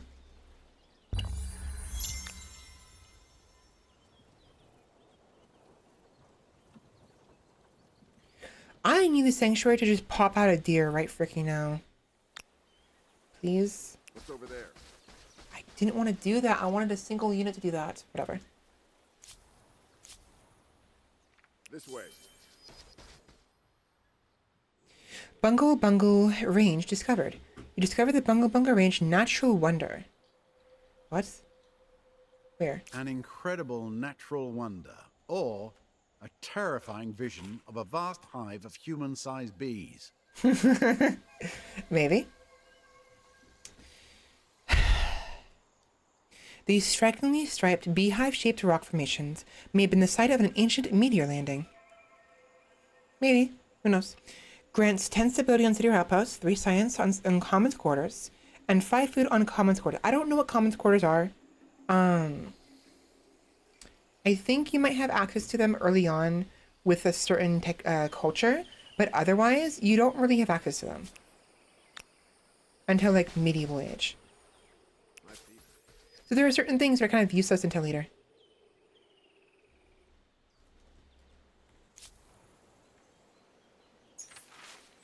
The majestic lands. Your tribe has trekked the wilds for many moons, witnessing many stirring sights from craggy, windswept coastlines to towering mountain chains. But never before have they seen a spectacle as wondrous as the one before them now.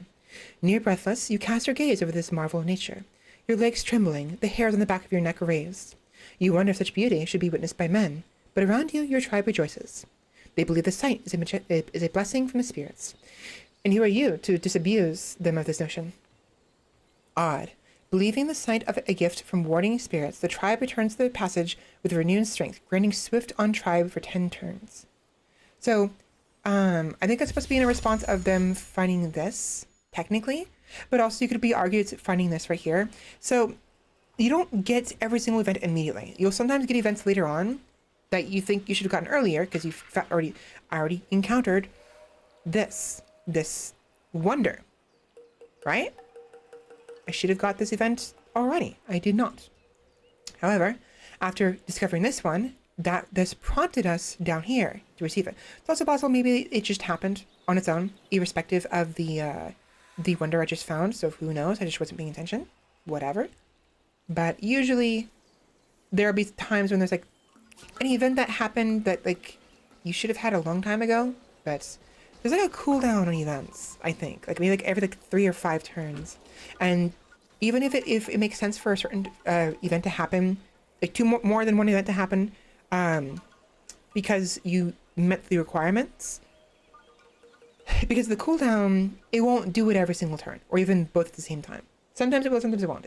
And I'm still learning about this game, honestly. This way. What's over there? See that? I got 11 now because of that.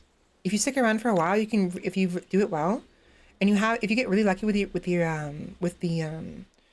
food, you can get so many troops.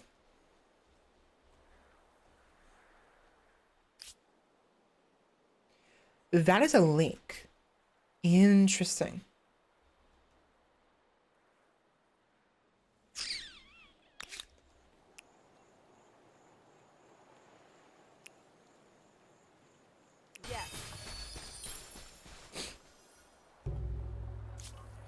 I don't think it's worth it. I'm gonna probably restart again. But I need to know who did this. Who took my freaking Phoenicians from me? Jerk. On this way. So frustrating. Fuck it. We'll just do it again. Oh no, actually, hold on.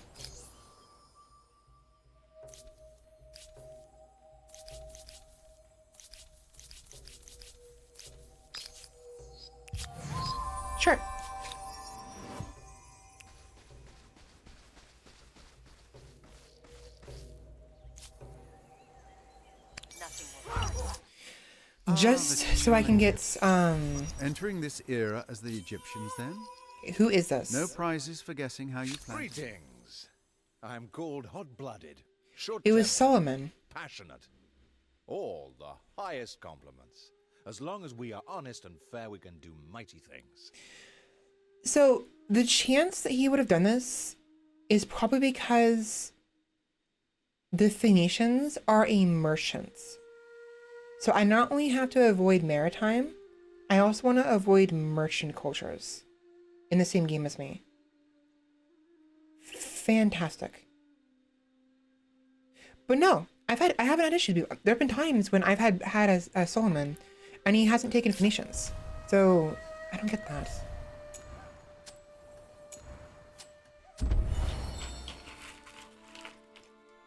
Oh.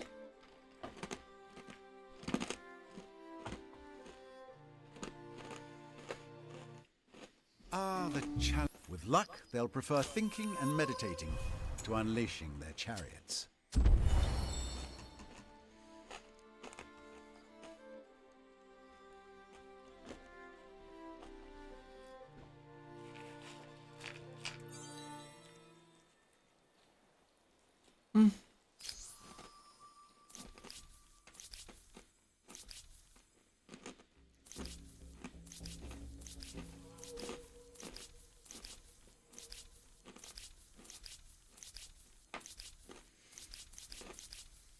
I think the reason Babylon, the Phoenicians were taken by Solomon, is because the Nubians, who's also a merchant culture, were taken by somebody else.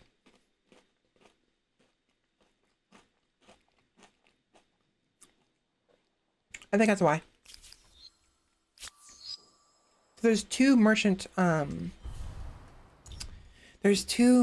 cultures in here.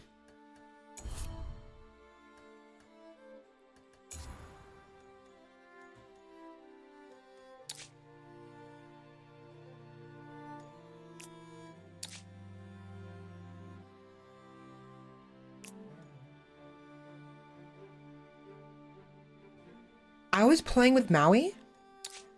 Oh wow, I'm surprised he didn't take the fucking... Okay, it's a good thing I actually restarted then, because I freaking didn't realize that.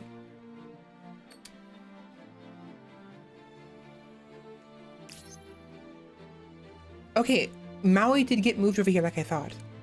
And because of that, this nonsense happened.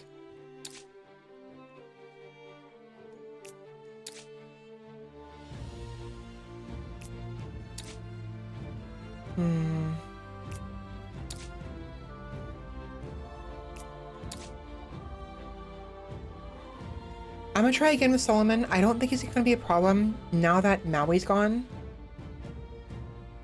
Or maybe not. He hasn't been an issue in the past. Not normally.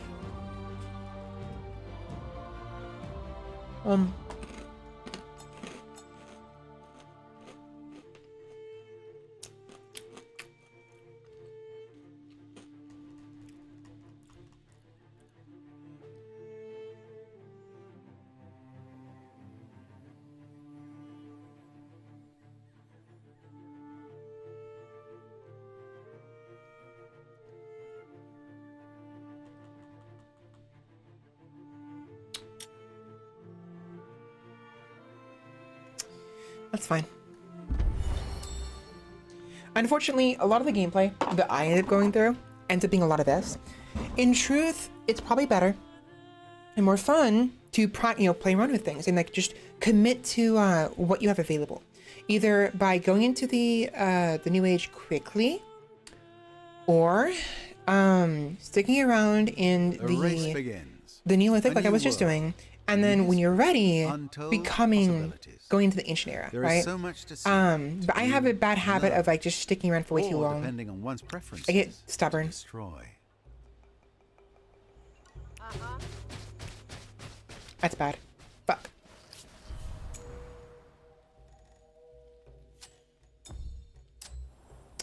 Ooh, mammoths. That's good, actually. If we can get enough strength to take a mouse, be really good. This way. Dude, that might be really good. This is a risk, but by having him right here on top of the river, we can get an advantage. Look at that. Because of the river and also the height. I don't even have to do a manual battle and we will win. It hurts. But normally, to survive an encounter with a woolly mammoth, you have to do a manual battle, or you won't win. Killed them. This way. Deer. Perfect. What's over there? That's ocean as well. The problem is, we don't know how far east we are. Or west. Because there's an ocean right here, right?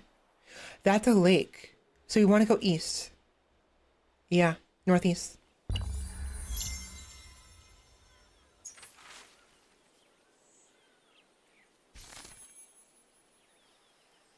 Time to see what happens when foreign cultures get together and decide to murder each other.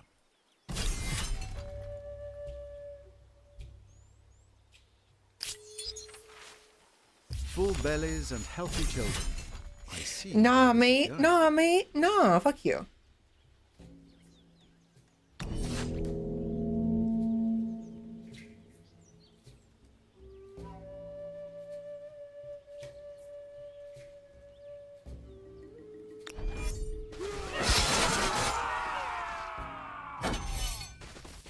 Notice how they tried to avoid the river. They wanted to stay out of the river.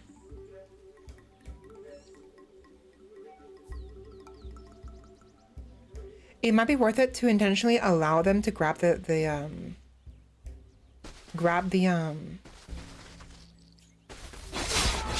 yeah.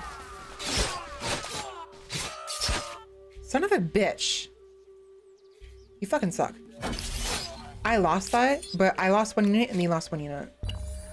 You're a bastard.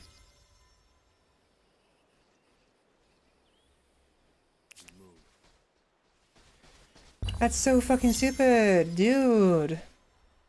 Ooh. Ooh. Ooh. Look at that. Look how many there are.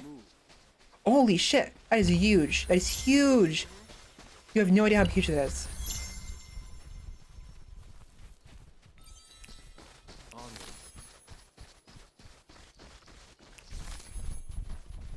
Wow.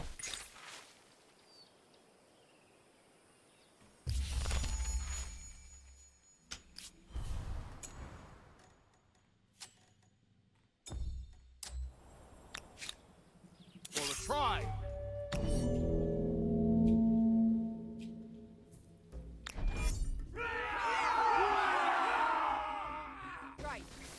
There you are. Yeah, the animal AI is pretty dumb, honestly.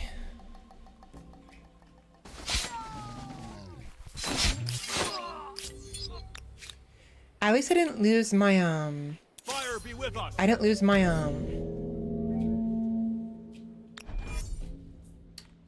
my veteran.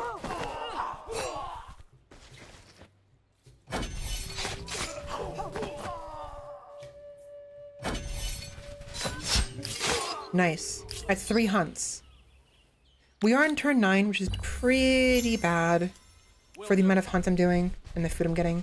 I have very few troops. Freaking that fight is such bullshit. That was such utter bullshit. It put me back so fucking badly. Because now I can't fight these mammoths. Do it.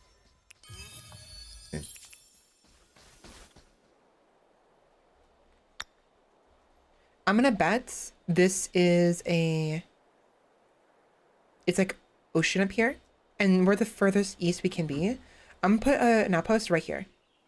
Okay.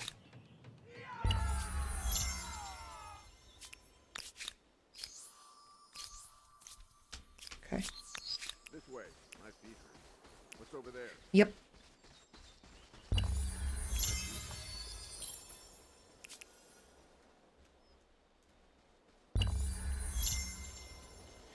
That Gimp does so freaking badly. I hate that guy, dude.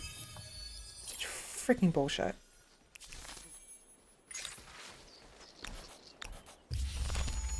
This way. Whatever, First whatever. outpost means a first step into a new territory and a new extension of your empire's power, but also a new vulnerability. For our young.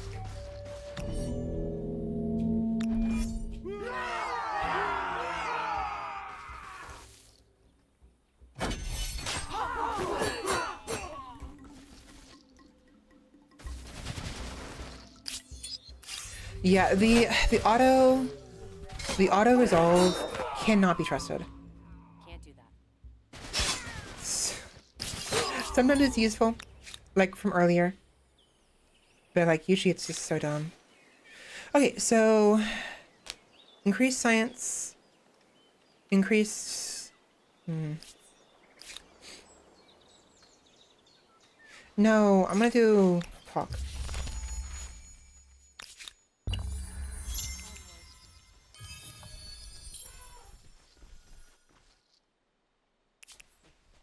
We move. If I can just get one more food. This way. Hello? Ah, bear.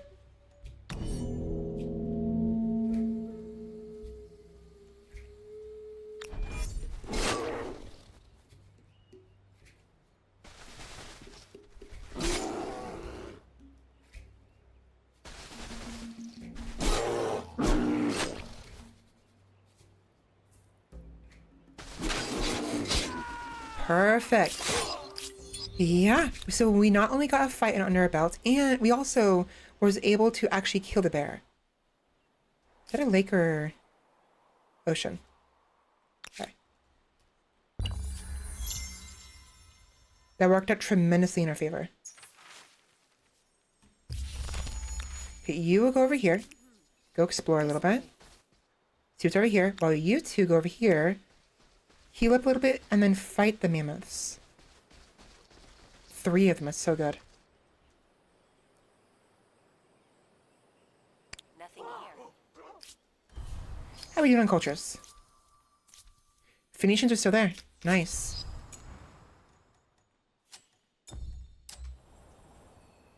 I'm trying to get in the habit of making a single...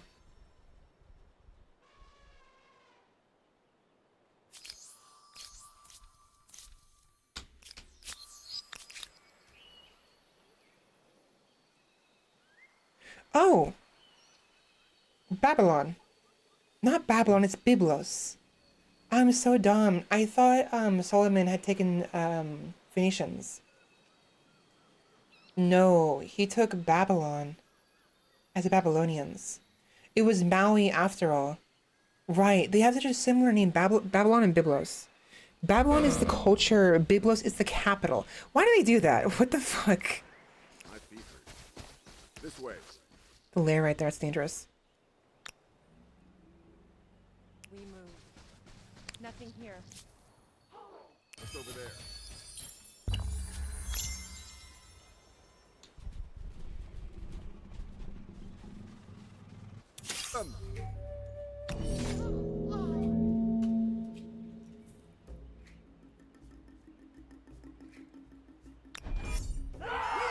Okay, where's this big mammoth? Onwards. Okay, what?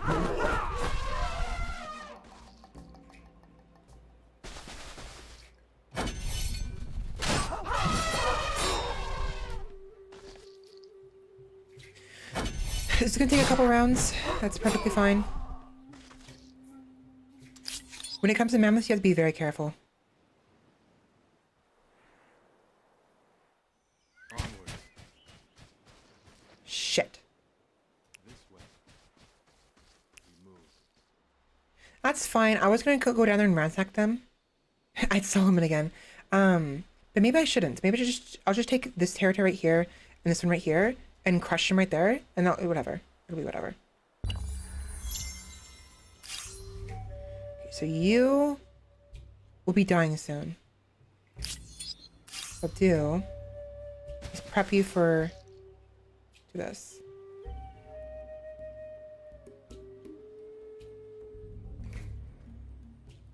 Okay, they're fine. Move them up here. Move these guys forward. Defend one more time. And there we go. Ooh, even better. This scout got double veterancy. Look at that. Nice. They need to heal. Unfortunately, we have to wait a little bit, but Uh-huh. there is Solomon.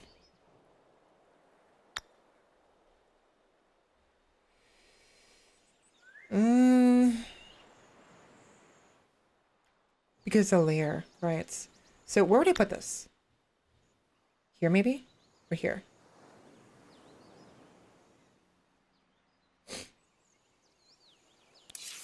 Earth gives us strength. I'll ransack it. It's fine. I don't like the layers. Anyways. Stream game. Executing your first ransack is not very friendly, but it's better to be the ransacker than the ransackee.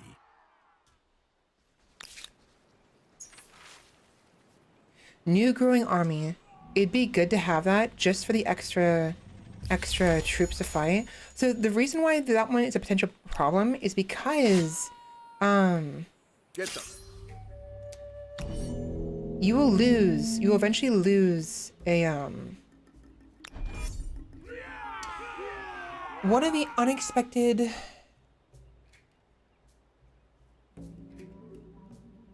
events that happens after you accept that narrative event is the tribe that you brought in will just die. You won't lose anything. It's just a waste of time because you'll gain a tribe troop and you'll lose a tribe troop like the next couple turns. But in events like this, it's super useful. They died because of disease, right? The whole event is that we don't know if they're diseased, what have you, and that's why the other option is to abandon them and leave them behind and be swift, you know? But because it was these troops that got that, it's actually super useful to have because we can use that for the fight right now. Instead of having to wait 2 more turns for this guy right here to heal, we just fight now. And if this guy has to leave anyways, so be it.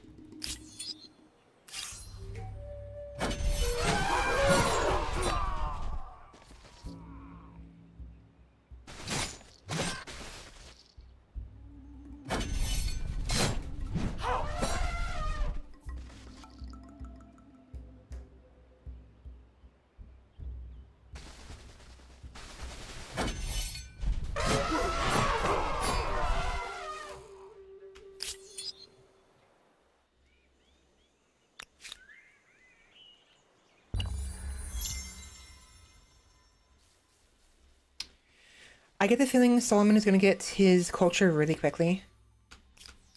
I don't have much time. Either I raid him now and kick him out of here, or I leave him alone and focus on trying to get more growth and hunters. I have to hope he'll leave me alone. He probably won't.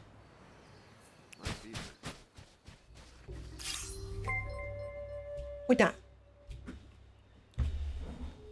How do I say that? A-N-I-N. An innocuous duck. Welcome in, duck. How's it going?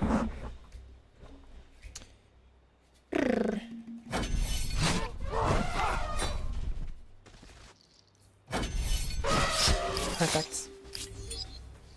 Nice, got us 4.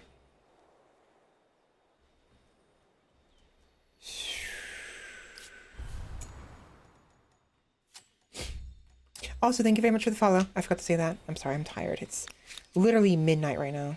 I shouldn't be streaming right now. This way. What's over there? Such a bad idea. But I'm chock full of bad ideas.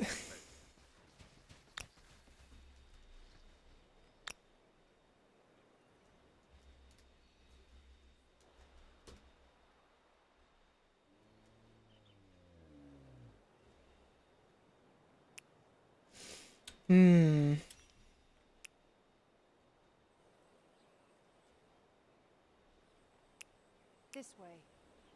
Do it.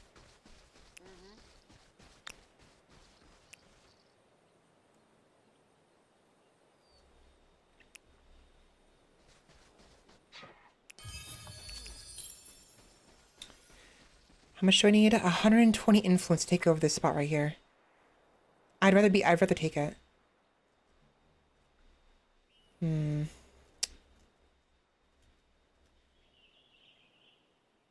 We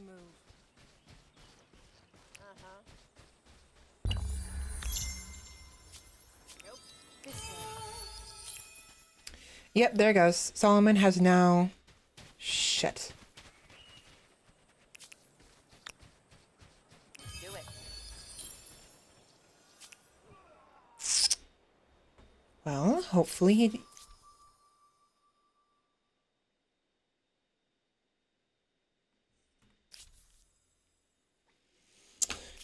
It's Solomon again, isn't it? It's Solomon. It's probably Solomon, dude. But fine. The Bantu move fast, Let me farm guess. well, and make friends wherever they go. Greetings.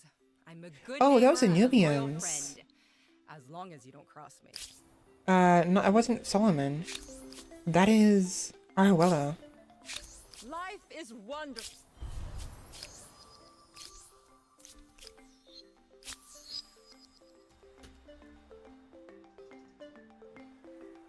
Pinkish purple. It's a bull.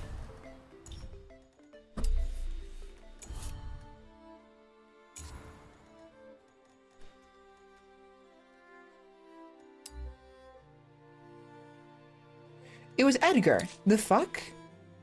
Why?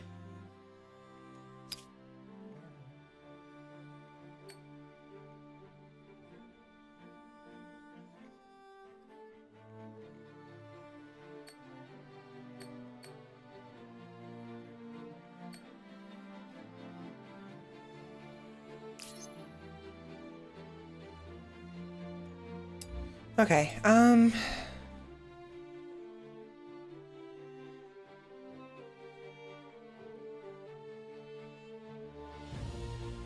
it's fine. Fuck it. Let's try again.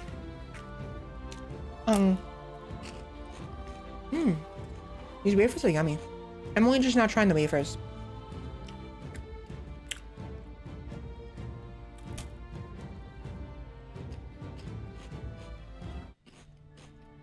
A new era, a new epoch. While your tribe looks to you for leadership, the weight of all those future, unborn generations also weighs upon your decisions. Smack dab in the What sort freaking of middle, you lives kidding me? will they have? Delicious. Though next time, it might be better if you washed it first. I see. What's over there? This way. Even those who have disappeared may have done something very clever. This way. I see you.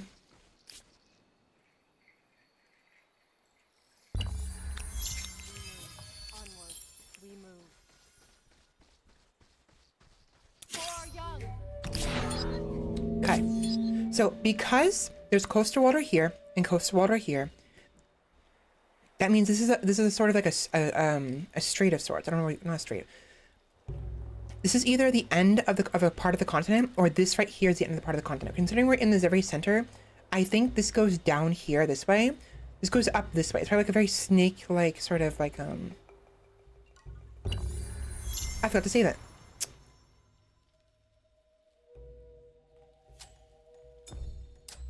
Correct.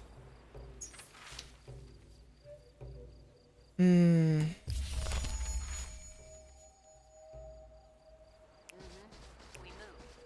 Do it. A river's nice. What's over there?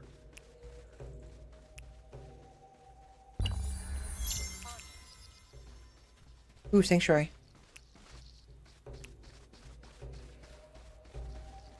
We move. Perfect. Nice.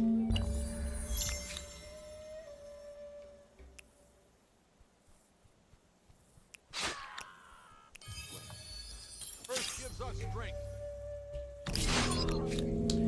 I'll have these ones go back down. Normally I have them in twos, but I think I really need to go back down to the other sanctuary.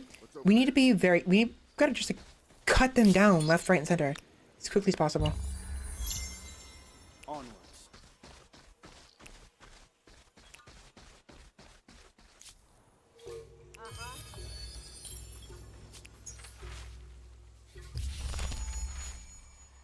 That'd be really good to use that, I think. Actually, go up this way. Yes.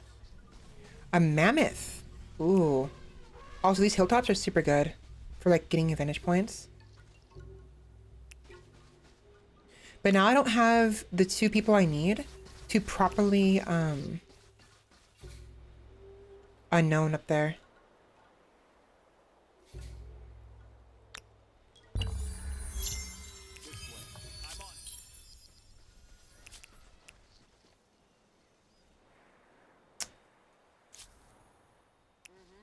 This way. Damn it, I need that. Fire be with us. That's 4.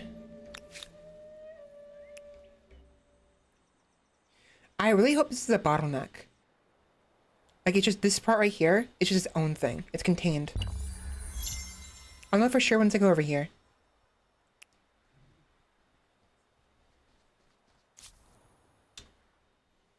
This way. My feet hurt. For the tribe!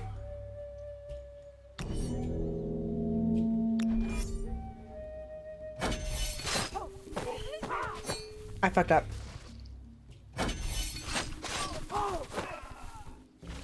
Please don't die. Oh my god, that was lucky. I think that was the game knowing I was gonna die, but I should win, so they intentionally had him go down here. The game was gaming. The game gamed. Game. Gam. Onwards.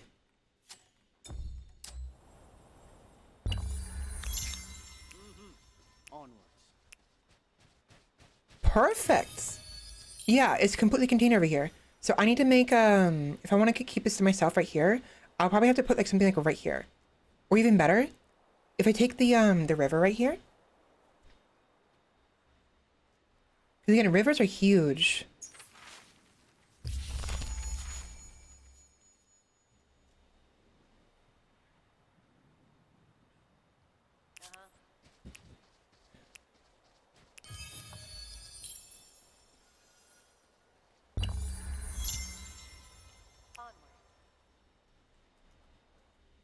Excuse me? Could we not do this right now? Hello? You're fucking kidding me.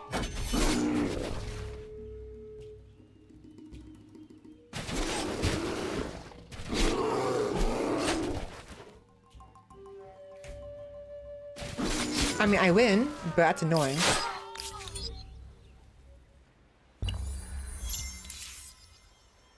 And I'd only get like 5 for ransacking it.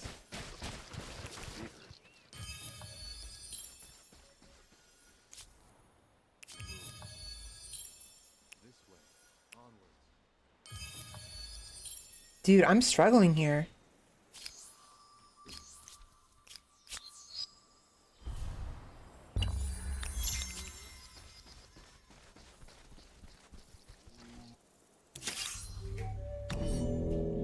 I should be able to win this.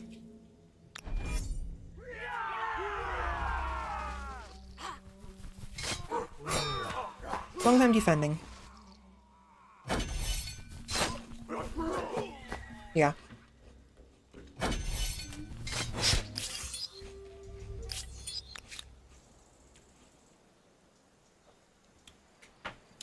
Question is,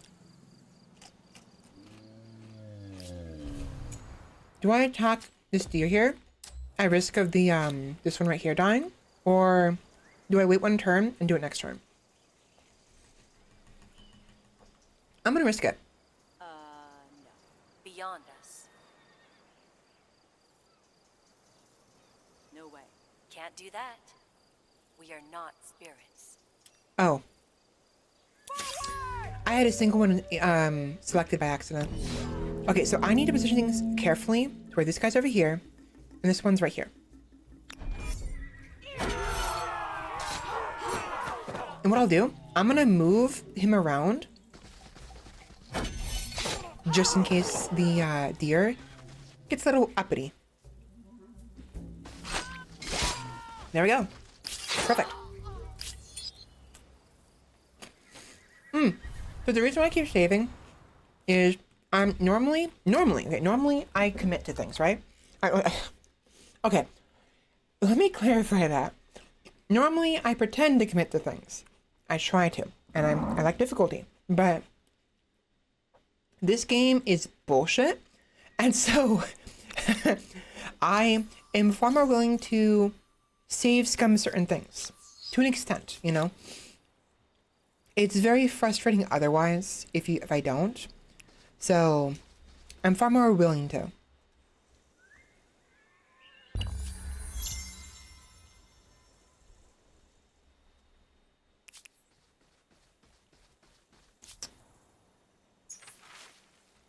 Perfect.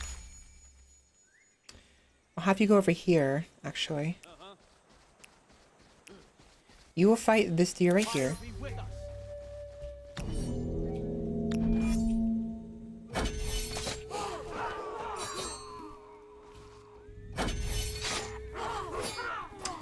Usually, defend, attack is usually enough for to take out the deer.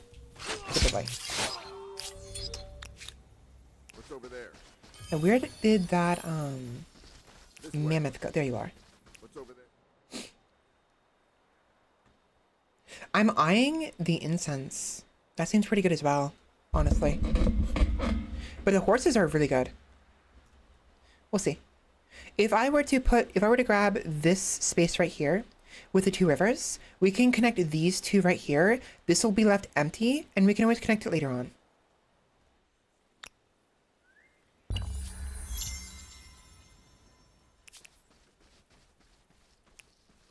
Ooh. I'm gonna wait on that one for one turn. Same with these guys, one turn. Because the mammoth is just too much of a risk. Oh, two of them. Oh my gosh, that's huge. That is huge.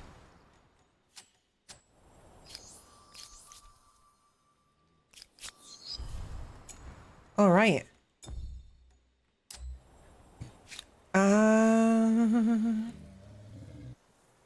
You first. Yeah!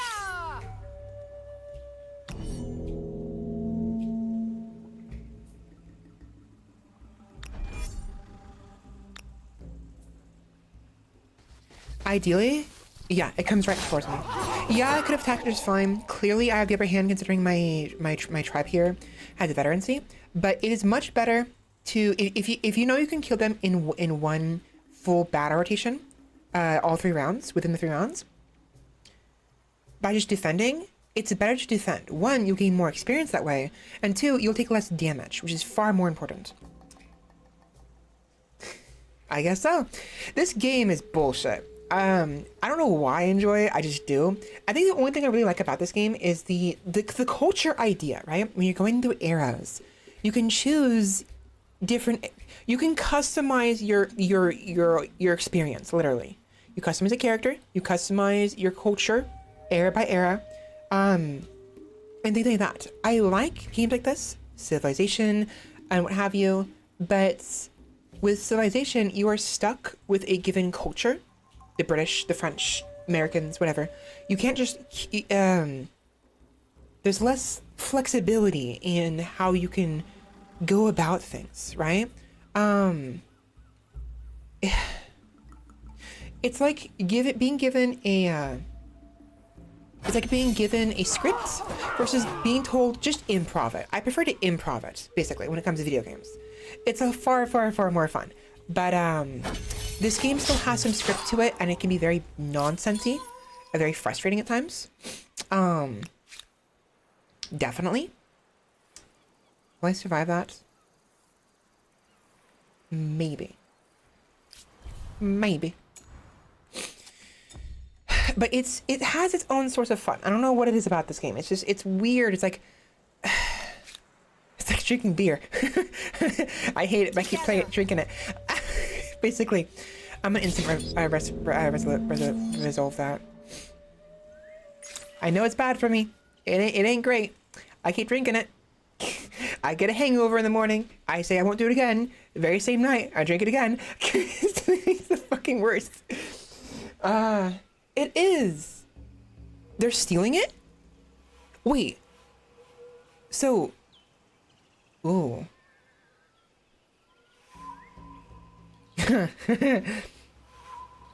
If they do that, I kind of hope Civ goes deep for like double dips further into the customization aspect, because you're always forced to be like Elizabeth of Elizabeth,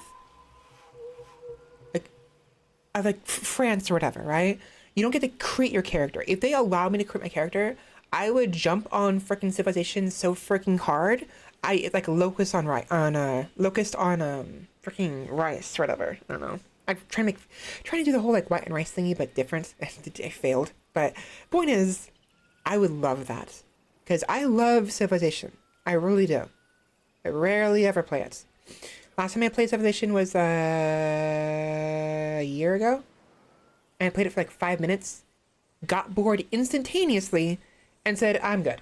And before that, I played like 10 years ago, 15 years ago, like back when the Xbox version of it, or like the weird like cartoonish version. You know what I'm talking about? The really cartoony Civilization game, and there's like Civilization New something or whatever.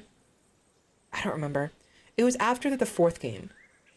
It was like a side what do you call it? A side game. Really cartoonish character. That was fun for some reason. I don't know why. Something about that one was really fun. And then the game after that wasn't fun. And I was like, I don't care. I never got to show this to you guys last time. Okay. You're clearly familiar with this if you said I have to reinstall Humankind. But for those who aren't familiar, I'm trying to go through things little by little. Things I've already gone through, I end up skipping pretty quickly. But this one I tried to showcase in the previous attempt before I restarted, because I lost the Phoenicians. If you know anything about the Phoenicians, you probably know why I went to Phoenicians. Phoenicians, Carthaginians into Norsemen is my ideal. And I have the New World as an option in this game. So I don't plan on staying long here at all. The sooner I become Phoenicians, the sooner I can get the fuck out.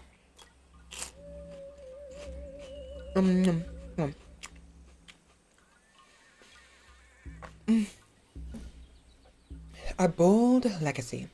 There is no greater day of celebration in the tribe than a triumphant return from.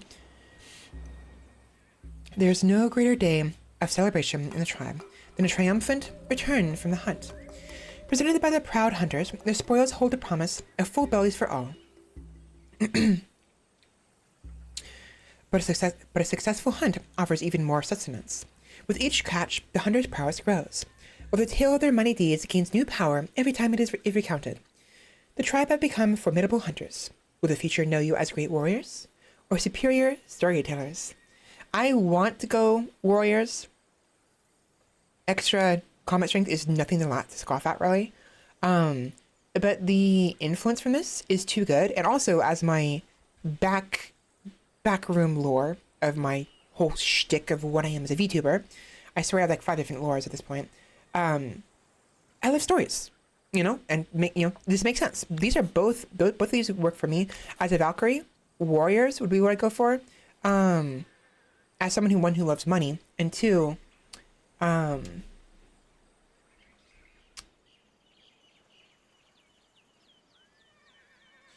that's right. I forgot. See, this is funny. Duck, did you know they actually have the wrong text here? The resulting results, the folklore, it makes sense as what's right here. They have this, the box itself though, not the result, but the box itself that tells you what it is. They have it wrong. It's swapped with one of the other ones. I think it's the food one, where you have like the growth star. That one is either more food or more money for every population you have, right? But it says like folklore or something like that in the tooltip in the option, right? But I realized this like last time, but like a long time ago, and I forgot about it until I just saw it just now. But they have it wrong. This isn't supposed to be traders. They have the wrong box. Proper option, at least. It actually gives you the correct results of this whole event. But it's so fucking... This game is broken. Oh my god, this game... This ain't finished. This ain't finished. I don't know why I enjoy this, but I do. It's so silly. It's so freaking silly. Okay. So Phoenicians are an option. I'm gonna save scum this. I'm gonna keep saving over and over again until I see someone else pick it up, and then if I have to, I will freaking bail on the 2 of the stars. We're not very far from the science star, and I could go without the food and or money. It's gonna suck. I love getting all 3 before I can move on, but the sooner we become Phoenicians, the sooner we can exodus to the new world. So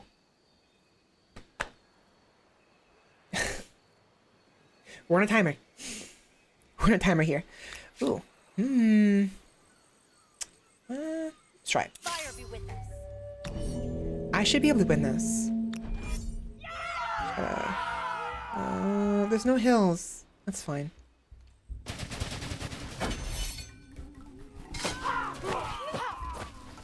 I should be able to win this, but only barely. Fuck, that's gonna be bad. If I attack them... No, I have to defend. I'm gonna lose this. That was close. Okay, I lost. I won that, but they didn't die. That's perfectly fine. That's actually perfect. Oh. I got another one. Was that 11 to begin with? Because if it wasn't, then I don't actually have to kill the units. I simply have to win a fight against it. Oh. Let me... Hold on. 19. That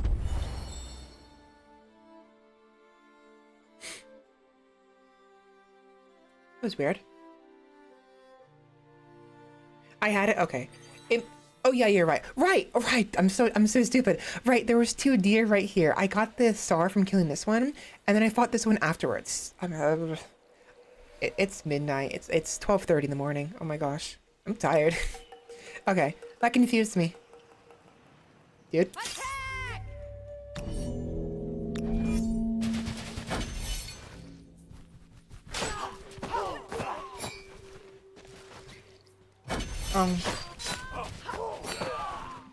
These wafers are really good.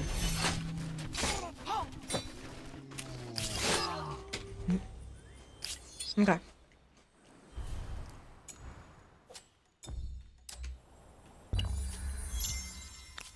What? Okay.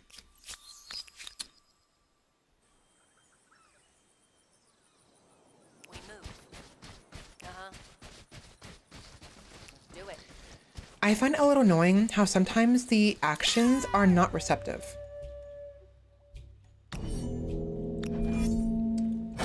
I clicked here and clicked here to move. I'm sure you guys were watching, and it wasn't moving. It's really finicky. It's really weird. Okay, we need to fight these mammoths. I'm gonna push them one more time because they need to heal. And if I can get right here, we can use these hills to our advantage. We really... Why? You fucking suck, mate.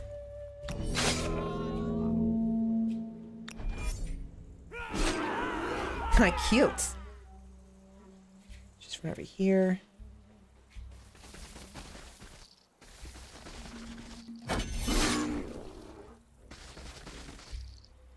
Okay. They're gonna be there a while. I'm gonna let them sit. Let that fight simmer for a little bit. I was really hoping for for a wonder.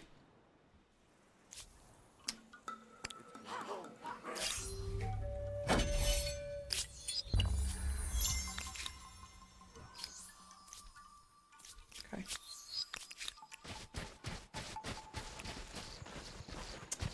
Not a bad spot. Not a bad spot at all. And we have some islands right here too. Yeah, I'm gonna set up shop right here. I want this river. So after this fight is over, we're going over here. Which is now. So I actually not now, because they have to heal first. So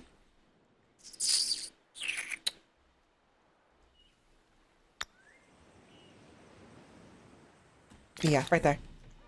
Ooh, I can use it to get science.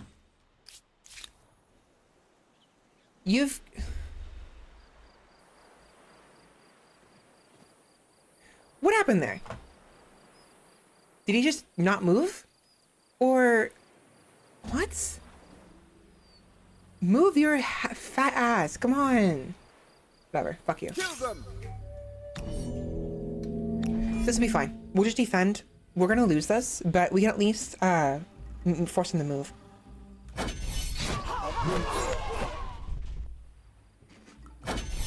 Actually, no, we might win this.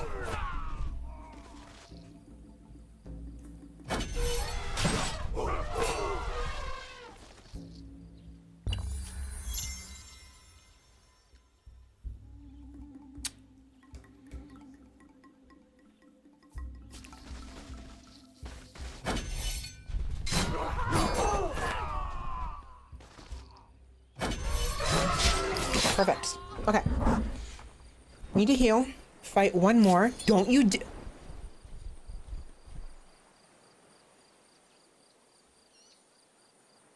Dude! Whatever. That's fine. He's gonna move one space here, here, here, and I'll use that to get past him. You freaking stupid dump truck. Okay. Nice. Yeah, so this will be for construction, and this will be for food. The question is, do I want the main city to be here or to be here? I think having the city right here might be better. But we'll see what happens. Regardless, they need to put this right. The river. I need the river. Why is that not valid?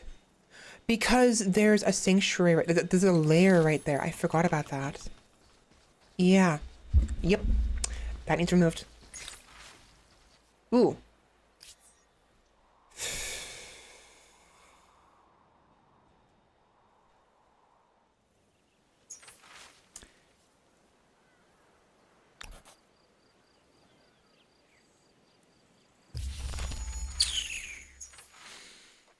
Cross our fingers that maybe, just maybe, we'll keep this growing tribe. If we do, it'll help us get the growth star faster. Swift is nice too, though. This one. Okay. For them, I'm gonna have them go back this way. No. Yeah, no. Yeah. Yeah, I'm having to go back this way in search of maybe more. I don't want to get rid of the sanctuary here, but I don't need any more fights. I need straight up food, so I need to keep the sanctuary. That sucks. Phoenicians, perfect. 2 out of 3. Will I be able to get 5 more? People before Phoenicians get taken up? Maybe. I can get 15 from here. I have 25 from here. I'll be getting 20 from here, getting 1 more troop. 10 here. Maybe. Move. Thank you.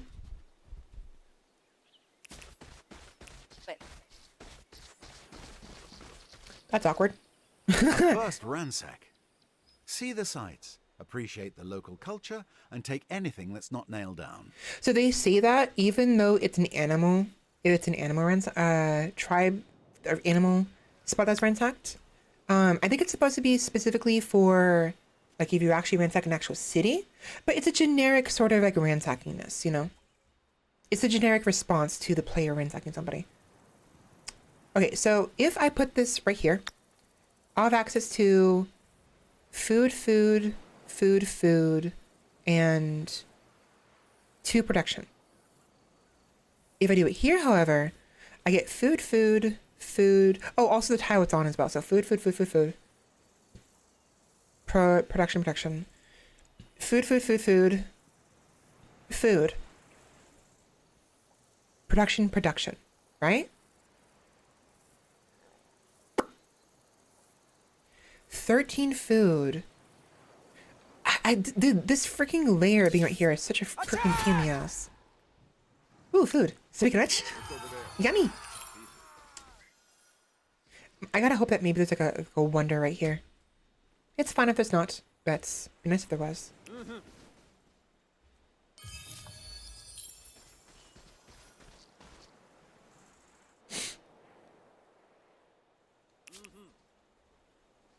I remember now. I actually do want to combine these 2 troops because these 2 groups right here, because how fast your outpost develops after you plant it down is determined by the production around it, obviously, but also how strong the battalion basically is. The culmination of the strength of the all of the troops within a group, right?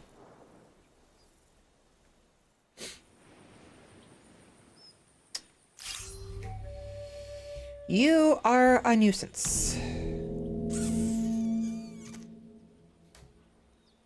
I think putting my troop right here and putting this one right here is ideal, because then we're on flat ground. I would love to have the advantage of the high ground, but he will attack me immediately.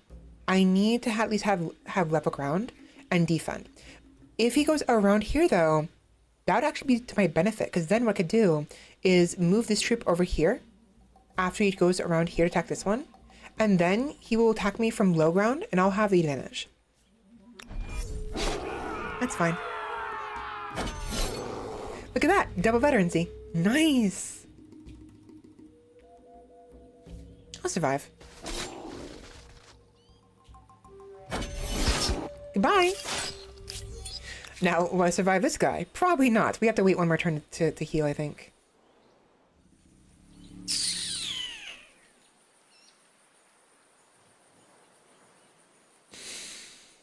I want him. I'm gonna see if scum it. Rah! Okay, you need to go. Ooh, you have less health. Shit. Actually, I'm gonna have you right here. In the off chance he spawns over here, you go over this way.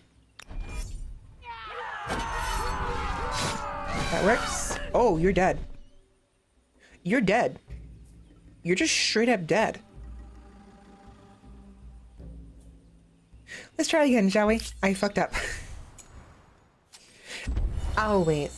It's fine. I'll wait. It's not like this single battle will give me the necessary population. I need to move on. I need 5. It's not worth it. This way. Shame. Really banking on that being a wonder or something like that. Okay. Okay, I will get 9 food, 12 production, versus 13 food and 6 production. I could definitely benefit more from the food. Oh, Duck. Are you present? I have a question for you. Yes, I do have to combine trips. You're right. But I have a question for you. I've been enjoying rivers more often. I usually play without rivers, but there are occasional river events for your town, right? And I want to know if you happen to know this. Those events, will they occur on outposts and or cities that are adjacent to the rivers? Or do they have to be built on top of the rivers to get those events? What do you think? Because technically they're attached. If I build right here, it is technically adjacent to the river and technically in its zone of influence. But like, because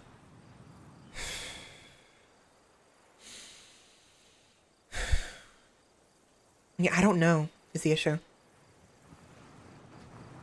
Let's go over here.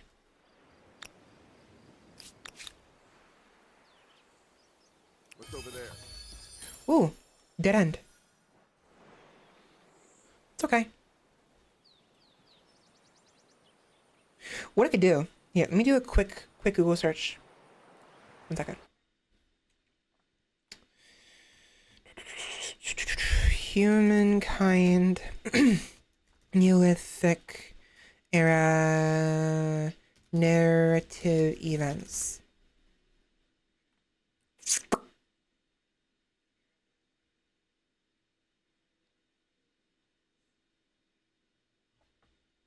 Flashbang warning, it's very bright. There's no dark version of this. Here we go. Sorry about that.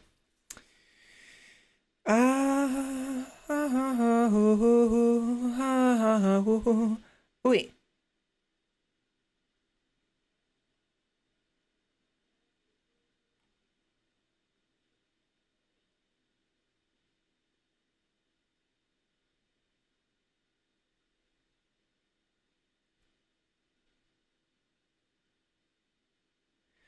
Well, that's great, but it doesn't tell me what causes it. What will prompt it to happen? But it seems like it happens both in the first and second era, so I don't have to worry about it. All I have to do is make sure I actually get a river city at some point, or maybe build on the city, build a district on the river. That's probably it, isn't it? Yeah.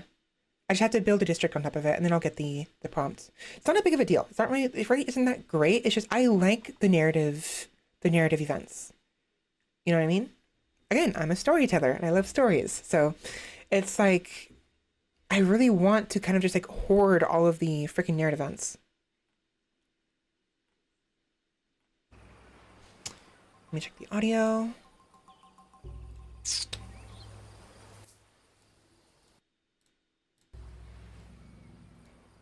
Whatever, it's fine.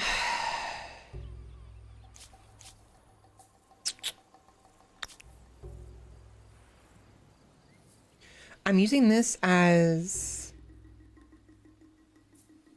production, and this is food. It'd be better to put it here. Yeah. This way.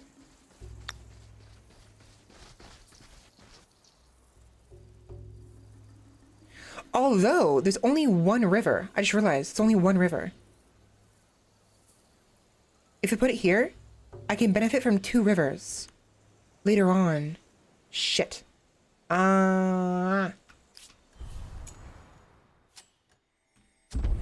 That's right. So if I were to get my hands on the infrastructure that increases the amount of food you gain for every river tile near you, it'd actually be more beneficial to put it there. Worst case scenario, I can always just move it afterward. Oh yeah, I can move it. Duh. So it actually would be better to put it here because there's more production. It'll build faster. Then, if I change my mind, I can move it down here. So I will build a city right here. It's for the best. Scoot. Move your butt. Thank you.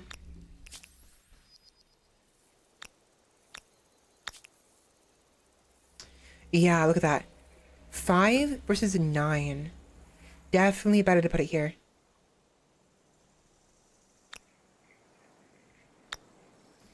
There we go.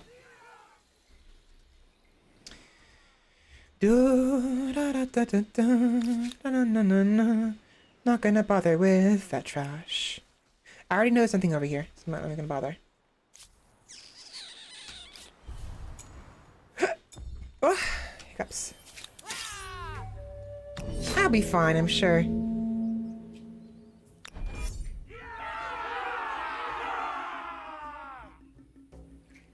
I'm gonna move these guys up here, actually. Yep, I knew it. I fucking knew it. I fucking knew he was gonna come out from over there.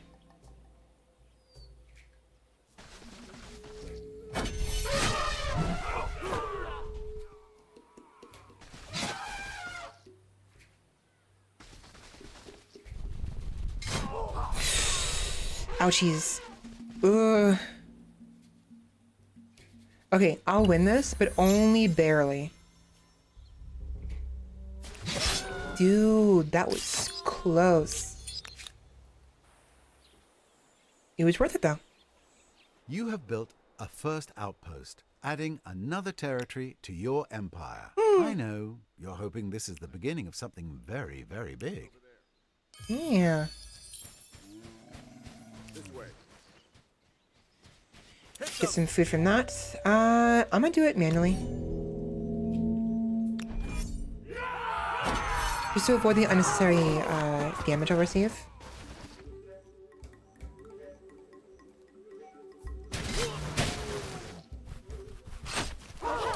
I'll still take some damage, definitely. Bet this is better. Marvelous. Marvelous. Food over there.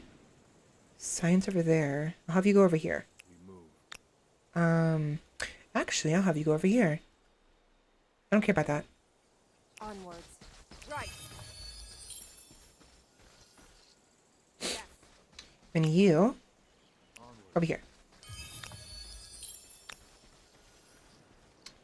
It's so annoying sometimes how you get so little food sometimes from foraging. I know it's because like over time, you know, it becomes less efficient, or what, not less efficient, but like just it's not as effective. Is that a lake or an ocean? It's an ocean. Huh.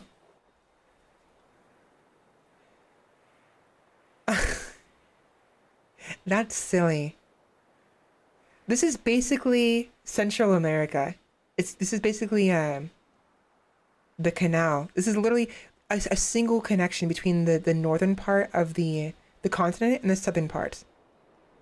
Because I don't have more than Panama. It's basically Panama, because I only have 2 continents: the old world and new world.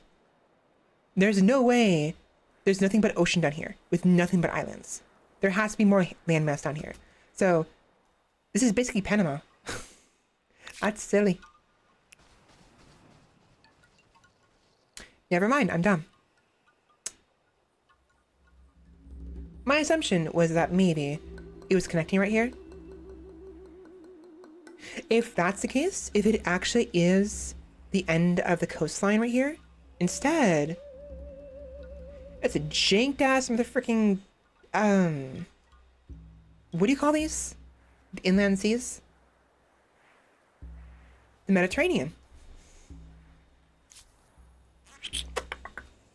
Right. 30. We move. Ooh, nice. On.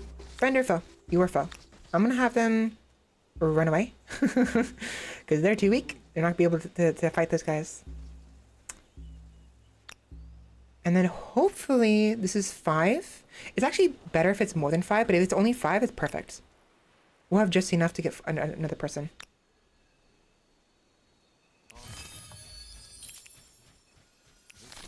More food, perfect.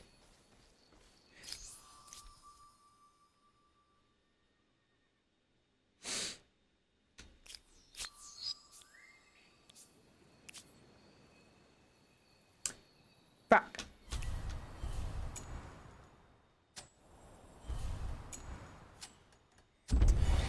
Somebody picked up Phoenicians. How funny.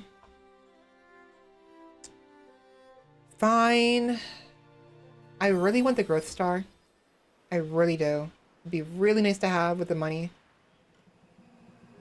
But I also really want Phoenicians. So the question is, why did I lose? Who picked it up? That's what I thought, yeah.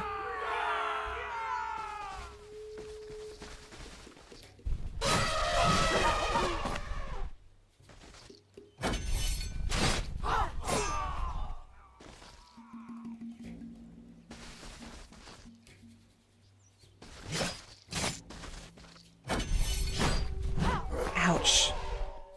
That hurts. That's really bad, actually. Dude, click on the freaking dart. Oh.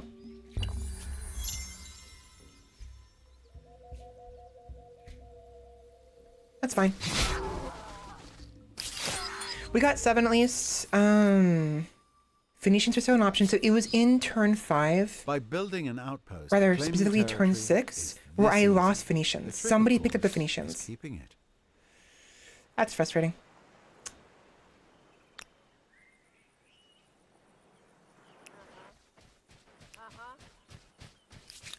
I can at least get maybe 8 people.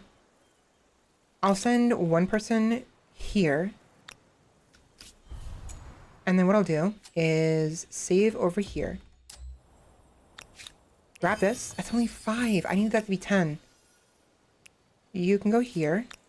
We move. 5 again. Wasn't really worth it. 25. I'm gonna risk it. I'm gonna do it one more time. I didn't want that. Okay. Let's see.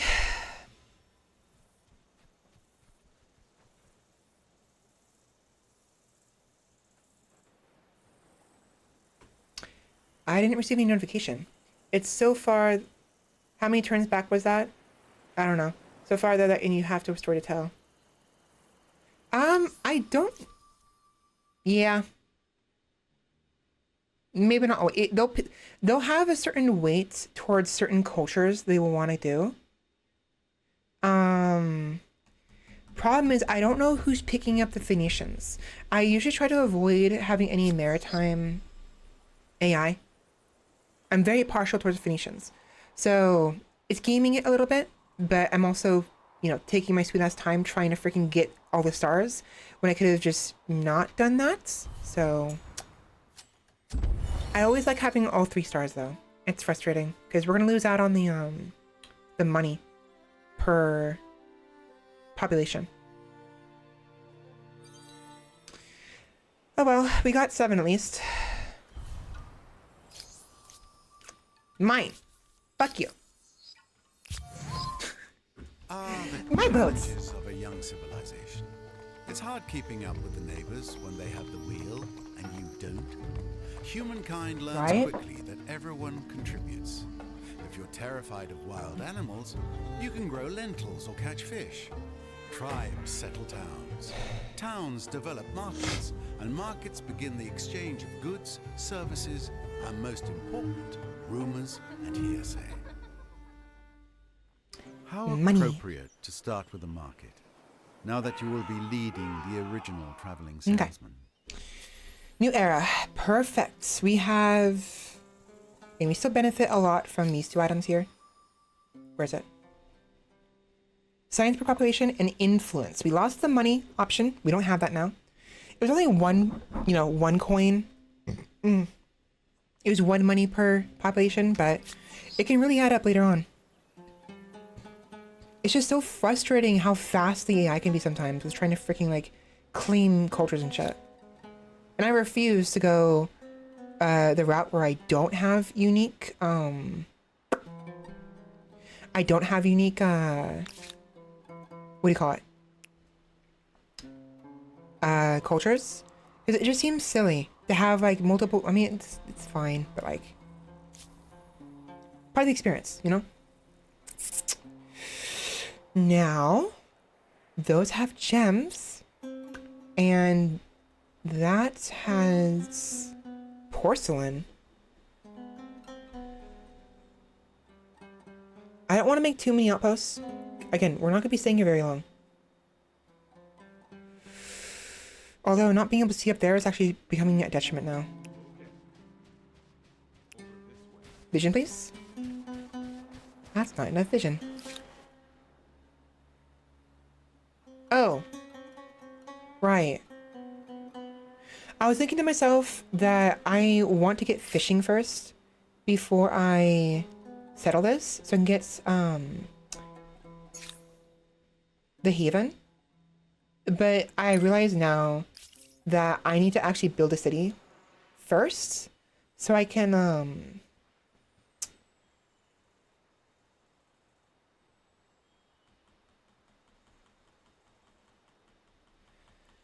need to build a city first to get science, to research fishing in the first place. So, ugh.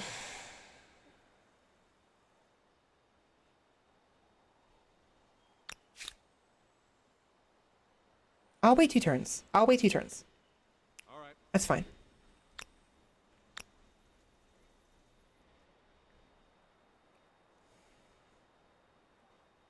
I don't care for horses. I really don't. Gems would be nice, as would porcelain.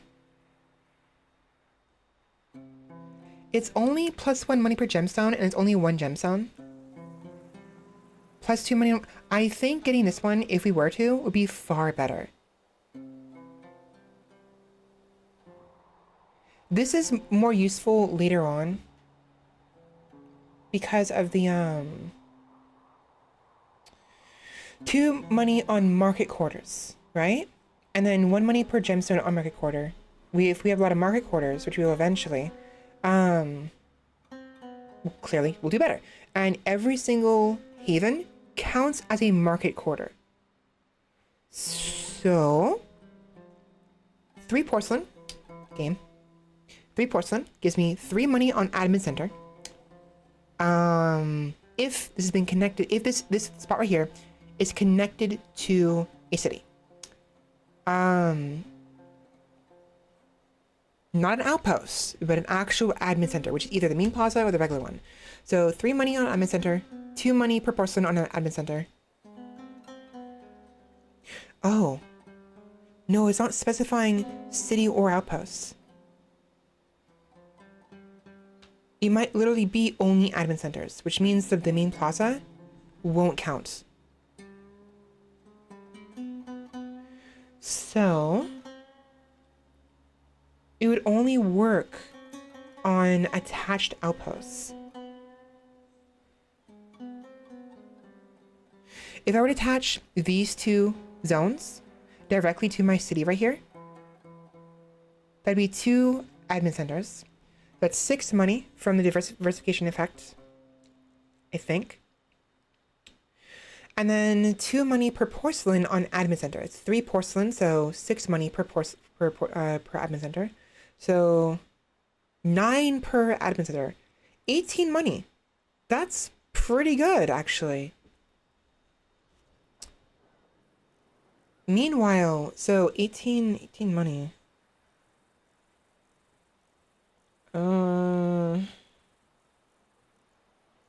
I would need 6 havens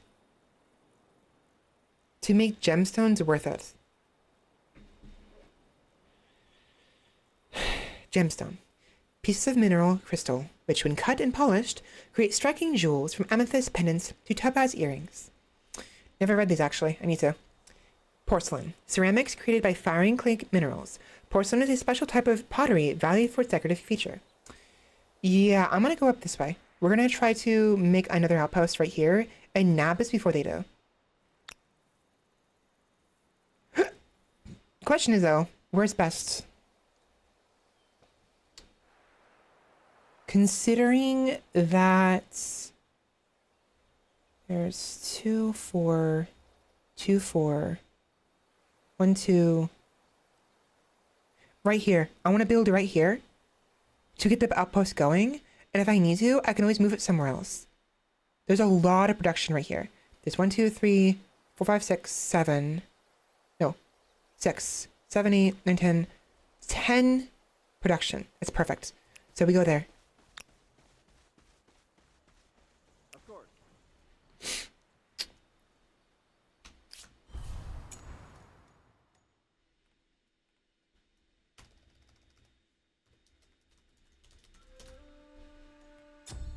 Okay. It does, very early on. And I'm gonna need that, honestly. I'm not planning on staying here very long. I want to bounce. And to bounce, if I'm gonna bounce, I'm not gonna be utilizing many of the resources here. So the more early game stuff we have, the better. It should be more worth it in the end. What was that?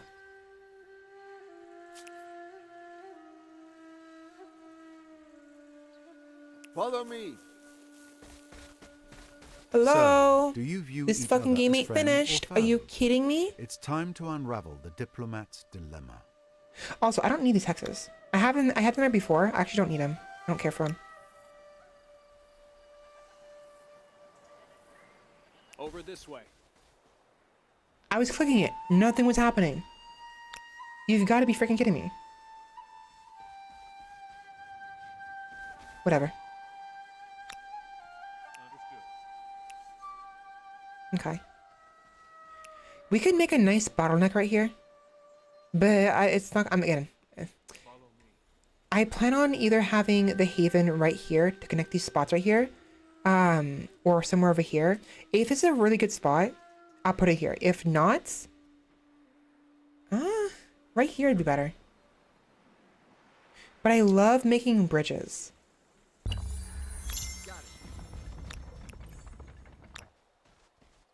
Do I have time to capture this before someone else captures it? I don't know. I don't have enough influence anyways, so it doesn't freaking matter. Never mind. We'll wait here. Hi, Mammoth. We can actually get more influence by picking up goodie huts. So if we can find some goodies, it'd be great. That's not great. A huge deep ocean spot here that makes it impossible to utilize. Over this way. It still would be worth it though. I could put a haven right here at least, and we'll make use of all this these tiles right here. Yeah.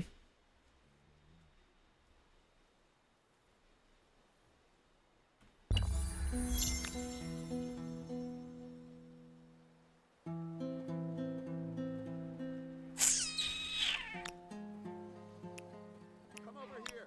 Let's go. Got it. Follow me. There's like no goodies anywhere. Curiosities.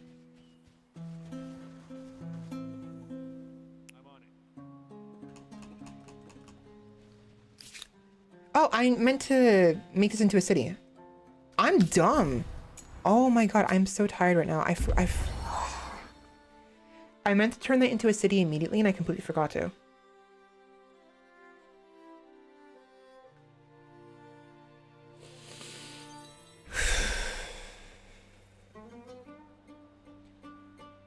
Wait, no. Didn't I want to put this... I changed my mind, didn't I? I wanted to turn this into a... No, no, no. What do I want to do here?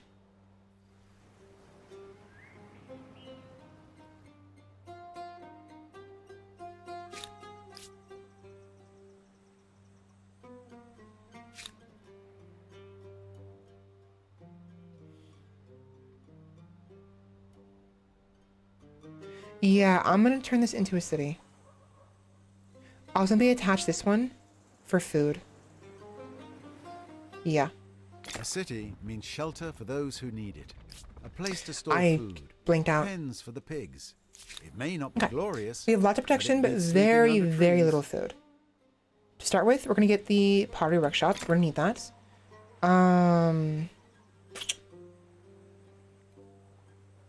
What will we benefit from more? Carpentry? Well, we need fishing. So yeah, carpentry first.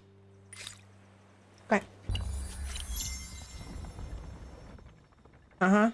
So, do you view each other as friend or foe? It's time to unravel the diplomat's dilemma. Can you please get away from me? I'm trying to get by. What? Wait. Let's go. Okay.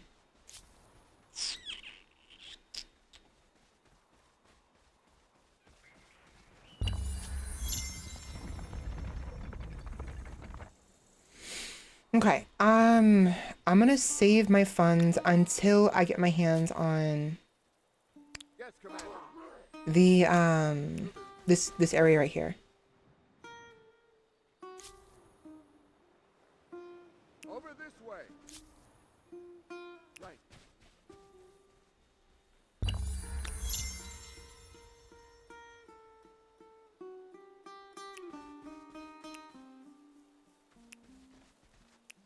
Perfect. I knew for a fact if I followed them too closely, they wouldn't be able to move, and it would take us forever for them to move out of the way. So I figured if I just waited for like one more turn, they'd get out of the way. I'm like, this guy right here. Move your ass. Come on.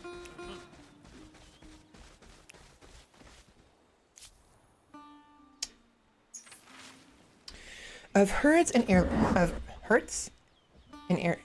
Okay, so I get confused here because like sometimes in where I live, we last I checked anyways. I'm more familiar with referring to as heirlooms, but I guess it's heirlooms here. Of herds and heirlooms, right? Today, the era of nomadism is a distant memory for your people. Multiple generations of families having lived and died in the same city over the course of centuries. Every death comes with pain and grief for those still living, but as time has passed, family quarrels have also become commonplace as arguments over material possessions flare up. One distinguished family, riven by disputes over a herd of prized cattle, has asked you to establish a clear system of inheritance to help avoid future arguments. What is your decree? Okay, so this is where things get a little more interesting.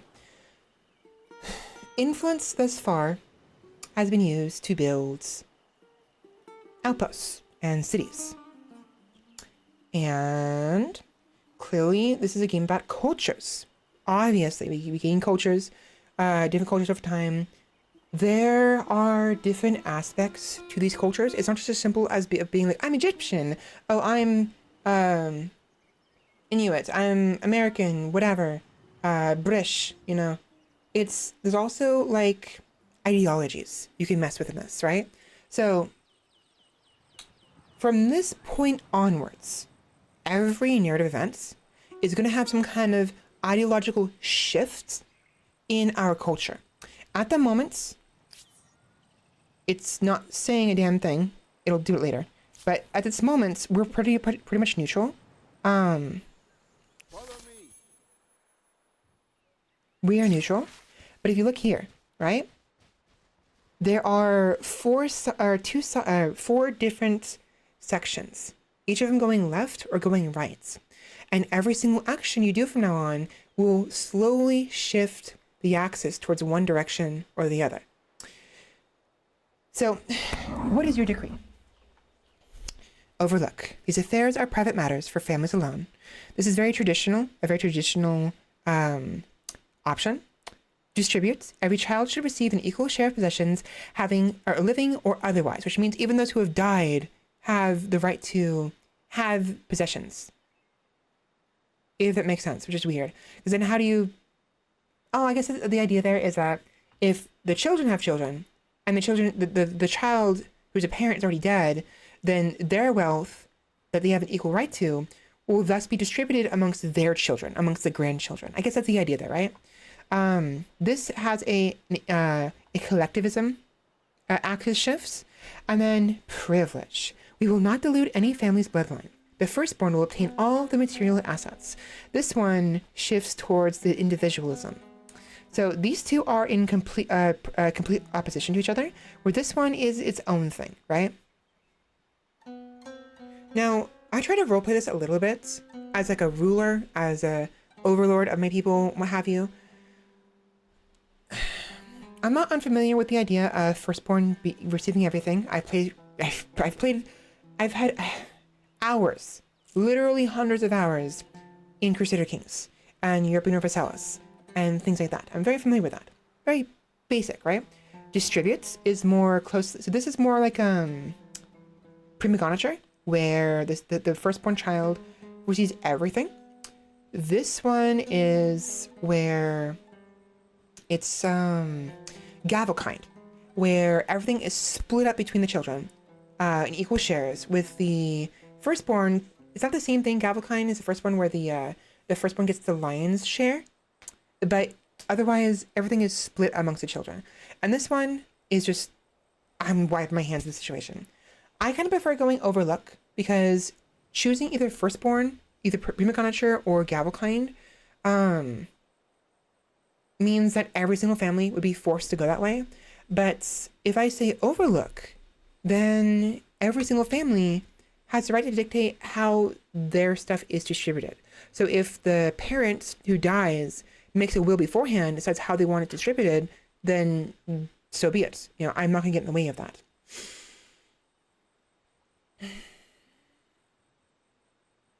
This is more forced equality. This is more geared towards, again, privilege.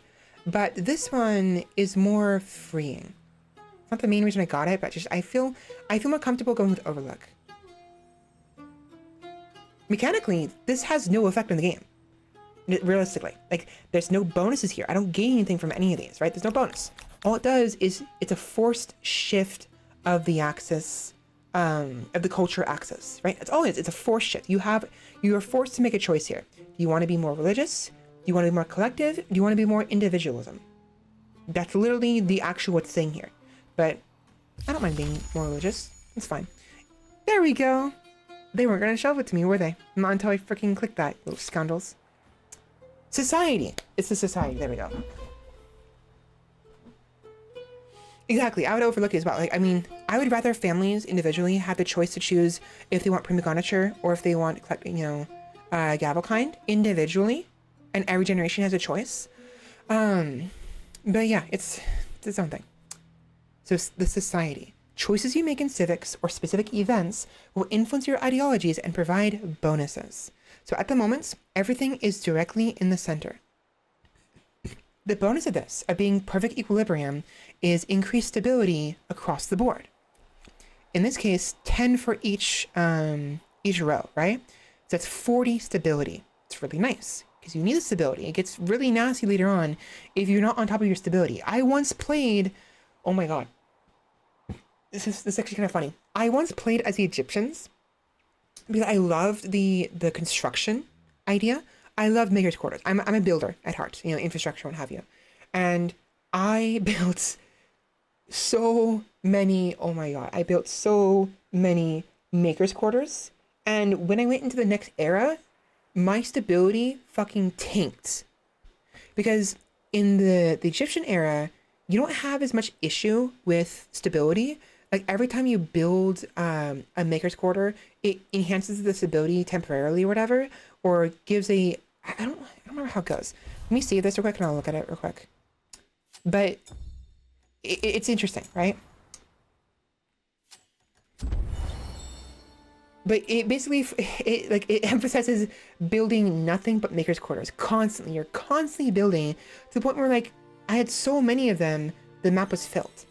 Not really filled, but I'm exaggerating a little bit.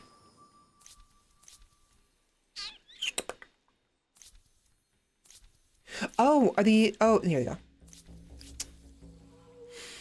One industry on tile producing industry, increased industry, right? And reduced district industry costs. Furthermore, the builder, right? So gameplay orientation focus on internal improvements or great feats of construction. Builder empires receive more fame when earning builder era stars. They have an ability, Landraiser, can set one city at a time into Landraiser mode. All the money and science are instead converted into industry for 20 turns. After 20 turns are up, you can do it again. I think you have to actually wait 20 turns after it's up. So in total, it's 40 turns between uses basically. But if not, then you can basically use it constantly. Furthermore, there it is. Affinity bonus Pride. Gain 20 stability when completing a district's construction. That goes away. That fucking goes away when you change culture types from builder to something else. And your stability will drop like a freaking freight train over a cliff. It's just bad. Egyptian pyramid. The pyramids are the pharaoh's eternal homes for life after death, and their distinct shapes help them ascend to the afterlife. 1+1 influence, +3 industry, +2 industry per adjacent maker's quarter, +1 workers slot on city or outpost, -10 stability, and counts as a maker's quarter. So neat, very neat. Terrible if you decide to choose something else, because you can't build anything else if your city is not stable. And there's a chance of revolts too. I've never had a revolt, but it's gotten so bad where I literally could not build anything for like 20 turns straight, if not longer, because of how bad it was. Stability. Population assigned here will increase the stability of this city. Stability is currently at 93%. It will evolve every turn by 3% until it reaches 100%. Expanding a city by adding districts or territories decreases its stability, so these actions are only available when the city's stability is sufficiently high. 93% with a 34% surplus, which means once we go to 100%, it's actually 134%. Settled. The city's population either love or fear you, perhaps both. Positive events are more likely to occur in this city. The state will remain as long as your city's stability sits above 90%. So, positive events. If you go below 90%, you have neutral events, somewhere between. And if you go below a certain threshold, like 50%, you have negative events. And then, if you see the like tiny little line right there, little black line right there, if you're at or below that point, nothing functions. You can't build anything. Anything except anything that provides stability, such as public fountains or garrisons. Early on. Later on, you have better ones. But you basically are forced between those two options, and if you really struggle with stability, you're basically forced to just spam garrisons constantly, because there's no other way to manage it if you have too many districts. Right, I am not gonna bother attaching that.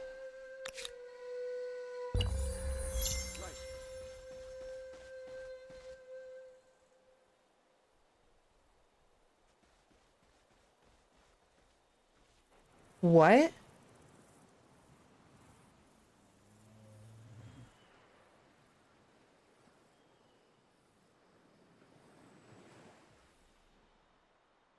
Two, four,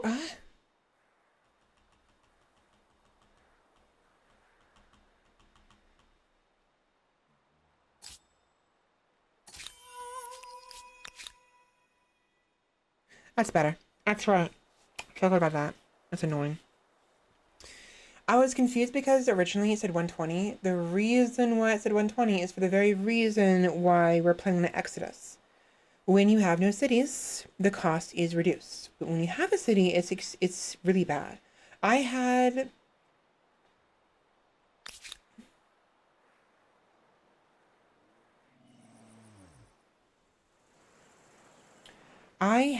one influence per turn, or what have you, before I built the city. And after building the city, I have 6 here, in total 7. It would have taken me way too many turns to actually build enough here, right? What I could have done just now is maybe raise this to the ground.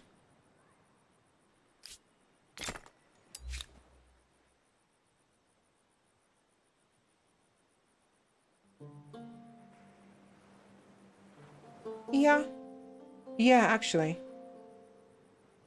Yeah.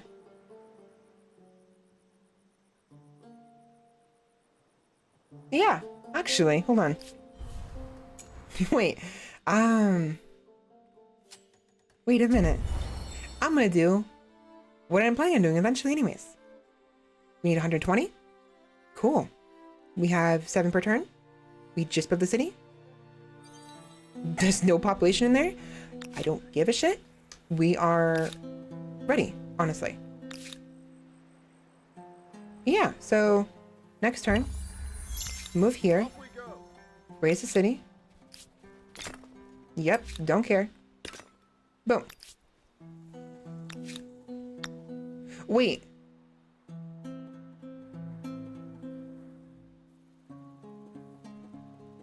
That's fine. That's fine. I'll have to build it again. That's perfectly fine. It'll cost more. But I find this more important, right? So what we could do is instead build our city here and turn this into an outpost. Because now that we see the porcelain, it's more important.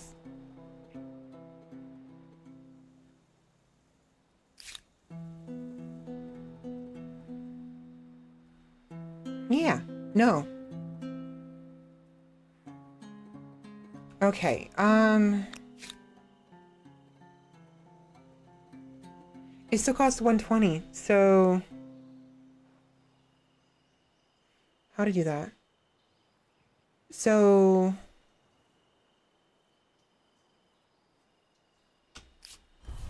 Hold on. That cost how much?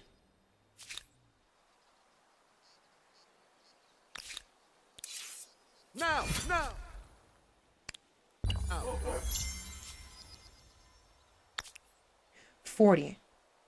And then 120.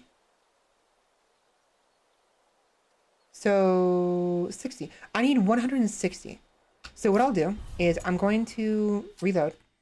We'll keep the city until we have 160 influence. Sack the city. Build outposts in both spots. And voila, I have all three. Alternatively, if I have enough before then, that'd be great. But I'm not gonna hold my breath. So for now, we're sitting here. Just sit, it's fine. And I'll try to use these guys to maybe scrounge up some more influence elsewhere by way of goodie huts. Probably won't happen, but if I can, that'd be great. I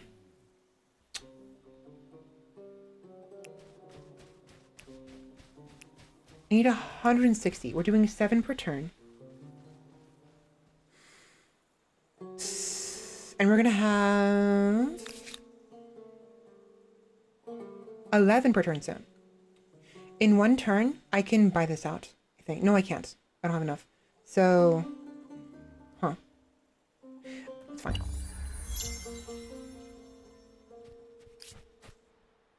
We're not very far, actually. Here.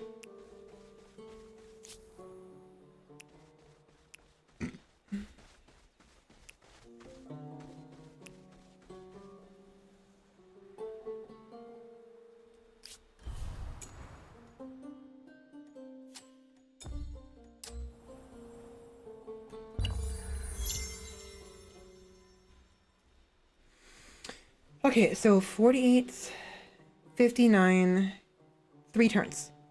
I have 3 turns, and then I will be able to do my plan. I'll stick him here. He can chill. I really hope no one takes that before I do. I'd be so upset if they do.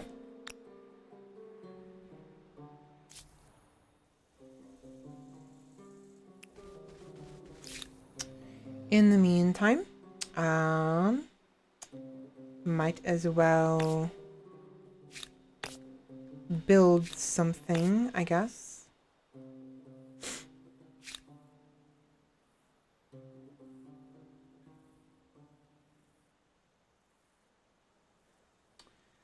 I kind of don't want to build anything.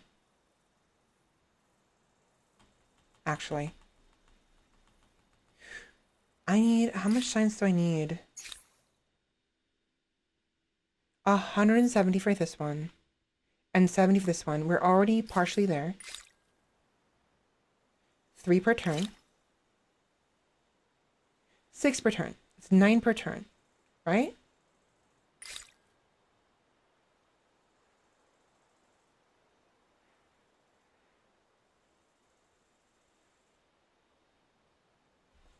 Would it be worth it to put...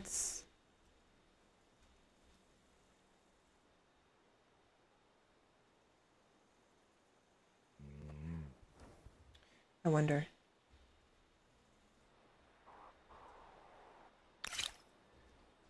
Alright, let's return home. Let's return these guys to home.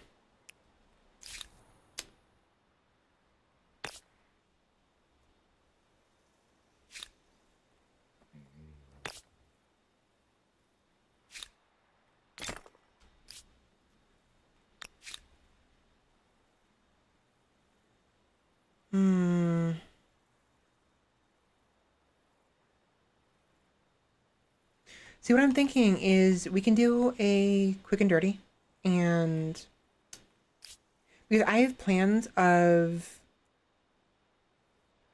putting, you know, a haven somewhere right here. You know? It's cheaper to do it. Well, I'm not gonna have influence for it. Yeah, no, fuck it. No. I just realized I'm not gonna have the influence for it anyways. Even if I wanted to, I won't have enough influence to build the haven for free with influence, so it doesn't matter. It's fine. I was gonna game it even further, but not happening. Next turn.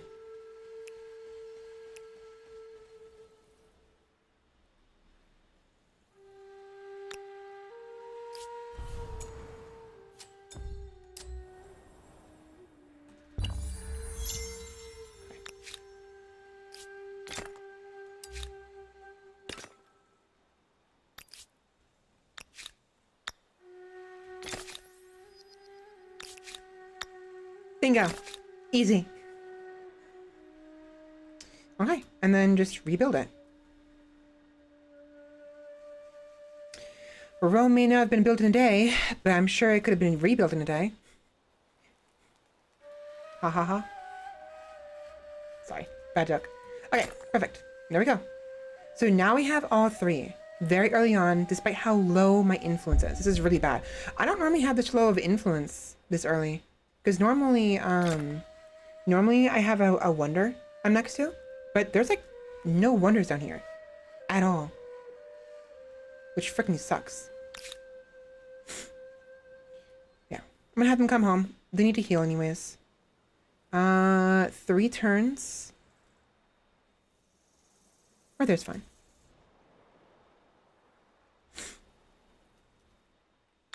And then, since this guy's here anyways, bingo.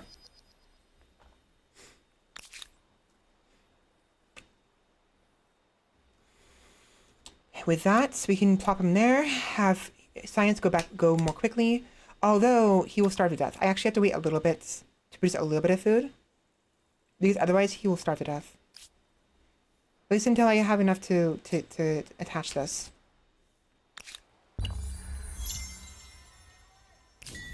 So, do you view each other as friend or foe? It's time to unravel the diplomat's dilemma.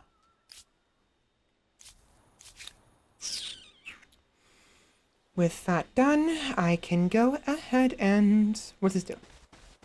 Nothing.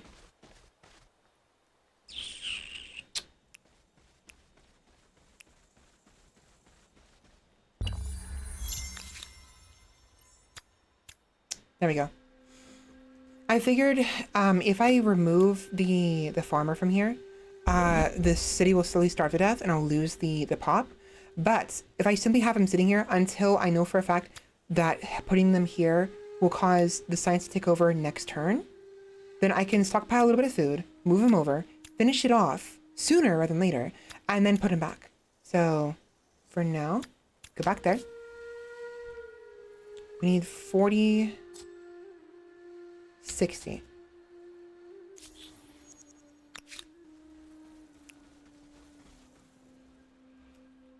What you want? Non-aggression packs? Sure, give me money. Your proposal is interesting, but can you make it better? Don't care then.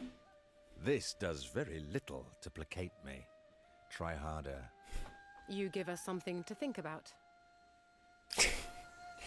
Don't care. I almost always counter. Almost always. I need to learn to not do that when it comes to... I can move here. I need to learn to not do that when it comes to... oh, wait. I have money. Duh. You have nothing. You have nothing. Where have you been? What you have is too expensive.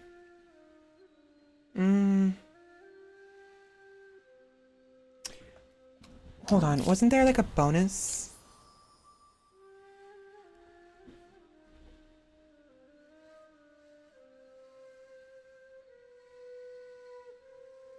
Wasn't there a bonus?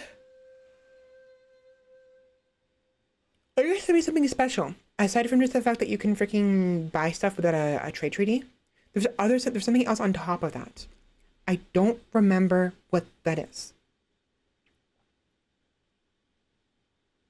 For being the first person to buy a resource from a given person, you gain a bonus. What is that? Hold on. They may have been changed. I had played this game when it first came out. Humankind mediation. Humankind's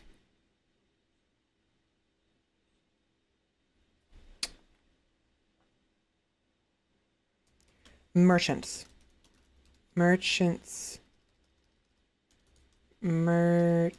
culture.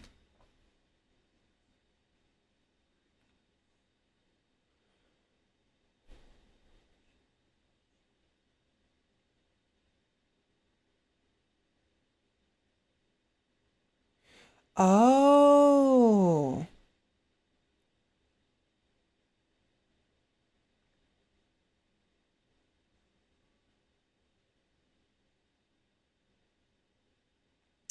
That's what it was. Okay, so the way it works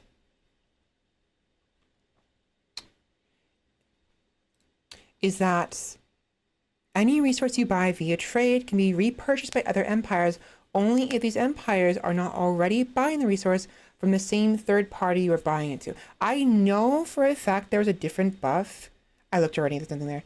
There's a different buff where like it gives you some kind of buff if you were the first person to buy it from them. Like it's cheaper or whatever. Or something. I don't know.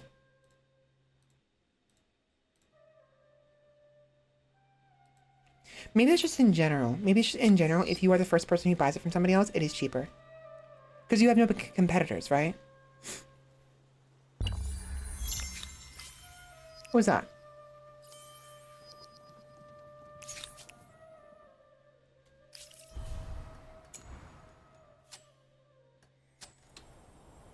Dude, I want to read that for you guys. I hate it when it does that.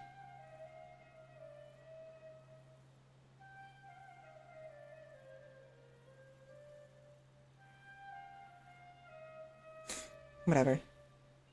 It was basically, so we have pop-ups. You have pop-ups whenever you finish your research, and just shows.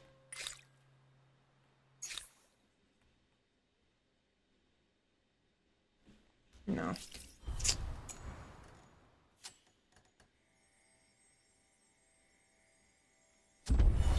That is so fucking frustrating, dude. It's not a big deal. It's not a big deal. But I'm making it a big deal. I should have saved right when I finished my nonsense here. That's fine.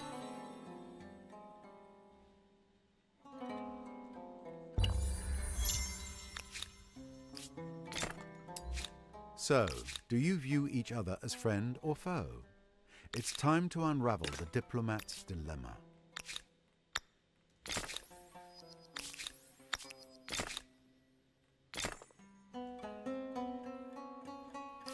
Okay.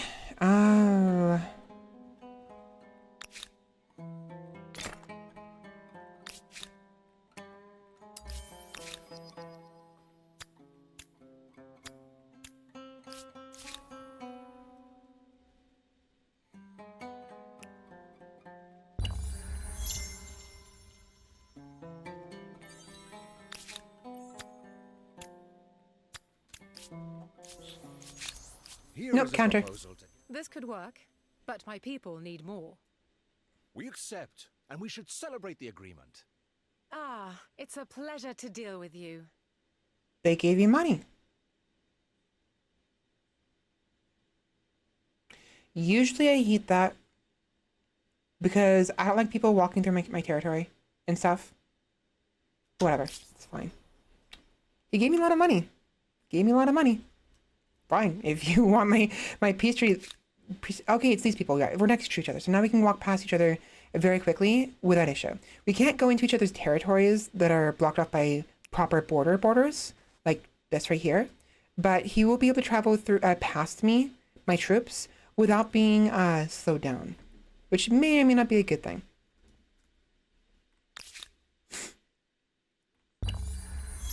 Fine.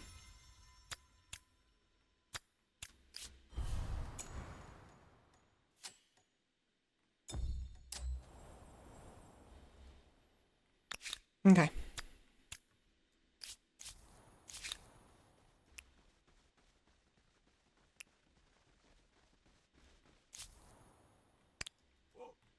Okay, I'm not clicking anything. That's it. Not a big deal, but I at least wanted to show you guys the first research I did on stream. The rest of them are basically exactly this. All it does is give you a pop-up with a better visual of what it is, the tooltip right here, right? As well as what you unlocked. So carpentry researched. The art of woodworking is essential for bow making and lays the foundation for future constructions. You unlock the ability to clear forests. The natural world might be poor for it, but the bounties of the forest are an immediate boon for industry or siege warfare. Lumberyard. Once felled from nearby forests, logs of all sizes are chopped and stored at the yard before becoming fuel or frame in a myriad of settings. Lumbering level 1, next upgrade sawmill, cannot be done until the following era, industrial, yada yada. It increases the industry production of forests and woodlands by 1 point. Not too useful when you don't have very many forests, especially if you end up cutting them all down. But if you have a lot of them, it's really useful. And unlocks archers, one of the most annoying and also wonderful units. Though often poorly equipped with simple wood bows, masked archers are a great danger to the enemy. 17 power, 4 movement speed. Oh, that's right. Okay, the little like that curved arrow. I thought that was the embarkment cost. We have to do it in 1 turn. I'm wrong. That's your attack range. That's what that little pointing, like the looped arrow means. And 4 vision, ranged. Ranged combat units receives a penalty to its combat strength when defending against close combat attacks. In direct fire, unit can attack units without a clear line of sight.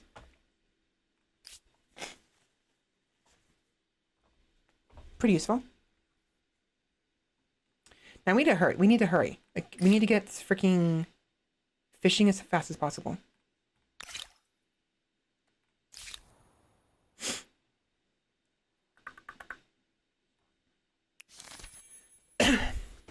Hello, mate.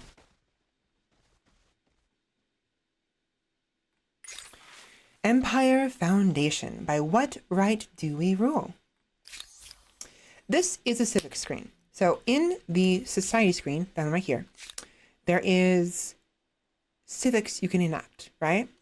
I've actually finished looking at this. So hold, there's 1 territory in your empire sphere of influence. So there's influence in this game, and depending on how many, on your population, how strong your influence production is, and various things like that, it'll push against everyone else's influence in spheres of the territories that neighbor you.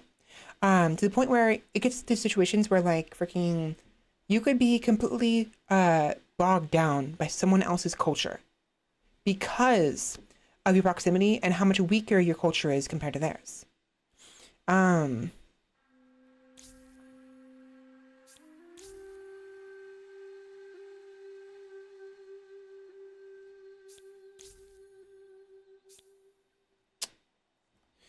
The fact you like talking to your chat is why I followed. Thank you.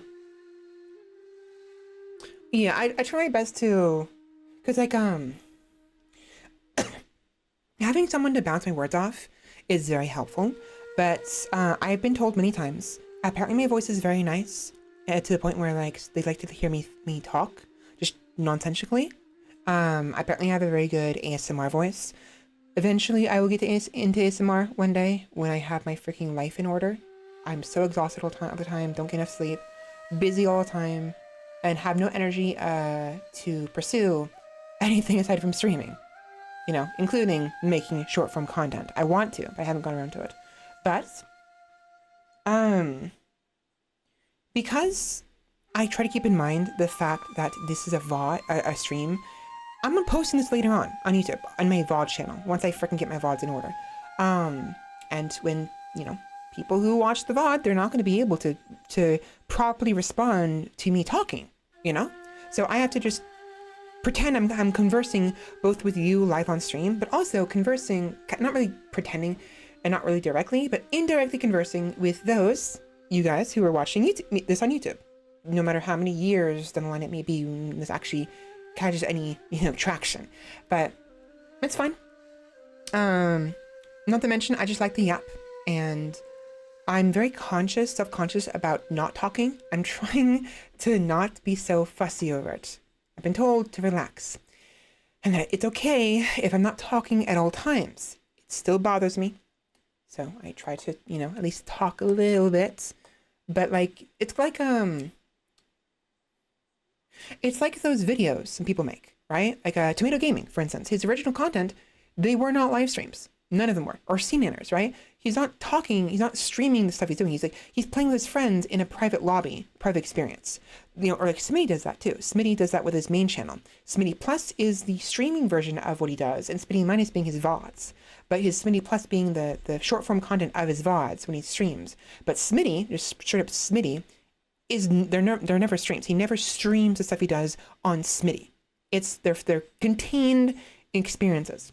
And if he ends up playing solo, he has to make commentary, like respond to things, react to things, crack jokes every once in a while, and that's how entertainment is. I try. I struggle all the time, and especially because my voice, I'm not good at talking. I'm good at yapping. I'm not good at talking, and I don't take very good care of myself. I need to drink more water. I need to get some rest. I need to practice proper posture, which I'm not doing. Speaking of water.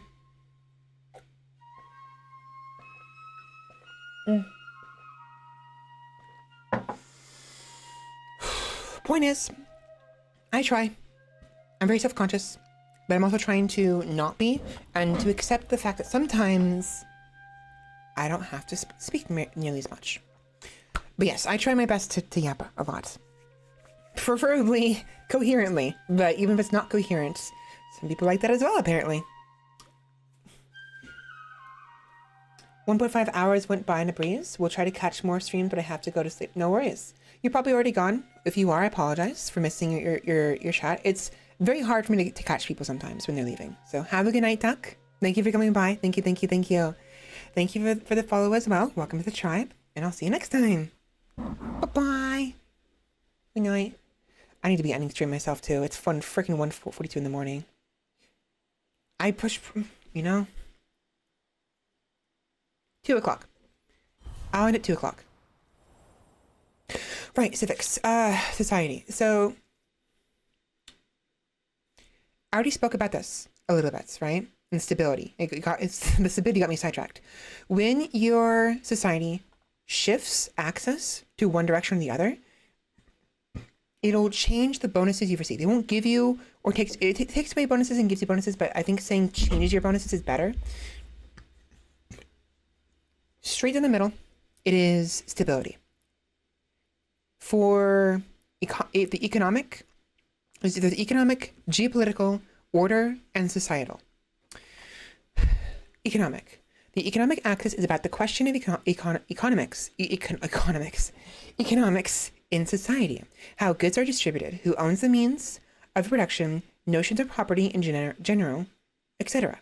This axis tends toward regulationism. This current axis, right? So details, collectivism. The choices taken emphasize socialized measures, regulations on the economy, collectivized decisions, etc. Regulationism, the middle point of the economic axis, and individualism. The choices taken emphasize deregulation, shifting of power to private entities, supporting individual interests instead of collective ones. So collectivism is,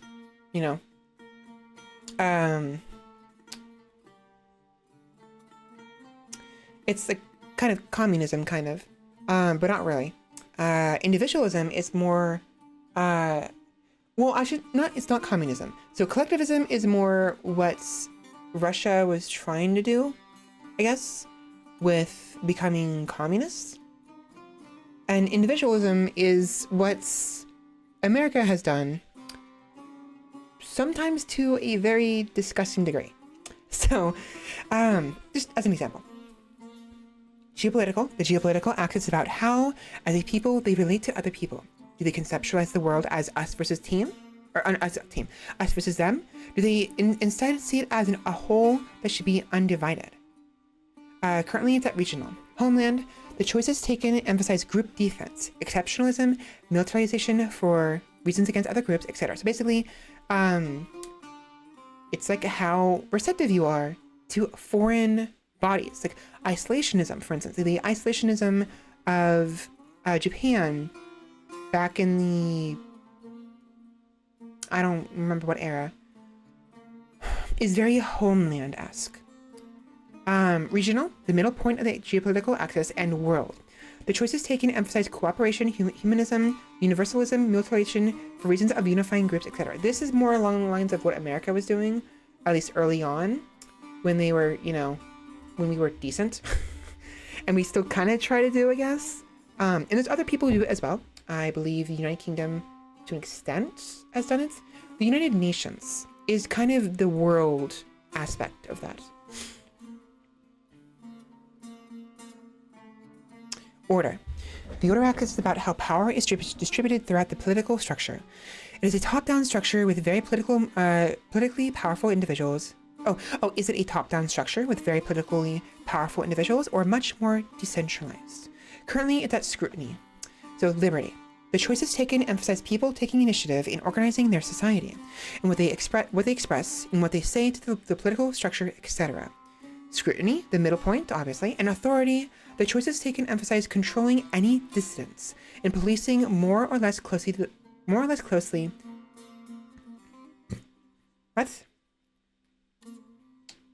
Policing more or less closely the population, defining what people are allowed to do and not do in a top-down manner, etc. So, liberty, you know, a lot of democratic states try to emphasize that, and authority, you know, which is funny. America kind of does at the same time as well. But like specific countries like China, for instance, they have very authoritarianism, you know, authority, and keeping things centralized, what have you. And, you know, orderly. And then social. The social axis is about how the people approach cultural questions and new ideas. Do they default to how it has always been done or prefer change, sometimes at any cost? So this would be Democratic versus Republican kind of thing, I think, and how it happens to be nowadays. Tradition. The choices taken emphasize doing things as they have always been done, repudiating new ways of seeing the world, etc. I have no idea what that word means. The moderation, the middle point of these two, and progress. The choices taken emphasize changing how things are done, searching for new ideas, questioning tradition, etc. Again, at any cost, supposedly. So there's different ways you can go about this, and your choices in the actions and the decisions you make in certain narrative events will change these. Sometimes only a small amount. That's why there's little cubes here, right? There's a center right here, and there's a little bit to the left right here, right? Not very much change. There are some choices that just completely flip it, like completely. Instead of moving only 1 over, it'll move it over 3 over. And the way they work is they work in brackets, little chunks here, right? So the first middle chunk is stability. Left chunk for society, for social, is less stability, but increased faith on every territory you own. And then further than that, it's just straight up more faith with no stability increase. Conversely, it is the other direction towards progress. It is more science on city or outposts, and then with less stability, right? Order, going left, is going towards liberty, is increased influence on production on emblematic districts, you know, until you have 4, and going in the direction of order, stability on garrisons. So specifically on garrisons, meaning that you have to have a garrison to actually benefit from the additional authority if you go this route. Geopolitical, going towards homeland, it is increased combat strength on units, any units, whether it is a scout, an archer, a warrior, a bireme, ship, you know, space, you know, whatever, you know, just increase the damage up until 2, right? Versus going towards world, you increase your food on city or outposts by 5% up to 10%, which is kind of useless early on. Later on, when you have a lot of food, it's more important. But if you have 10 food, at most you'll get maybe 1 food. You know, it goes. Percentages are always better with larger numbers, but they're still useful no matter what. And then finally, with economic, collectivism, going towards collectivism, increases the industry on cities or outposts. So basically increases the production a city can produce, you know, to build stuff. Or something I realize now, production on outposts increases the speed at which the outpost will build itself. So that's why it says city or outpost, is because the outpost can still benefit from it by simply making them be built faster. But it's only a percentile, 5% versus 10%. It's not very big, but like it can help later on. And then going towards individualism, however, you get increased money up to 10%. So I definitely see things like the tradition or progress being more substantial, specifically tradition with the 4 faith, as well as the liberty, and maybe homeland, because those give you lump sums early on. Early game, these 3 are super useful. But later on, as you get larger amounts of resources, what have you, the percentiles will start to have more gains, simply put. Okay. Influence.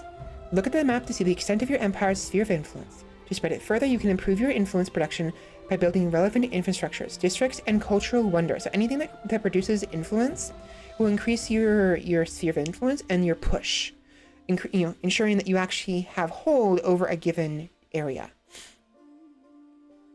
Your current influence, it can be spent on merging cities, claiming cultural wonders, and expanding your empire by placing or attaching outposts. I have 10 per turn.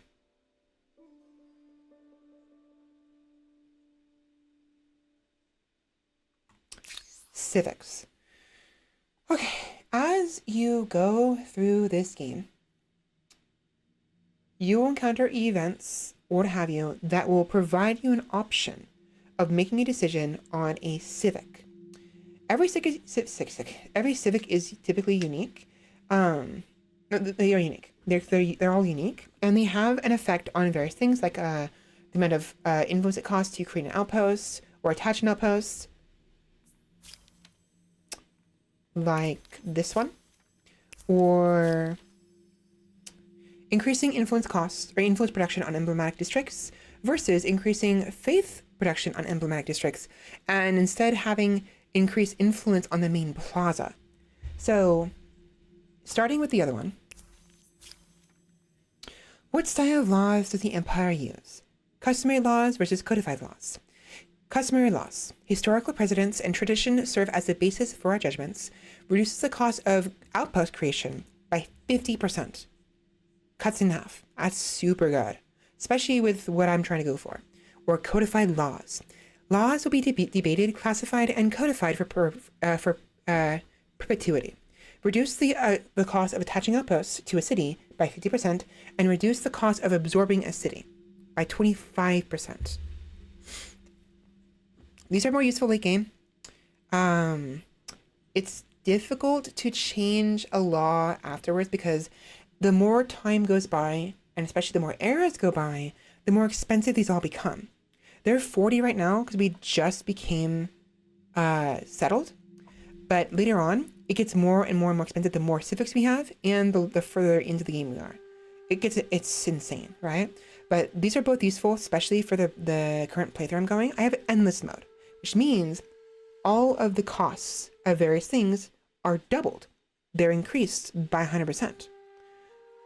If I then reduce that cost by 50%, I cut it in half, like the create outpost cost, I'm then gaining, I'm only spending the amount of influence it would normally cost in a basic game.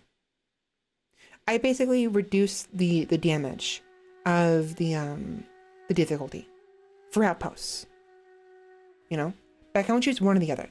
I usually go for this one. It's just too good not to have. In hindsight, I could have used that.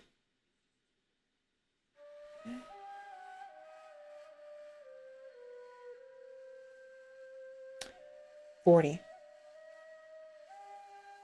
$60.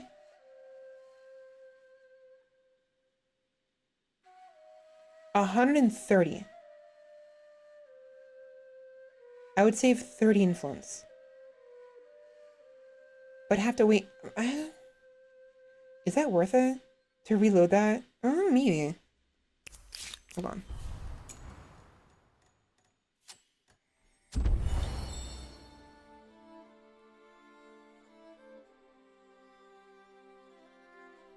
Wait 1 turn for the civics to activate. Buy the other one. It has to be for this shit.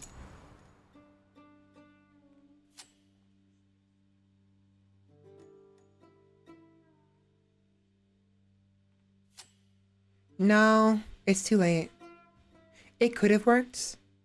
I made a mistake. It's too late. It's too late. Damn. Okay, whatever. Whatever.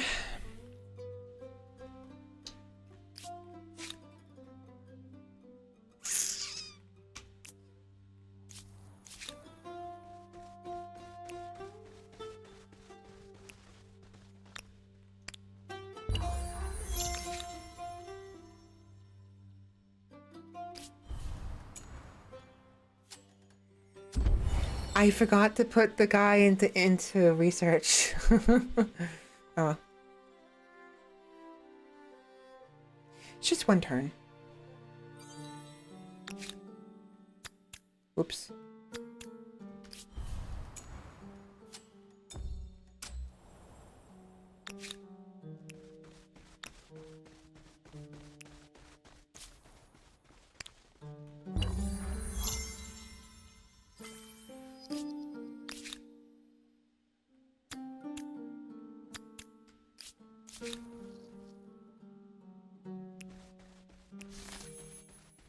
Here we go.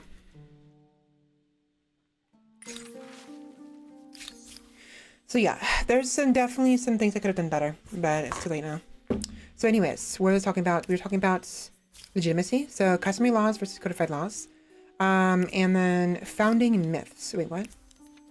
Oh. Wait, no. Oh no, it's just telling me, okay, never mind. I thought it was something special. Never mind. Founding myths, by what right do we rule? So natural right, we claim inherent dominion over the land and beasts, +2 influence on emblematic districts, or divine mandate. Our supremacy is ordained, for we are the chosen ones. Increased faith and increased influence on main plaza. And because it changes over here, it's actually 5 faith instead of 3 faith. Kind of, not really. I prefer this one usually. It's too good to pass up, especially when you get the havens.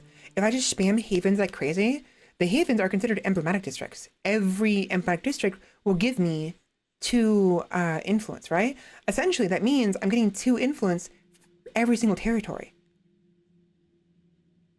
And you already get 1 influence. I'm getting 3 influence per territory. Like straight up. When a haven is built, of course. But basically, it's, yeah. So that's the gist of it. I love that ability, honestly. I love the customization this game provides. Something about it is really fun. It's just this game is not great sometimes. And it's very frustrating. You know, I love picking up traits. I love creating a character, developing a character, making them my own. Smelly, aren't they? History may be changed by battles, but that doesn't mean they're Why are you a bitch?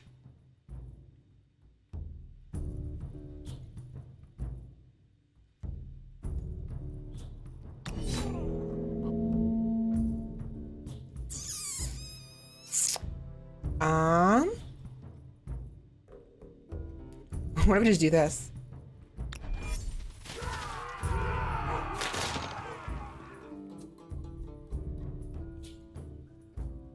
Is that it?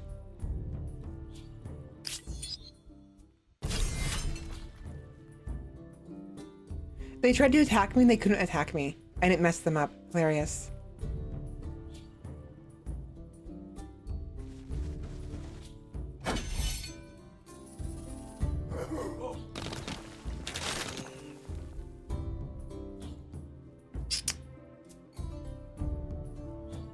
That's so frustrating.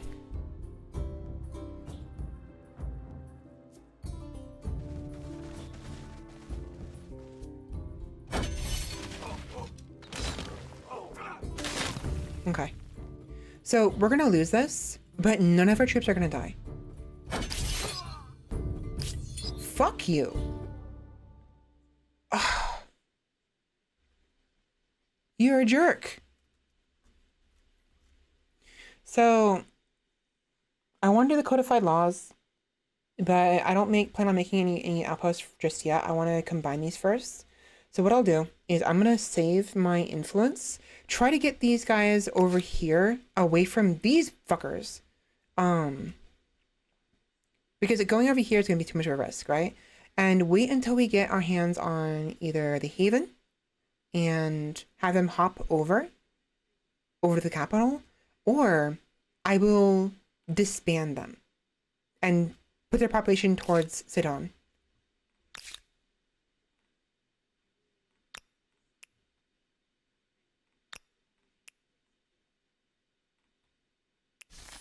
Ooh. Goodies. Blades of the Empire. As your horizon widens. As your horizons widen. Your armies grow in lockstep with your ambitions. Now with military power spread over several regiments, it is time to decide the nature of the soldiers who compose your armies. Do you seek conscripts, or do you seek professional soldiers? Conscripted warriors will save us at the cost of raising soldiers from the crib, reduce the unit industry costs by 30%, or forged from the youngest age. Professional warriors will give us stronger armies, +1 combat strength on units. It may not seem like much, only 1 point, but early on it's really important. I'm choosing neither of those. Wait. No. I don't have any emblematic districts yet. Not until I get my hands on the Haven. So for now, save up for this. Calendar 14.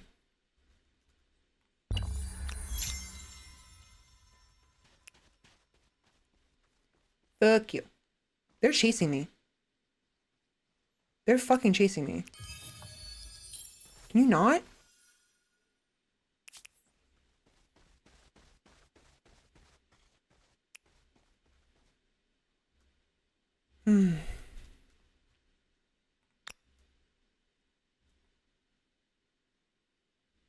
I have no way of healing either. Spy it out.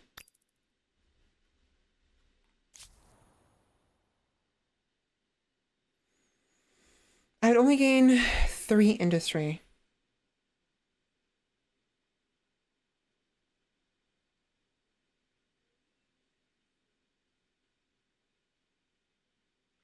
It would take 24 turns.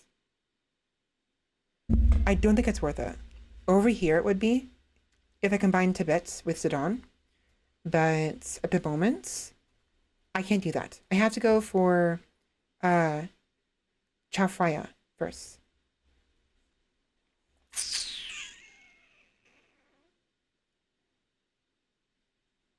I might as well try to build an archer.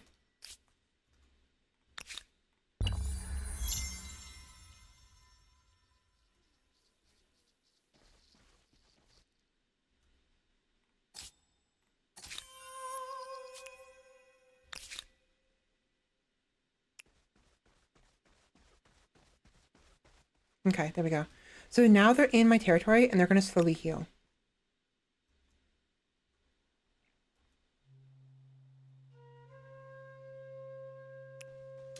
I swear though, sometimes I freaking hate the independent people. They're so frustrating. So freaking frustrating. I would not put myself in this position if I feared the consequences. I don't care. Your behavior bothered us, but we have moved on. Stop making noise. The grown-ups are talking. Motherfucker, I was being reasonable. You.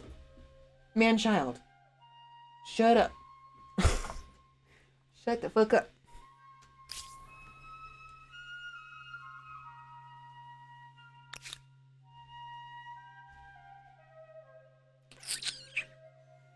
Mm.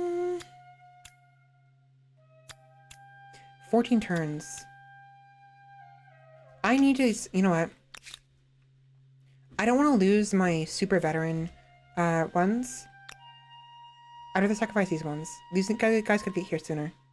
So 4 turns, 5 turns, 5 turns, 4 turns. Okay, so let's bring these guys back. I'm gonna sacrifice them. 3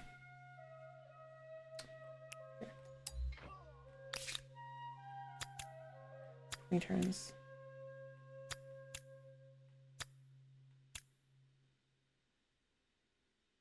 Nine turns.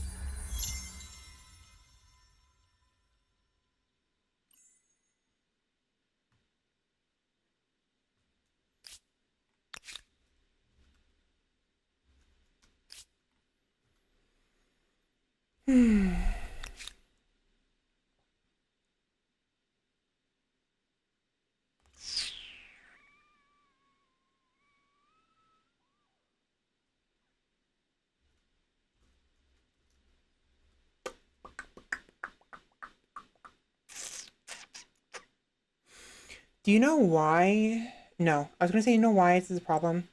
It's because I didn't get the growth star, but I would have gone with money anyways, so it wouldn't have mattered. I just don't have a very good setup. I'm not in a good spot here for food. Once you get the Haven, that'll be different. The Haven will help out a lot.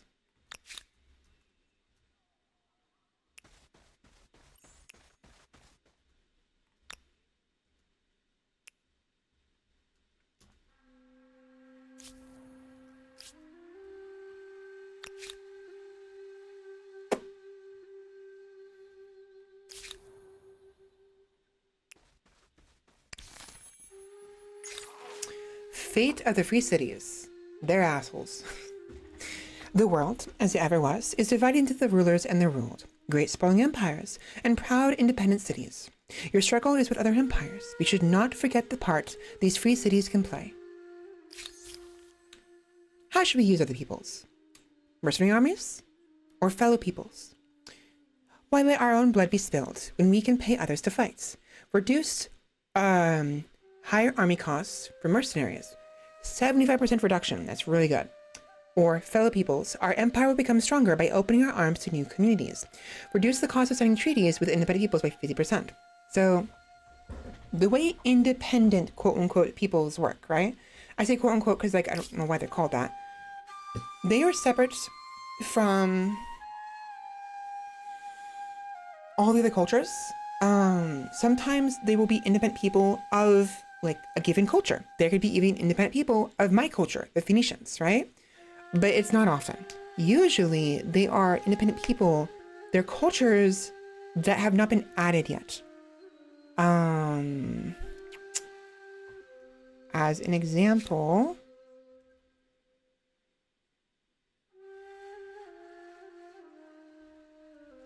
Akkadians. I think that's a real group.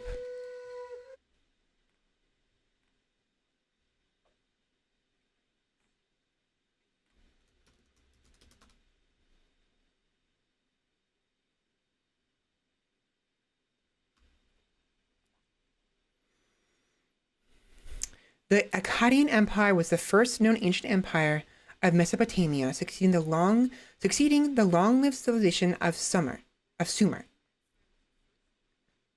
So they're a real group, a real culture, separate from, completely separate from the characters in the cultures from this game. I'm gonna go ahead and reduce this to simple because my computer's lagging really badly. Not when I'm playing the game, when I go to do something else, which is not usual.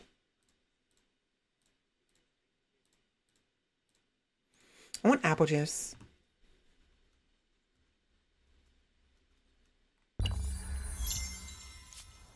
Ooh, goodies.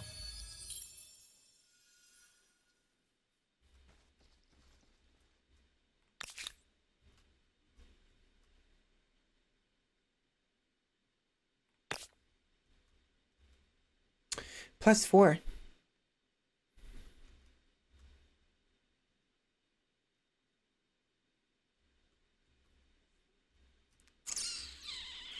Is that worth it?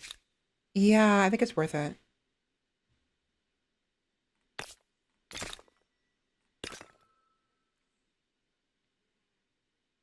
That would have taken longer, but because I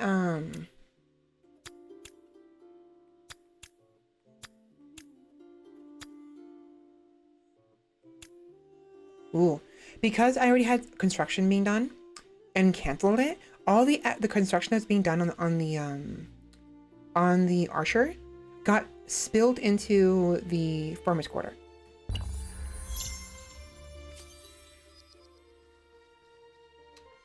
You'll be fine.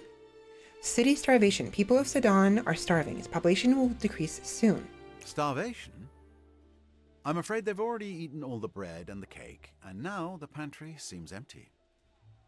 The bread and the cake. Marie Antoinette is going to have a fit.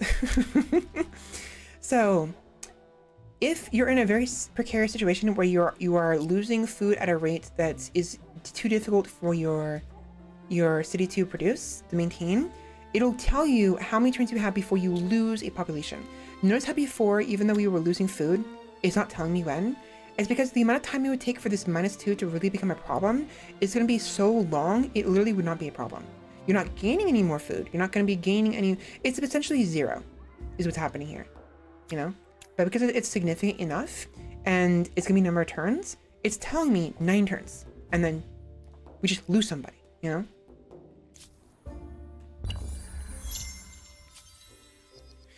Soon enough, however, that won't be a problem.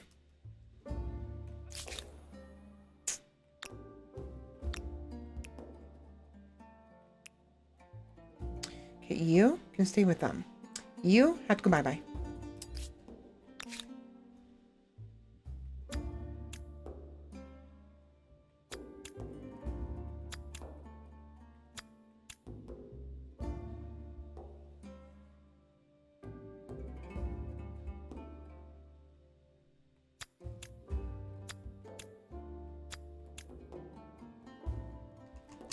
That was a bad idea. Shit. 37. Have to do all that over again. Really? That was a bad idea. I didn't realize. It's fine.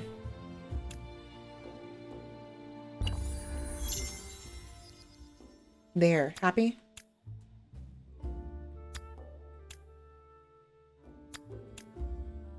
I made up for it. Right, because the farmer's quarter. Duh, I forgot I was building that. I actually forgot. I'm like, why did it go up in there? Why is that no longer a problem now? I just freaking built something. Let's see.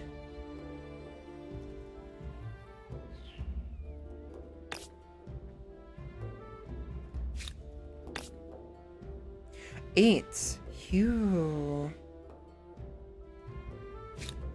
100. 110.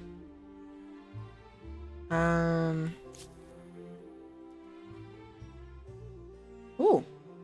Ooh. Wait. I got that for oh my, that's so nice.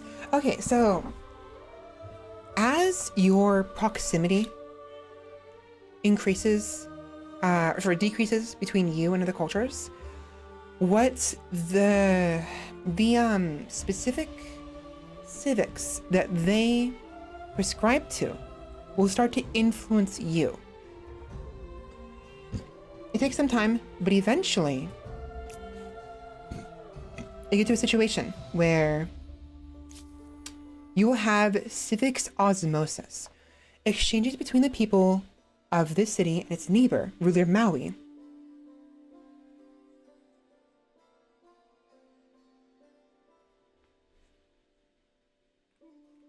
Will we end the day friends or foes?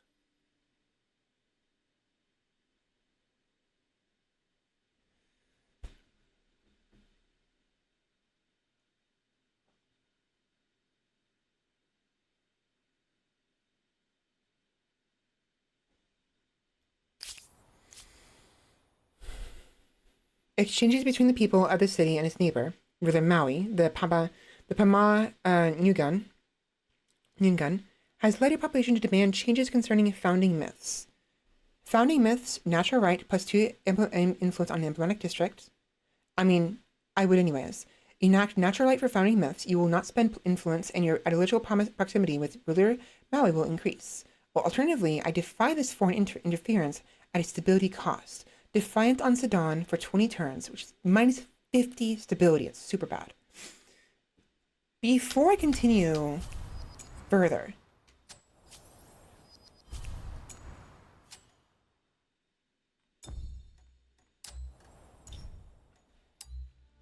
when I start a game and I try to go do a new game, it'll have all the parameters of the current game in the new game settings, including the competitors that were used in my most recent game.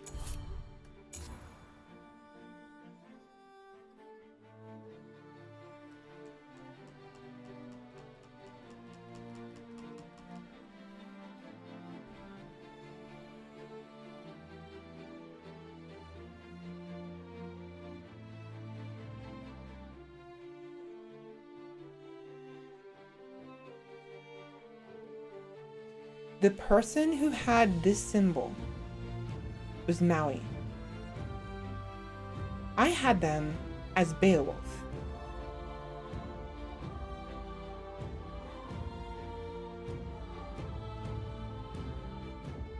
What? No. Dude, that explains why it was taking, like, the freaking, oh my god. The reason why, I had to rush Phoenicians before finishing the Growth Star is because for some stupid reason, I don't understand why, even though I do not have Maui in this list whatsoever, he replaced Beowulf.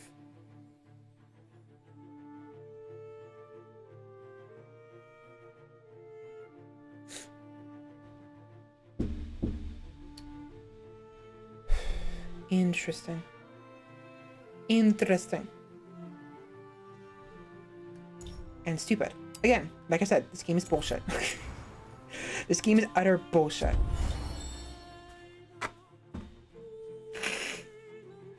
No freaking wonder. Maui was still around. Freaking stealing the Phoenicians from me. Scoundrel. I offer greetings. So, From one leader to another. Semiramis is the dragon, brown dragon. Where have you been? And Makeda is the purple blade.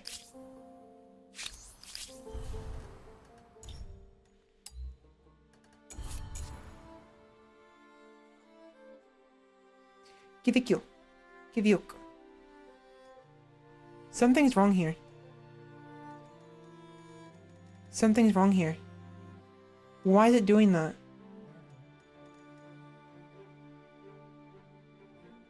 That doesn't make sense. I don't know what's going on. The freaking... My selection of the competitors did not go through. At all.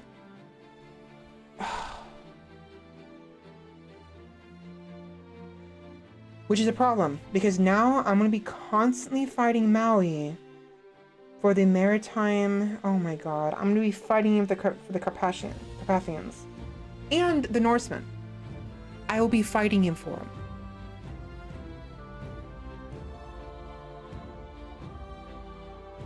You've got to be fucking kidding me. I don't want to do that.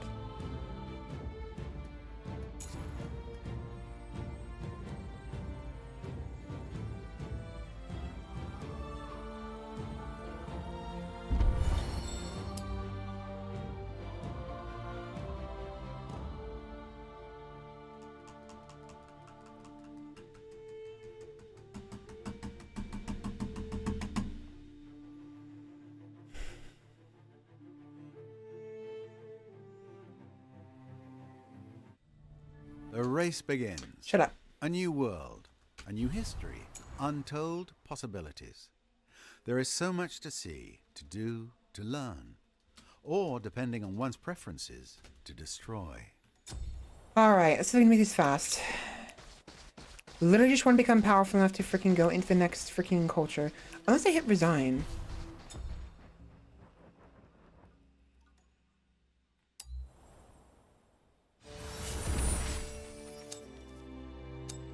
No, they're considered unknown. Damn it. My hope was that maybe I could just freaking check the players.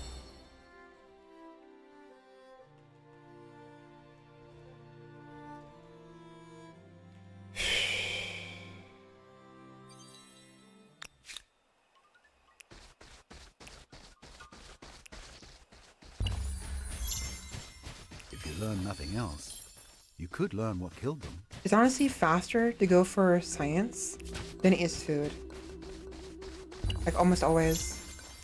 Not everything worth appreciating was That works. forged by human hands.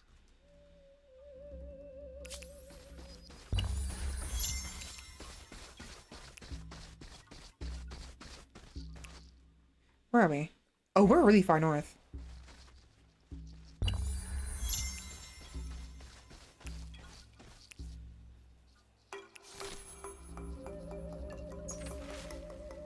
Um...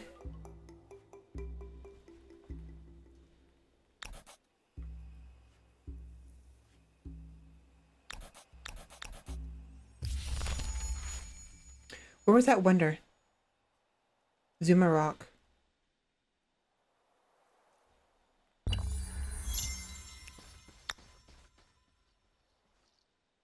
It'll take forever, but I don't care. Having Zuma Rock actually isn't worth it. I fucked up, whatever. I don't care. I'm not really gonna be committing to this anyways. I'm literally just trying to advance as quickly as possible so I can hurry up and see all the cultures.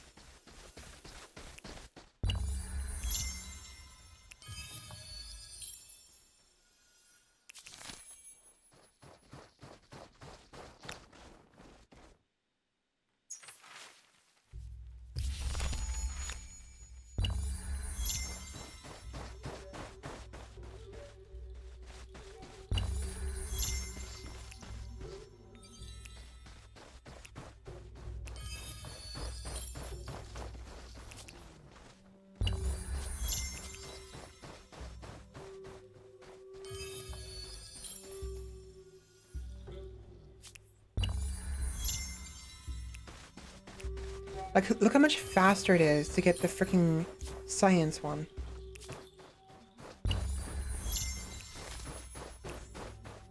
And I'm done.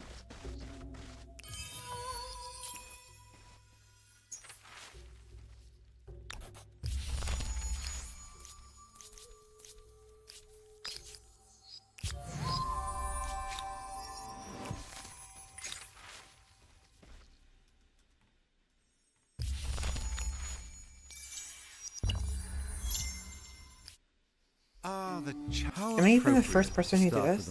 Someone else beat me to it. You're fucking kidding me. Someone beat me to it. Really? Tribe. Okay. I'm just gonna sit here for a minute. A first outpost means a first step into a new territory and a new extension of your empire's power, but also a new vulnerability.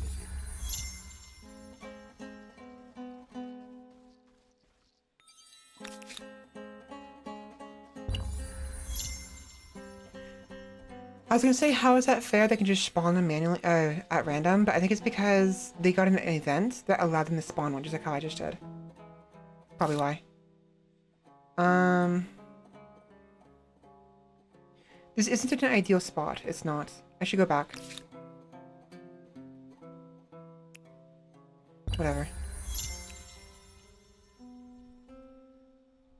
Get out of my fucking way, you stupid... I don't care.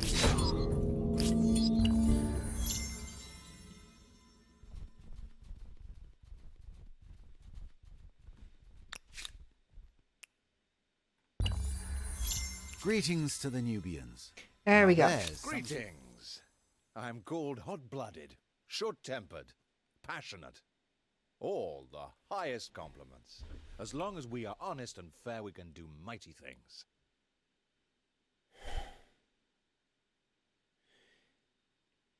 Maui became Nubians, and they are the brown dragon.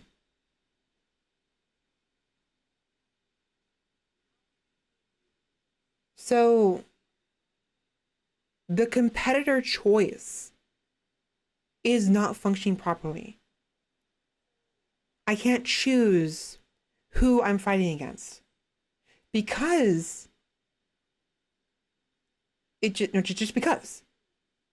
Are you I don't have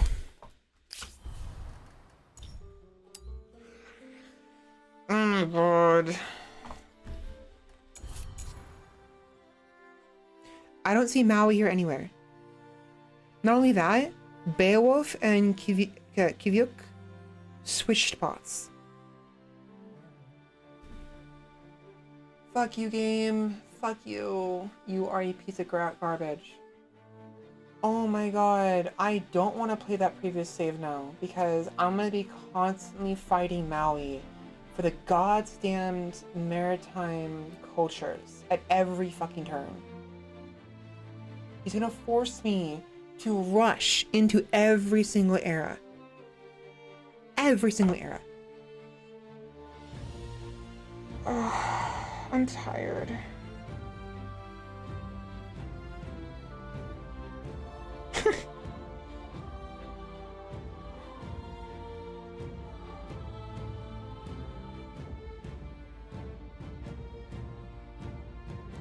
I'm done.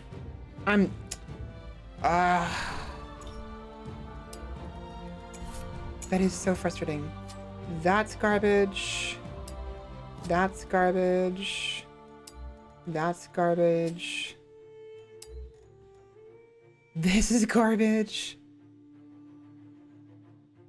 I'll leave these here for posterity. I'll save over them later. Same thing with that one. That's garbage. That is frustrating. That is so frustrating. What the fuck, game? I don't need this.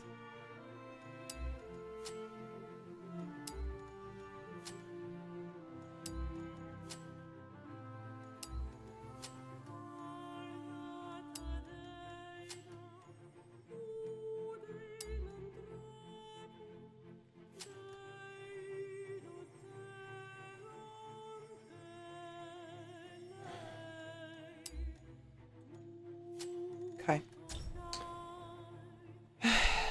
Alright. I don't know why it's doing that.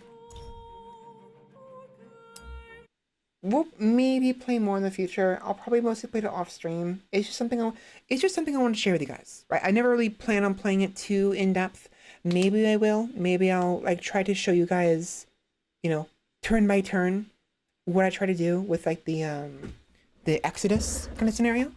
It can be fun. It can be a lot of fun to watch, potentially. As long as I keep up the yapping, of course. But that is actually dog shit. Actually steaming pile of fucking dog shit. Are you kidding me? I intentionally removed Maui from my game, from the competitors list, so I wouldn't have to fucking deal with this bullshit. Not only is he still there, what the characters are is not matching up. The whole fucking point of being able to customize the competitors is to change them. Let's say you want a given character and you want them to have a specific emblem and specific colors, things like that, you know? Or what have you, you know? And maybe you want Beowulf to have red for bloodshed or whatever, or blue for, I don't know, I don't freaking know. But like,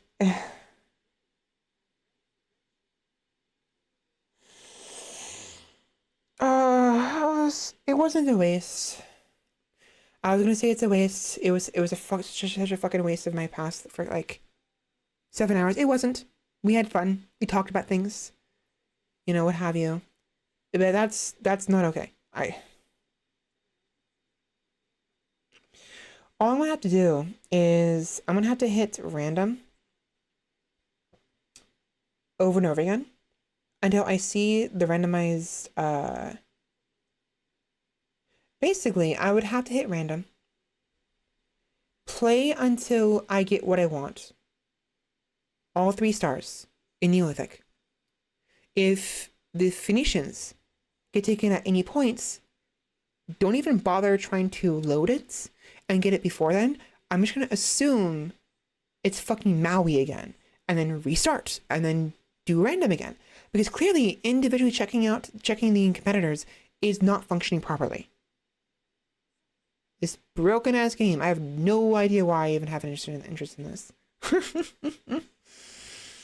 Whatever. What the fuck ever, dude. What the fuck ever.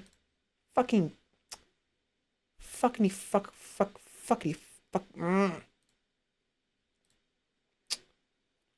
Fan fuckity fuckity fuck-tastic. Look. Okay. Let me move the screens around. I'm gonna play some more off stream. Or whatever. Maybe not, I'm tired. But I'm done. I'm utterly done. I'm gonna get some more chocolate wafers because those are really yummy. Those are super yummy actually. And get ready for bed because I am sleep deprived as all hell, which is not good.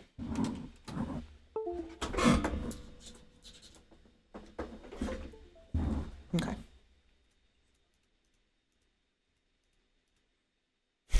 There we go. Okay.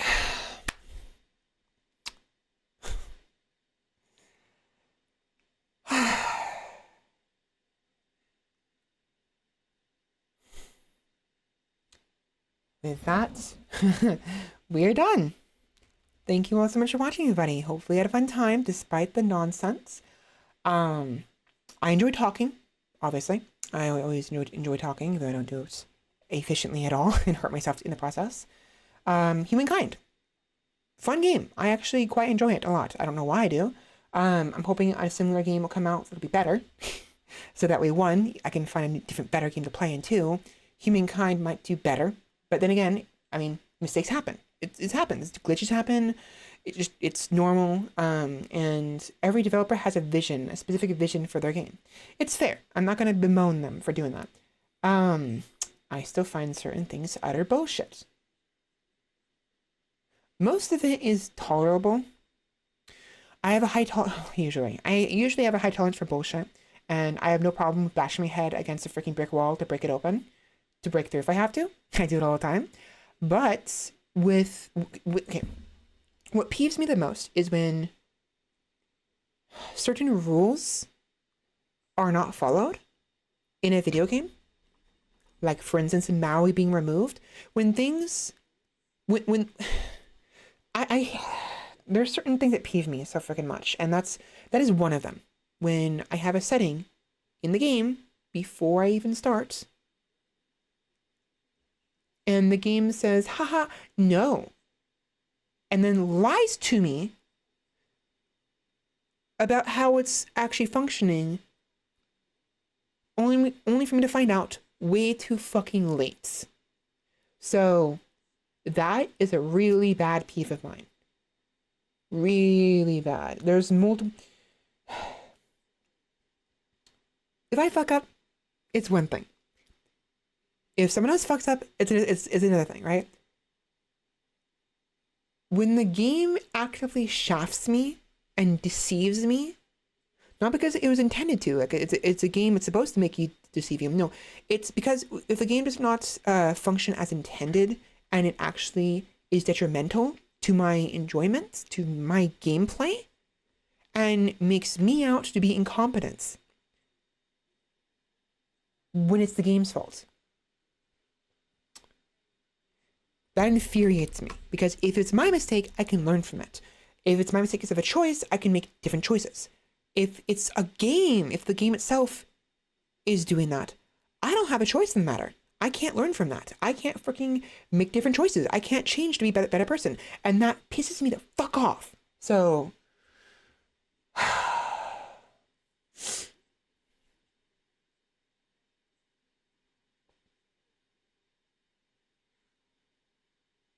good game. Not a great game. No, not a great game. No, not a great game. Decent. I say that with my hands. You know, like when you have your hand like your hand flat facing the ground, and you have you going back and forth with your thumb going up and pinky going down, and then going back and your pinky going up and your thumb going down. Like, you know, the like little like middle ground kind of hand movement, right? It's decent. You know what I mean? It's I say that hesitantly, honestly. It's not a bad game. It's a game. It can be bad. And it can be good sometimes. And it can be decent sometimes. And there's sometimes it's really fun. And other times I want to freaking, you know, rip the freaking spaghetti code of this game apart and throw it in the freaking trash because that shit's rancid. Dude, get you some freaking learn how to fucking cook spaghetti. Please. Anyways, thank you all so much for watching. Hopefully my pain was of enjoyment in some manner. Thank you for watching a duck. An innocuous duck. I'm hopefully I said that correctly. Thank you for watching, Sheppy. Thank you. Thank you, Roomba, for watching. Scar was also here. Thank you very much. I believe it's everybody who was actively in the chat. So thank you, lurkers, for watching. Hopefully my rantings and my loudness won't be too much for you. If you happen to use me to fall asleep too, again, it's not proper ASMR, but I know people watch Zwag Zareth and sometimes ZFG, they fall asleep to them because of their voice. And since some people seem to like my voice apparently, so hopefully my screams of the damned aren't freaking too much for you. One day I'll make proper, ASMR videos. Thank you, viewers, for watching on YouTube or wherever else this gets posted. With my permission, of course. I should preface, or mention rather. Hopefully you enjoy, and hopefully this doesn't take too long to get posted. I'm struggling with my freaking VODs again. Freaking, if it's not one thing, it's another thing. And then another thing. And then another thing. And it's the one thing again. And it's just, I'm going in circles, trying to get my shit together. And at least 30% of it isn't my fucking fault. And it pisses me off. So that's fun. Anyways, thank you, lurkers. Thank you for watching, everybody. Thank you, lurkers. Thank you, viewers. And I will see you all next time, which ideally, hopefully, will be later today, Saturday, if I can get some proper rest. So, talk to you later. Bye. Oh my God. Goodbye.